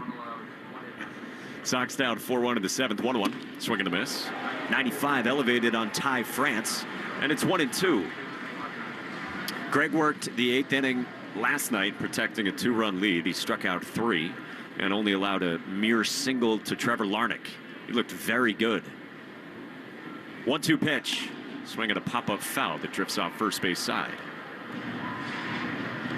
I was talking with Ty France on the field pregame. He was raving about playing at Fenway Park.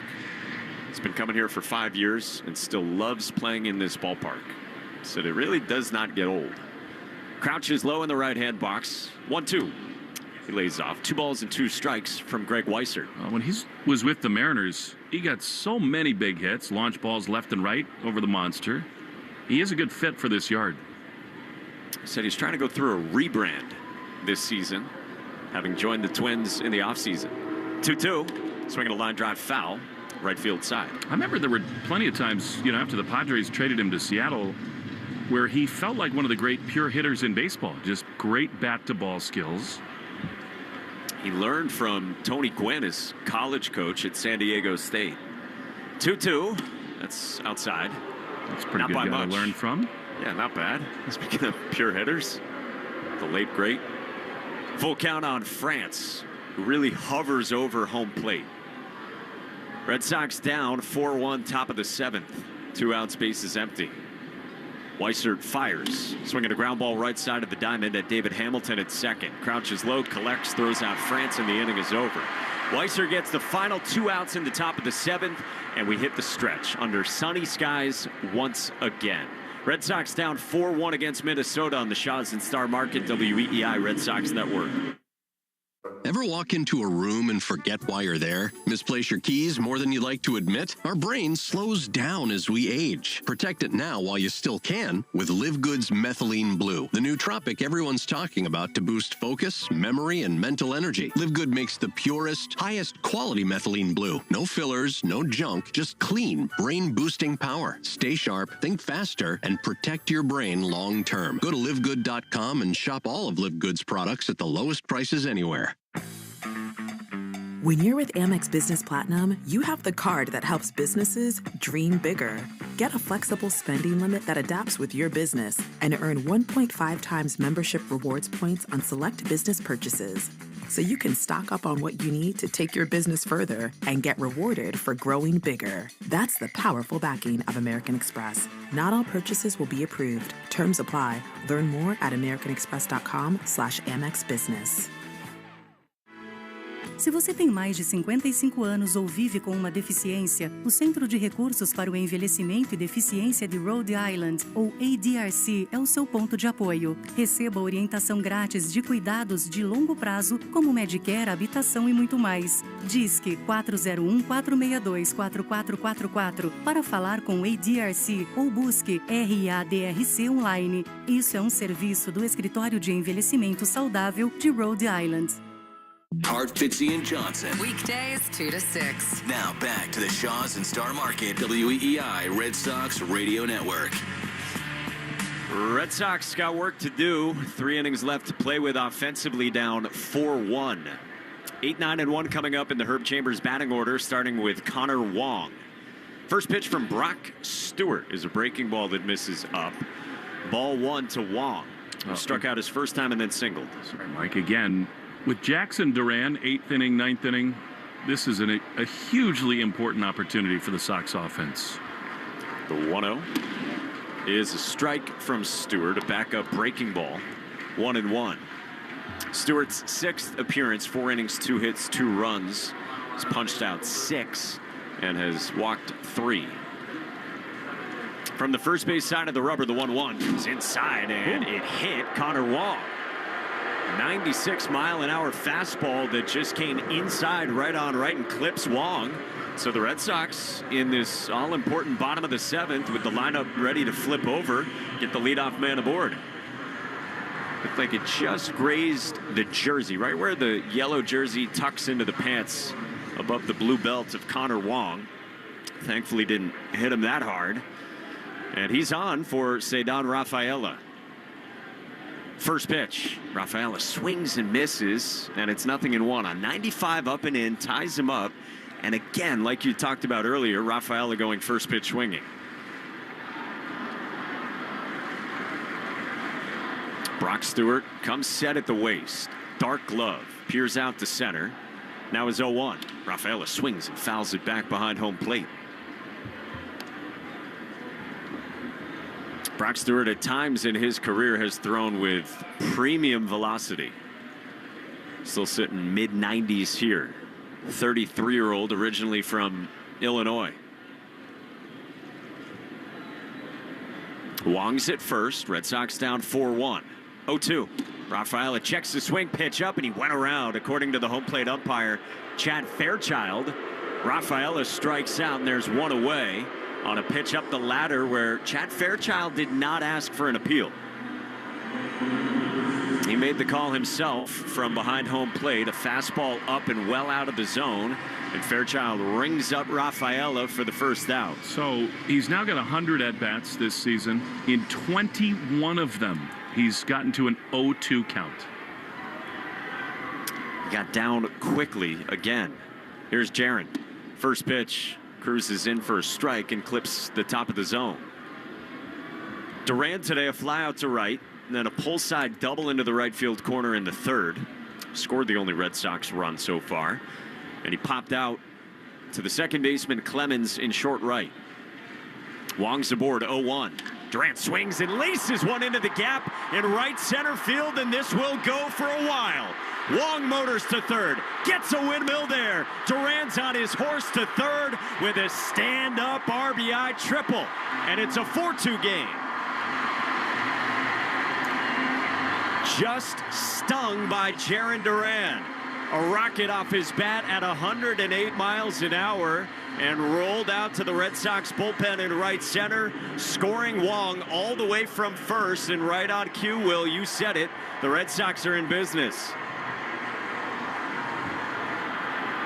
So Duran has played a part in both runs today, and now here's Raffy with Duran at third. One out, the first pitch, and Devers swings and fouls it back. Jaron is just the ultimate igniter, and this week he's found pull side power, and anytime he hits the ball anywhere near the triangle here, it's going to be 3. And he's at third for Raffy. 2 for 3 in this game, couple of singles. The 0-1. Devers swings and misses on a four-seamer that was middle. So those are 2 swings to tie the game. Now it is imperative that Raffy finds a way to get Jaron home. Taking big bites on the first 2 pitches. Now can he just do his job? The 0-2. Devers swings and pops one foul. Third base side and out of play. So they had a great shot on Nesson of Bregman celebrating when Sovereignty won the Kentucky Derby. I'm just an educated guess. Not that he needs it. I bet there was a somewhat substantial wager placed in the clubhouse because of his recommendation. Let's just say this. I took his advice. We all should have. Informally, I will say. Sox down 2, the pitch. Devers takes inside. A ball and 2 strikes with the Red Sox down 4-2 and 1 out in the bottom of the 7th. Raffy's done such a better job this year of this, working out of 0-2 counts. He ran it full back in the third before his run-scoring single to right center. Duran leads off a third. Brock Stewart's ready with the 1-2. Devers swings and rolls it up the middle into center field, a base hit. Duran scores from third. Rafi Devers makes it a 1-run ball game with the Red Sox now down 4-3 in the 7th. Awesome. I mean, that is just what Devers has been doing. It's not always been the slug that we're used to with him, but this is a guy who's in one of those grooves. They challenged him with velocity again, and it did not get by him. That will do it for Brock Stewart. And I would think that Rocco right here is going to be tempted to go to Griffin Jacks. It's exactly what he's going to do. The right-hander Griffin Jacks, one of the prime back-end pieces, will come on to face Alex Bregman. Red Sox down 4-3 in the bottom of the 7th, tying run aboard on the Shaw's and Star Market WEEI Red Sox Network. During this call to the bullpen, your New England Ford dealers remind you that this is the perfect time to check out all their great Ford truck offers at buyfordnow.com. You'll find special deals on Ford F-150, built Ford tough and smarter than ever. The legendary Super Duty, our most capable heavy-duty pickup, and the turbocharged Ranger, ready for your next adventure. Visit buyfordnow.com and see why now's the time to buy or lease your new Ford truck. Arbella Insurance has been doing business in the New England community for over 35 years. They're your friends, your neighbors, and fellow Boston fans. They do the wave at the ballpark together and get stuck in the same Sturo Drive traffic. At Arbella, being your neighbor helps them provide you with the coverage you need to drive, live, or run a business in this part of the country we call home. Arbella, here for Boston fans, here for good.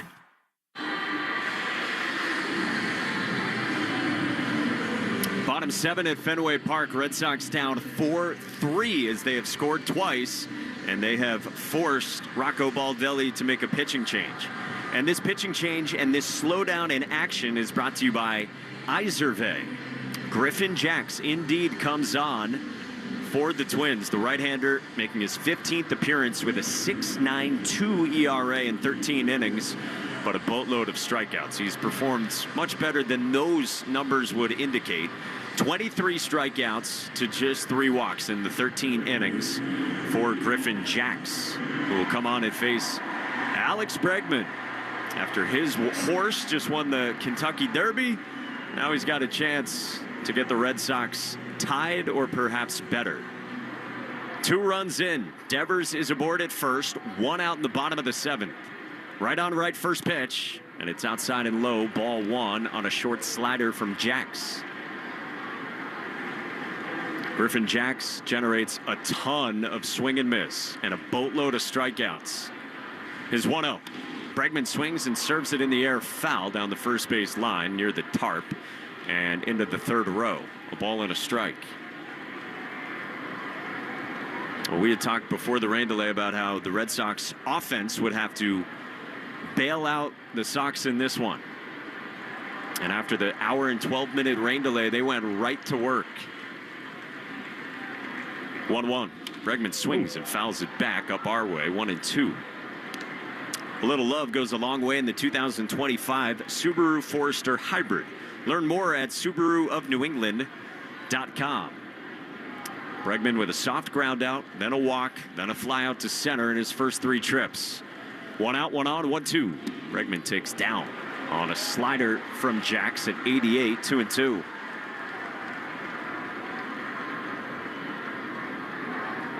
Griffin Jacks wears the long blue sleeves beneath the gray uniform.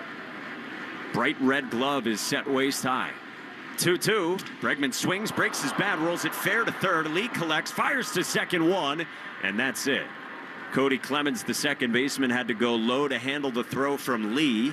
They get the force on Devers for out number 2, and Bregman's on at first here in the bottom of the 7th. Arriba, just in time for Cinco de Mayo. Ground beef is on sale at Shaw's and Star Market, and get value pack 80% lean fresh ground beef for only $2.97 a pound. Limit 2 when you use the digital coupon. Shaw's and Star Market, the official supermarket of the Red Sox radio network. So now it's Bregman on at first, and the batter is Wilyer Abreu. And the first pitch is high for ball 1. So the 5-4 fielder's choice gets Griffin Jacks 2 down. Red Sox down 4-3 last of the 7th. Jackson is 1-0. Abreu swings and hits it hard, but right on the ground at the second baseman. Clemens, who gobbles and throws out Abreu, and the inning is over. The Red Sox, though, get 2, and they get back within 1. They trail 4-3 at the end of 7 at Fenway on the Shaw's and Star Market WEEI Red Sox Network. All right, fellas, remember when your energy was through the roof and your sex drive could chase down a cheetah? Yeah, let's bring that guy back. Live Good Vitality is packed with clean, natural ingredients to help boost testosterone, energy, and, well, bedroom enthusiasm. Get the best men's hormone support and all of your highest quality supplements without the crazy markups at livegood.com. Live Good Vitality. Feel good, play hard, and, score often. You don't want vacation to end, but with Amex Platinum, you earn 5 times membership rewards points on prepaid hotels and more booked through AmexTravel.com. So you're already planning the next one. Book your room with fine hotels and resorts through Amex Travel and get an upgrade when available. Plus guaranteed 4 p.m. checkout, so you have time to check out the pool before flying off to what's next. That's the powerful backing of American Express. Terms apply. Learn more at americanexpress.com/with Amex CST 10222318. Se você tem mais de 55 anos ou vive com uma deficiência, o Centro de Recursos para o Envelhecimento e Deficiência de Rhode Island, ou ADRC, é o seu ponto de apoio. Receba orientação grátis de cuidados de longo prazo, como Medicare, habitação e muito mais. Disque 401-462-4444 para falar com o ADRC ou busque RADRC online. Isso é um serviço do Escritório de Envelhecimento Saudável de Rhode Island. You're listening to live play-by-play action of the Boston Red Sox on the Shaw's and Star Market WEEI Red Sox Radio Network.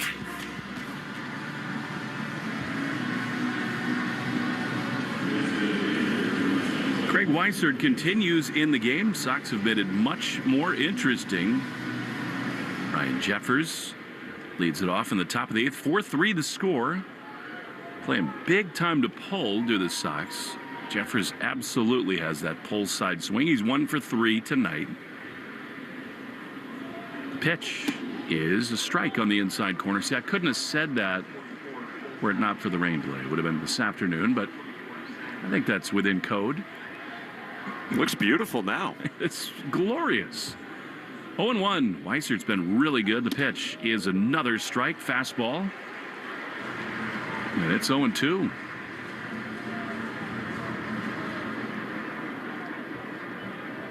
Ooh.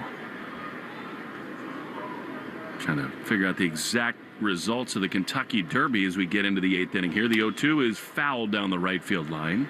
So Sovereignty, then Journalism and Baeza. The trifecta on a $1 bet won $231. Wow. Might know somebody who had that right. And it ain't me. 0-2 from Weissert to pitch. Fouled on the first base side, now to play. It is kind of hard. I've never really looked for it before, but to find the full results. Why is that? I don't know. Like, immediately it should just post. It's a short race. Like, it didn't take that long. 4-3 Twins. Sox about hit Minnesota 9-8, the 0-2. High drive deep down the left field line. Hooking foul. Look out at the Caskin flagging. Just went past the Coca-Cola sign and out of play. Jeffers leads off the Herb Chambers batting order, brought to you by Herb Chambers Kia of Burlington. 0-2. Weissert is ready. He throws, and he misses inside with a changeup. Been a weapon for him this year, that changeup. Now 1-2 with Justin Wilson, the left-hander, warming in the Red Sox pen. Weissert's right arm dangles. Now into the glove, closed off hips as always, the 1-2. Ground ball up the middle. Hamilton has no chance on a dive. It's into center field for a base hit. So the Twins have the leadoff man aboard here in the top of the 8th, trying to answer after Duran and Devers ignited a 2-run rally in the 7th. Stay tuned after the game for the Nissan Postgame show. You deserve a car that thrills you. Nissan's got an exciting full line. Put goosebumps on your goosebumps. Experience the thrill for yourself. Shop your local Nissan store at nissanusa.com today. Here's Cody Clemens, who is a big reason why the Twins still lead in this game. Deshaun Kersey is going to run for Jeffers over at first. So that straight up change. Clemens batting left. Bregman way in at third. No sign of a bunt. And a fastball for strike one on the outside corner.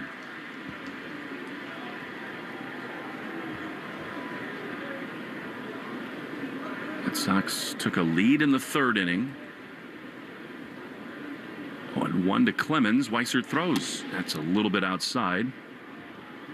It was a Devers base hit that put them ahead, and then RBI ground out by Ty France in the 4th. A 2-run Clemens homer for the Twins in the 6th, and then a tack-on base knock for Larnach. 1-1. That overshifted double play alignment way outside with the fastball, and it's 2-1. Twins have Harrison Bader, the right-handed hitter, on deck. So Wilson can get lefties and righties both out. Weisert's thrown 21 pitches. He throws to first and a little tardy. That was close. But Kersey just beat the throw. That was close. Ramon Vasquez on the phone. They're not going to do anything further with that. We were talking to Mike Brenly about hockey earlier, and I told you that I think he's the best guy in the game, not only because he gets it right almost all the time, because he does it so quickly. 2-1. Weissert is at the belt. Runner goes. The pitch is outside. The throw not in time. It was actually called a strike to Cody Clemens. Kersey, the pinch runner, steals a bag. Wong shaking his head, upset about something. That's the 4th steal of the year for Kersey. So insurance in scoring position. You watch so many of these teams, and the manager turns around, and the bench coach takes a little while to get to the phone, and they're almost being asked by the crew chief, do you want to look or not? 2-2, the pitch. High fly into the triangle. Back into his left goes Rafaela in the deepest part of the park. He makes the catch. In front of the garage door, he throws it to the cutoff man, Hamilton. That was crushed by Clemens. And after the steal, Kersey's over to third with 1 out. He has smoked 3 baseballs in this game. Started in the second. Cody Clemens, again, Rogers' son, lined out to short. Trevor Story made a great play to save a run. That was 107 off his bat. The 2-run shot, and then right there, 104 off his bat to deep center. I think it's so cool to see an athlete in a spot this important to him embrace the moment. Now the Red Sox infield comes in for Bader. 4-3 the score in the 8th, the pitch. Chopped to third. Bregman's going to come home, and they got him by a mile.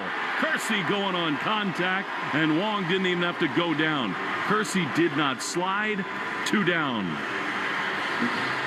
Textbook. I mean, contact play on for the Twins, and Kersey smiling as he goes back to the dugout because it was not close at all. Ball hit at Bregman. He's in on the cut of the grass, throws it to Wong. No slide, like you said, and just easy and simple work from Weissert. So now here's Christian Vasquez. That is such an important out. Greg is ready. The pitch in the dirt. Nice backhand pick there by Wong. He's gotten much better, has Connor, at blocking balls this year. It was a huge point of emphasis in the offseason. He's not Narvaez level great, but Connor has really improved in that area. That was not an easy pick. It was well in front of home plate where that ball landed, and he kind of backhanded it easily. 1-0, and now Connor is going to go to the mound. He and Weissert not quite on the same page. For the Red Sox, it'll be Story and then Romy and Hamilton in the bottom of this 8th inning. They do have Christian Campbell, Rob Refsnyder, Narvaez, and Toro on the bench. I think it's highly unlikely we see Toro in this ball game, but you know, Campbell, even though he's dealt with the back spasm rib discomfort, I would not rule out seeing him late in this game. Yeah, it's 2 days in a row. Alex Cora has said that he thought Campbell would be in the lineup today, and then he said today he thinks he'll be in tomorrow. Wasn't asked if he would be available to hit, but I think that's a good call. 1-0. To Christian Vasquez. Bader can move a little bit. The pitch is popped up foul on the first base side. You saw him take BP. It was impressive. Wildly impressive. Just launching balls well over the monster. I was so excited to watch it in person because I wasn't down at spring training. I hadn't seen him hit in person before. It's every bit as what I was hoping for. Yeah, it's violent. You know, we all heard that the swing is so different, and it is, but he just has this innate ability to find the barrel. And I love his whole vibe, too, his demeanor. Oh, he's unbelievable. Vasquez been on base 2 times, a single and a walk. 1-1. Runner goes. Pitch is taken for a ball, and they won't even throw through. So Bader has a steal. Now Vasquez hit, likely to give the Twins an insurance run. It is impossible for me to see this man in this batter's box, in this ballpark, and not think Game 3, 2021 ALDS. 2-1. The pitch is a strike at the bottom of the zone. After the immaculate deflection off of Hunter Renfroe, Yandy Diaz hit a ball that hit the wall, hit Renfroe's leg in the air and bounced out of play for an automatic double. An epic at-bat and a walk-off 13th inning home run for Vasquez. That postseason was special in every way. They had so many chances in the ALCS too. 2-2. Weisert's ready. big pitch. Here it is. And it's pop foul on the first base side. I mean, we said it before. Vasquez is hitting a .182. He has really been disappointing, both with the Astros and the Twins, offensively anyway. But you never discount him in this kind of a spot. This is another quality AB. 2-2. Weissert looks to the runner and throws, and that is low with a slider. And it's 3-2. The leadoff man, Trevor Larnach, is on deck. Weissert needs to attack Vasquez here.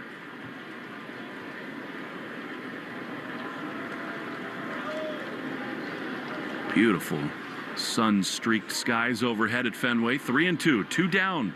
Top 8. Pitch. Line drive to second. Caught by Hamilton. How did he get there before it hit the turf? Tremendous athleticism, and that saved a run. Good AB by Vasquez, but Hamilton does him one better. Sweet Caroline time at Fenway, 4-3. Again, it'll be Story, Romy, and Hammy after this. Sox trail 4-3 in the Shaws and Star Market, WEEI Red Sox Radio Network. Hey, Gen X. Obviously, we're not 25 anymore, but with Factor 4, you can feel like you are. With fish oil, turmeric, CoQ10, and garlic, it fights inflammation, supports joints and heart health, and helps you stay strong. It's our #1 best-selling product for a reason. Because like all Live Good products, it's top quality without the expensive markups. Over 1.5 million people have already made the switch. Are you ready? Get yours today at livegood.com. Most people would rather remove a nest of irate hornets than search for auto and home insurance. That's why the Zebra searches for you, comparing over 100 insurance companies to find savings no one else can. Compare today at thezebra.com. I think I'll wait inside. Se você tem mais de 55 anos ou vive com uma deficiência, o Centro de Recursos para o Envelhecimento e Deficiência de Rhode Island, ou ADRC, é o seu ponto de apoio. Receba orientação grátis de cuidados de longo prazo, como Medicare, habitação e muito mais. Disque 401-462-4444 para falar com o ADRC ou busque RADRC online. Isso é um serviço do Escritório de Envelhecimento Saudável de Rhode Island. Thumbtack presents Uncertainty Strikes. I was surrounded. The aisle and the options were closing in. There were paint rollers, satin and matte finish, angle brushes, and natural bristles. There were too many choices. What if I never got my living room painted? What if I couldn't figure out what type of paint to use? What if I just used Thumbtack? I can hire a top-rated pro that knows everything about interior paint, easily compare prices, and read reviews. Thumbtack knows homes. Download the app today. The Christian Arcan Show, weekday afternoons starting at 6. Now back to the Shaws and Star Market, WEEI Red Sox Radio Network. Our good times could feel better as we go to the bottom of the 8th inning. It'll be Trevor's Story, then Romy Gonzalez and David Hamilton against a new pitcher, Cole Sands, for the Minnesota Twins. 3.86 ERA for Sands. Pitch. Trevor fouls it off on the first base side. Only 6 of these Red Sox hitters have ever faced Cole Sands. 2-1, 11 2/3 innings. He has walked 6, which is too high for a reliever. 0-1, the pitch is fouled off. Trevor aggressive here early. He'd like that pitch back. That was a 93-mile-an-hour sinker, center cut, and it's 0-2. It's a lot of cutters from Cole Sands, who's been pretty equally good against righties and lefties. Of course, you got Hamilton lined up third here in this inning. 0-2. Here's the pitch, and it's a check swing. He held up. Interestingly, Abraham Toro has got a helmet in his hand. I mean, he's a switch hitter.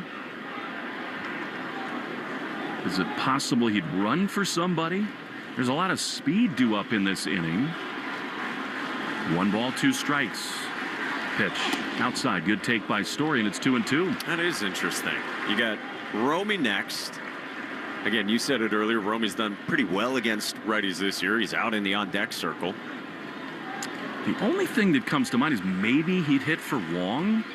2-2 swing and a miss. He got him with a splitter. And a big first out for Cole Sands in this bottom of the 8th inning. It's the 3rd strikeout today for Trevor. Sox 8th as a team. We all know the numbers. 10 or more strikeouts, bad news for Boston. Wilson and Chapman are up in the Sox pen. Here's Romy. Pitch to him. Strike on the outside corner. He didn't think so. I thought that was down. I think overall, Chad Fairchild's had a pretty good night behind the plate. 0-1 to Romy. 2 for 3 tonight. The pitch. Chopper up the middle. The Correa and the second baseman don't communicate. It shoots through for a base hit. Both thought they'd get there. Cody Clemens and Carlos Correa. I mean, that should be the shortstop's ball, but he just pulled up a gift for the Red Sox, and the tying run is on base. Total gift. Up the middle. I mean, that is Correa's baseball, and I think by his reaction, he totally knows it, too. It's his side of the bag. He looked right away and whipped his head toward the baseball, dribbling into center. Meanwhile, the pitcher, Cole Sands, just put both hands on his knees. He knew it. That is a gift for the Red Sox. I don't know what he's doing there. Now, I mean, Romy can run so well. You got Vasquez, the catcher, behind the dish, and here's the speedy David Hamilton. Tying run aboard. Romy not going. The pitch is a strike. Top of the zone with a splitter. And that's a pretty hittable pitch for David, but taken for strike 1. Hamilton 0 for 3 in this game. Romy, bigger lead now, leaning. Not going. The pitch. Swinging a shot into right field. That's going to get down for a hit. Romy had to wait to make sure it wouldn't be caught. And in the end, a head-first slide into second. He is in there. I don't think even with a perfect read, he's over to third anyway. And that's such a tough read right over your head. The Red Sox have the tying run at second and the go-ahead run at first. I'm with you. I don't think you're going to go first to third there. Harrison Bader's got an above-average arm in right field. So even if Romy had gotten the great read on it, he had probably gone like 40% of the way when that ball landed. I don't think he would have made it. Here is Connor Wong. 2 on, 1 out. The pitch is swung on and missed. He got a splitter that was really good at the bottom of the zone. It's 0-1. 4-3. Twins lead, but speedy Romy is at second base. David Hamilton at first. So a gap shot gives the Red Sox a lead here. Unintentionally, I almost said Speedy Gonzalez is at second. I steered away. It would have fit. He can fly. 0-1 to Connor. They both run. The pitch is fouled off. Man, a splitter. They had that double steal easily. And Alex Cora hates that swing. And I got to say, I'm right there with him. I mean, it's hard to be a big league hitter. He's just off the injured list, but it is right in front of him. They had that easy to the Red Sox. 0-2. Love the aggression on the base paths. Connor waits. Here's the pitch. Swinging a ground ball to third. That's probably a double play. The second for 1, over to first, 2 double play. What a difference one swing can make. Red Sox will leave 1 and go to the 9th inning trailing 4-3 in the Shaws and Star Market WEEI Red Sox Radio Network. 20% off sunglasses from Shadon Precision Eyewear. Hurry over to SeeBetterPlayBetter.com and use promo code SPRING. See better and play better with Shadon. That's SeeBetterPlayBetter.com. Promo code SPRING. Something new is happening at Cox. Now the price of your Cox internet and mobile plan won't go up for 3 years, and Wi-Fi equipment is included. So no frustrating price changes, just a lot more of what you want, like a pizza with extra pineapple. Yikes. Okay, let's stick with something everyone wants. No price changes on your plan, guaranteed. Learn more at cox.com/value. Must have at least 500 megabits per second speeds and Cox Unlimited mobile. Taxes and fees excluded from price guarantee. Mobile data speeds reduced after 20 gigs usage per month. Thumbtack presents Project Paralysis. I was cornered. Sweat gathered above my furrowed brow, and my mind was racing. I wondered who would be left standing when the droplets fell, me or the clogged sink. Drain cleaner and pipe snake clenched in my weary fist, I stepped toward the sink and then... Wait, why am I stressing? I have Thumbtack. I can easily search for a top-rated plumber, read reviews, and compare prices, all on the app. Thumbtack knows homes. Download the app today. Protect your home with exterior portfolio vinyl siding from Riverhead Building Supply. Enjoy coastal warmth and enduring durability with Portsmouth shake and shingle siding. Use Riverhead Building Supply's Visualizer tool to select the exterior portfolio siding style and color for your home. Try it today at rbscorp.com. Get your family four-pack to see the New England Revolution take on the San Jose Earthquakes at Gillette Stadium on Saturday, May 17th at 7:30. This place a rock. Get 4 tickets, saving up to 33% off box office prices, plus 4 concession vouchers valued at $70. Saturday, May 17th. Get your tickets at revolutionsoccer.net/tickets. That's revolutionsoccer.net. You're listening to the Shaws and Star Market WEEI Red Sox Radio Network. Justin Wilson is on the mound for the Red Sox. They had real action in the bottom of the 8th inning. Amazing how tiny little things can become huge things in close ball games. The Red Sox, for one reason or another, have not been great in these tight games. They're 4-7 in one-run games. 7 losses, tied for the most in big league baseball. Here's Larnach, the lefty, who fouls the first pitch off from Wilson out of play, and it's 0-1. You got action. You got Romy and Hamilton on the bases. They obviously had those bases stolen, and we'll wait for after the game to hear from Alex Cora whether that's a missed sign or just kind of a unaware play, as the 0-1 pitch is a strike on the outside corner. 0-2. And the whole game changes if they steal those bases. Then you put almost anything in play. You tie the game and maybe put the club ahead. Justin Wilson is on. And been a little shakier for him of late. A flat 4 ERA after a great start to the season.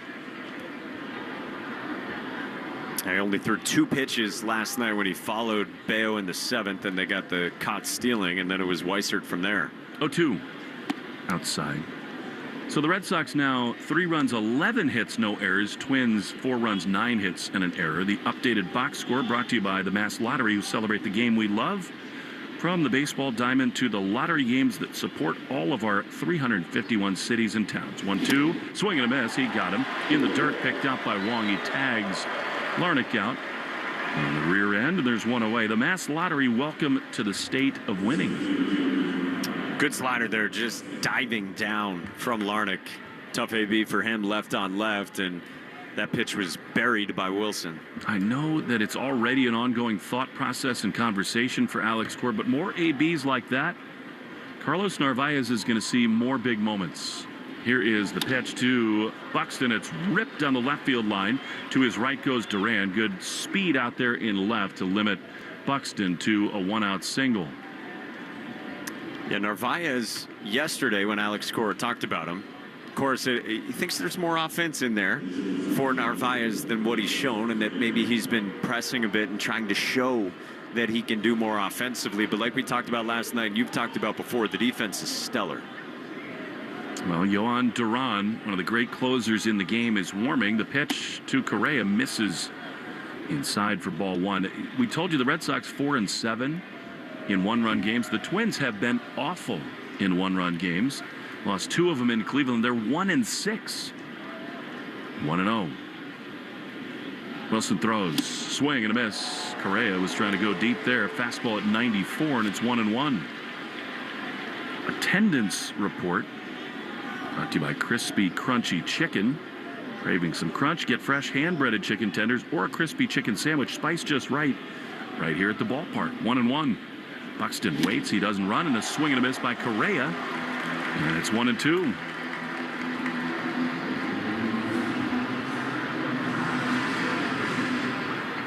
Wilson, a long-time big league veteran.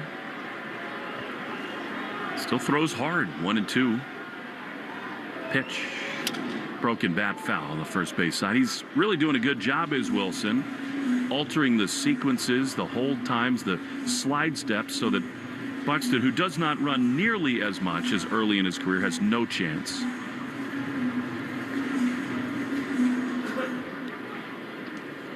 Buxton, early in his time in the big leagues, was one of the great two-way threats in the whole sport. But primarily to avoid injury, he just really doesn't run anymore. 1-2 to Carlos Correa. He's had some huge moments in this part. The pitch. Little line hopper towards second. Hamilton ranges to his right, plays, throws to second. What a play. Story is there in time, and they're 2 away. I never imagined that was possible. Great athleticism by Hamilton, and they're 2 away. Story, after receiving that throw, sort of chuckled, looking in the direction of David Hamilton. Hamilton had initially looked to first. So he looked to first and then said, all right, I think I got time to go to second. And the footwork required for that, amazing. Not to mention throwing off your back foot, is pretty remarkable. Well, it's good on Trevor to get over there. I mean, not many shortstops would even assume that was a possibility, as Brooks Lee takes down and in. And actually, I beg your pardon, Buxton has 7 steals this year, so he's ramped it up on the bases this season, but didn't go there. And now Correa at first with 2 down. 4-3 Twins in the top of the 9th. Pitch. Swing and a miss by Lee. And it is 1-1. Again, Rafaela Duran and Devers due up in the 9th inning. And we'll see. The real subplot is, do the Red Sox look to someone like Christian Campbell to lead off the next inning? 1-1. Correa, not much of a lead. Pitch. Foul back to the screen. High cutter. And it's 1-2. If not Campbell, you still think a pinch hitter in that spot? I totally think Rob Refsnyder's an option. I mean, Rafaela just does not look comfortable at the plate. You need someone to get on base. 1-2. Wilson throws. And a swing and a miss. He got him with a slider. And the inning is over. Well, the Red Sox need a run to tie, 2 to win. See what Alex Cora does when we come back. 4-3 Twins. The bottom of the 9th is next in the Shaws and Star Market. WEEI Red Sox Radio Network. 20% off sunglasses from Shadon Precision Eyewear. Hurry over to SeeBetterPlayBetter.com and use promo code SPRING. See better and play better with Shadon. That's SeeBetterPlayBetter.com. Promo code SPRING. Thumbtack presents Project Paralysis. I was cornered. Sweat gathered above my furrowed brow, and my mind was racing. I wondered who would be left standing when the droplets fell, me or the clogged sink. Drain cleaner and pipe snake clenched in my weary fist, I stepped toward the sink and then... Wait, why am I stressing? I have Thumbtack. I can easily search for a top-rated plumber, read reviews, and compare prices, all on the app.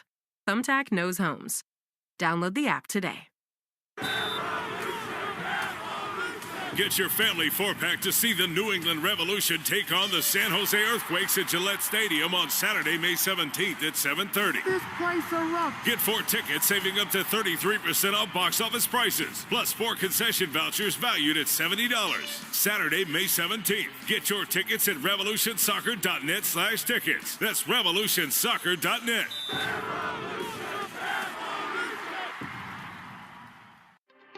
Hey, Gen X. Obviously, we're not 25 anymore. But with Factor 4, you can feel like you are. With fish oil, turmeric, CoQ10, and garlic, it fights inflammation, supports joints and heart health, and helps you stay strong. It's our #1 best-selling product for a reason. Because like all Live Good products, it's top quality without the expensive markups. Over 1.5 million people have already made the switch. Are you ready?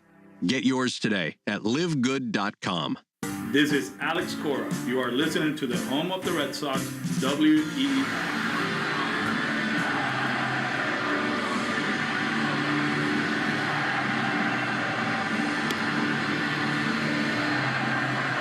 Now here we go into the bottom of the 9th inning. Abraham Toro had a bat and took a step out of the Red Sox dugout, but in the end, Alex Cora is going to stick with Cedar Rafaela here against Yohan Duran. One of the game's great closers. He's pitched in 14 games. Only 2 saves so far, but electric stuff. Pitch to Cedar is fouled off on the first base side, and it's 0-1. Yeah, it's an interesting decision. Toro is better as a lefty than he is as a right-hand hitter throughout his career. Last year, no other team in baseball used a pinch hitter more than the Red Sox did. Cedar 0 for 3. Pitch. Swinging a little blooper. Into right field. That's a base hit. Cedon pays Alex Cora back. He's aboard as the tying run. Slaps his hands together. And the Sox are in business in the ninth. And the velocity might be part of that. Toro, by certain scouting reports this year, has struggled with the higher velo in AAA.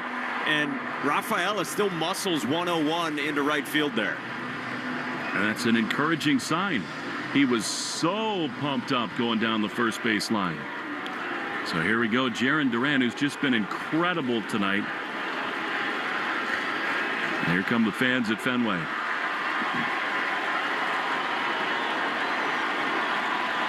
Cedon leads. Duran, massive on the mound.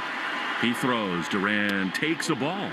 Splitter, that's that splinker that he throws. He kind of brought that terminology into baseball. It's 98.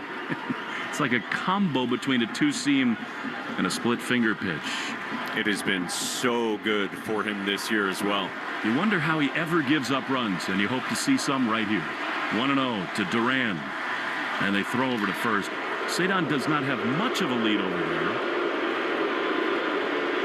7 for 7 for Rafaela stealing bags this season. He'd love to put pressure on Vasquez, but with Duran and Devers looming, it's a tough call. 1-0. Infield plays to pull. Way in at third. The pitch. Swing and a miss. Fastball at 101. That's the thing about Duran. Elite fastball velocity and then that hellfire splitter. He averages 100.4 miles an hour with his four-seam fastball. Crazy. 1-1. Tying run at first in the bottom of the ninth. Here's the pitch. It is swung on and missed. That's the splinker. That's impossible, and it's 1-2. At 97 for a strike. I mean, he swung through it, but it's in an unhittable location at an unhittable speed. Well, this is the thing about being a big league hitter. It comes out of the same exact spot as the 101 at the top of the zone. Good luck. 1-2. See what Rafael is thinking here. A little bit bigger lead now. Duran has doubled and tripled in the game. Cedon, after a long pause, not going the pitch. Swing and a foul off the mask of Vasquez, and then it got a bite of the umpire, Chad Fairchild. That was another heater at 101. And Vasquez, a little professional courtesy, goes to the mound. Yeah, I believe got the mask of Fairchild as well. And credit Christian Vasquez, who's seen a lot in his time back there. He knew it right away and turned around and reached out to grab Fairchild. He could kind of feel him staggering. Got the right side of the mask of Fairchild. These great veteran catchers know exactly when to do that. They hear it and they just instinctively turn around. Dave Herrera, great Red Sox trainer, is out to talk to Chad. He says he's okay. Dave's got the beard going a little bit. Not yet the playoffs, but why not a little salt and pepper? That's really cool from Vasquez. And now Duran gets to ponder, what am I going to see next? Is it 101 or is it that demonic splinker? And you look at kind of what the put-away pitch has been for Duran this year. It's been split among the three pitches he uses the most. The splinker, the four-seamer, and then the curveball as well. The one thing about Duran, this is the Duran versus Duran matchup, and he very rarely hangs that pitch. It's one thing as a hitter to think, okay, 1-2 count, I got to sit on that, but you can't. It's that good. There's no sitting on one of the best pitches in baseball. Chad Fairchild going to hang in. I really do wonder about Rafael over there at first. 1-2 strikes, especially if he gets that splinker, although it's 97. Not exactly a great pitch to run on. All right, here we go with Duran. Cedon stretching over at first. 1-2 strikes. Long set. Pitch is a ground ball to short. It is picked by Correa. His only play is to first. Cedon is the tying run in scoring position. And there's one away. Now, that was just good fortune for the Red Sox. A chopper toward short in the end in a 2-strike count. That's a really productive at-bat by Duran. It is against, like you said, one of the most difficult ABs you will face in baseball, and they're very fortunate they get Rafael into scoring position for Rafi. He has been fantastic today. 3 for 4. Play him to pull on the dirt. Pitch. Swing and a foul back. Man, that was the one to hit. I mean, it's 98. It is that splinker, but that was in the center of the zone.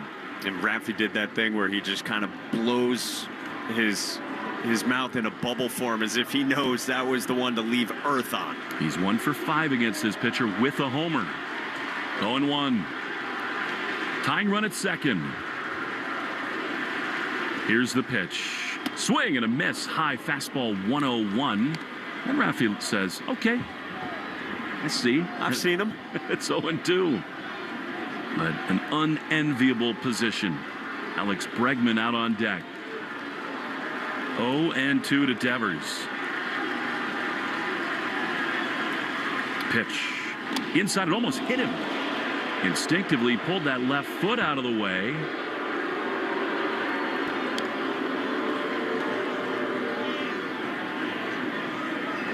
Twice today, Devers has faced 0-2 counts. Both cases he singled. 1-2. One down in the bottom of the ninth. Tying run in Rafaela is at second. 1-2 pitch is way high. Fastball at 101. And it's 2-2. Duran wants a new baseball. That was very high. And Vasquez had to reach up to grab that from going all the way to the backstop. Rafi talking to himself in the left-handed box. 2 balls, 2 strikes. Trying to bring home Rafaela.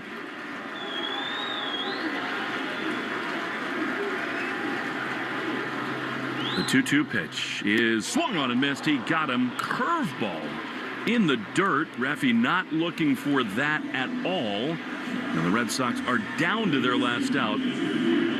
Last hope is Alex Bregman.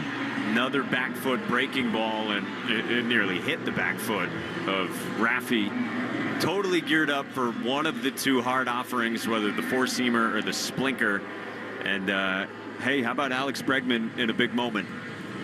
This is something you see nowadays that you would never see in traditional baseball. A visit to the mound from the pitching coach after getting an essential out like that. After striking out the best player on the team, or one of the 2 best players on this team. I wouldn't think the conversation would be about walking Bregman. I mean, you got Wilyer Abreu, left-handed hitter on deck. Maybe one more scouting report conversation. So here we go. Bregman has walked. He's 0 for 3. They are going to walk him. And they do put him on. So that's certainly interesting. Abreu now could win the game with an extra base hit. Rocco Baldelli putting his chips on the table. You can understand it. I mean, Bregman has been the Red Sox hottest and best hitter. Yohan, you good if we walk him? I guess the answer was C. Here's Wilyer. 2 on, 2 out. The pitch is swung on and fouled back. 101. That pitch was outside. Abreu was geared up and ready to hit. And it's 0-1. Intentional walk of Bregman. Red Sox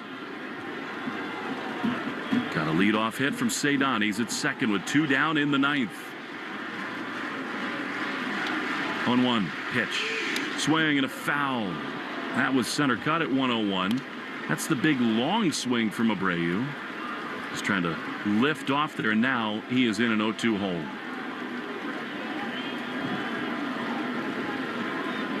4-3 Minnesota. Bottom 9, 2 on, 2 out. Duran sets.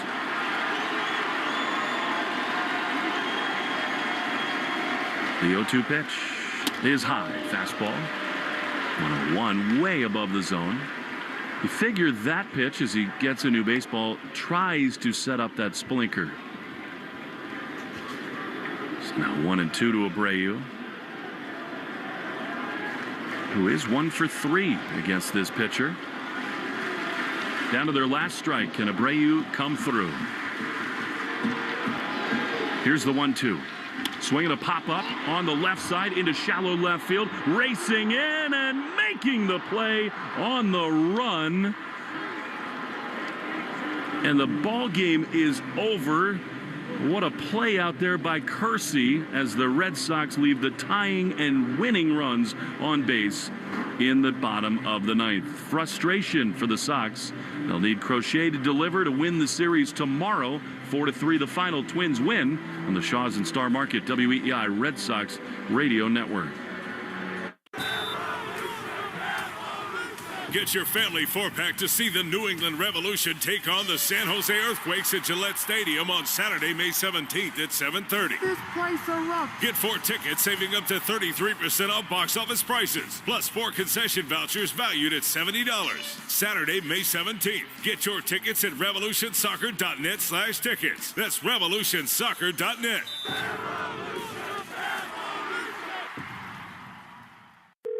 Thanks for calling Discover. This is Nia. Hi, Nia. It's Jennifer. Did you know that Discover automatically doubles all the cash back you've earned at the end of your first year? Yeah, I work here. Okay. I was just double checking. Get it?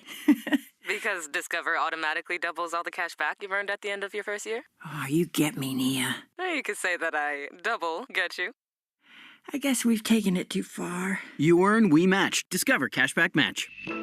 See terms at discover.com/creditcard. 20% off sunglasses from Shade Precision Eyewear. Hurry over to SeeBetterPlayBetter.com and use promo code SPRING. See better and play better with Shade. That's SeeBetterPlayBetter.com. Promo code SPRING. This is the Nissan Postgame Show. At Nissan, we make cars that thrill. Experience the thrill for yourself today. Shop NissanUSA.com.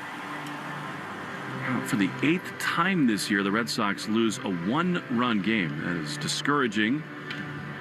The Twins win 4-3, 4 runs, 10 hits, an error, and 9 left on base for the Twins.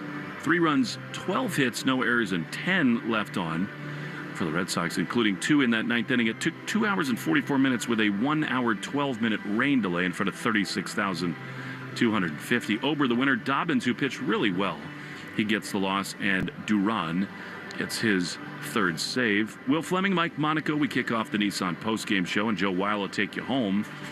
A lot to unpack in this one, Mike. The Red Sox, did not do a whole lot against Bailey Ober, and then got to work again after the rain delay against the Twins bullpen. It was Duran, it was Devers, it was Romy Gonzalez sort of igniting everything, and we'll talk in a minute about how Rocco Baldelli's decision to intentionally walk Bregman pays off in the 9th inning, and what that means about the way the league views Bregman right now.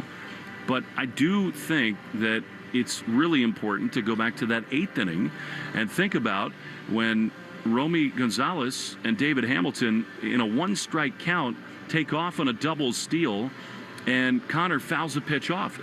There was a shot of Alex Cora in the Sox dugout, and he looked disgusted. Whether or not it's a missed sign or just a play that Alex thinks you've got to see right in front of you, either option is not great, because that changed that inning and probably the whole game. And then it's a ground ball. And yeah, it was struck pretty well, but right at the third baseman, Brooks Lee, easily turns into a double play. Yeah, I'll be curious to hear what is said after it from both Connor Wong, who's always accountable, and from Alex Cora, whatever was actually transpiring there. But yeah, it just sucked the life out of this place when that happened. And yet still, the Red Sox find a way to threaten. And credit Cedon Rafaela, who had looked very uncomfortable at the plate all night, with getting aboard against Yohan Duran there, and still putting the Red Sox in a position to get something out of it. But man, you think about 12 hits in this game, and like you said, a good start from Hunter Dobbins against a Twins team that just hasn't played good baseball this year. That's frustrating. So we'll go to Dobbins first. I mean, Cody Clemens gets him on a hanging slider. The stuff was sort of deteriorating just a little bit, but he'd been great. And, that is the unfortunate subtext of this week, although in the end, like if in the macro level, if you're looking for, glass half full stuff, the Red Sox have gotten a lot of really good starts this week, and today was another one of them. I think it was like 6 straight quality starts coming into this one. It's been really good. You're right. And Hunter Dobbins, man, 3 starts, like, he has shown himself. So, yeah, you could go way big picture and just talk about how the depth in starting pitching in the organization is way different than it was certainly a year ago, but way better than a few years ago. But still, it's no comfort for a clubhouse that really feels like in the last week that they could have picked up a lot more wins. And now you're sitting here, you're just a game over 500, and it is a must-win game tomorrow. Good thing is you got Crochet on the mound to try to take 2 of 3 from the Twins. The thing about this Twins team, they're like a lot of clubs in baseball as they're presently built, Mike, and that is they don't hit a lot. They make some defensive plays. They got a couple of sort of star-level players in Cora and Buxton.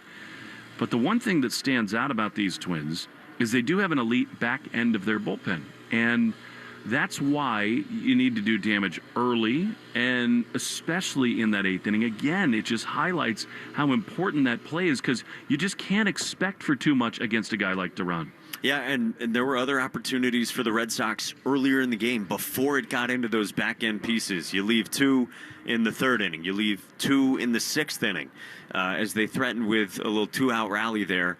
Because, yeah, those are the big pieces you're trying to avoid, the Jacks and the Duran of this Minnesota bullpen. And, yeah, you feel like you got to take 2 out of 3 at home against this Minnesota club. Romy was great, filling in for the first time for Tristan Casas. Duran and Devers, excellent again. David Hamilton looks like he's, finding a rhythm. And I think tonight and into the next few days and into the next week, the Red Sox are going to need to have some conversations and thoughts about what's going on in center field, at shortstop, and behind the plate. Offensively, anyway. I mean, all those guys, especially Story and Cedon, they pull their weight defensively. They make so many plays, and there's value add there. But Story tonight, he gets the hit, but he's 1 for 4, so what's that? 4 for his last 43, something like that. Cedon, he gets the big hit against Duran. That was a nice thing to see, but he struck out 2 more times, and one of them was in a critical spot in the game. And if the Red Sox want to have a little more breathing room and not be a club who comes to the yard every day thinking, man, we're going to have to eke out 1-run, 2-run games and try to find a way to just stay a game or 2 or 3 above 500, they need more production offensively from those spots. Yeah, because you look up overall, it's the 7th best offense in terms of runs per game. But, yeah, outside of the top 3, and Abreu as well, so the top 4, it just hasn't had the same length right now. And, I think Story, he's obviously going through it. It's been these last 2 weeks. He came into the weekend, like you said, 3 for his last 38. Did have the 2 hits yesterday late in the game, but then, 3 punch-outs in this one. Yeah, I think he's got to find it for this offense to get to another gear, and that will get this team into a gear where hopefully they can go on one of those runs that so far they haven't been able to. It's so important because they had it with Trevor Story behind Bregman and to some degree Willier early in the season. But that's another part of this where, like as we said during the game, teams should walk Aaron Judge more. And right now, when managers in the visiting dugout look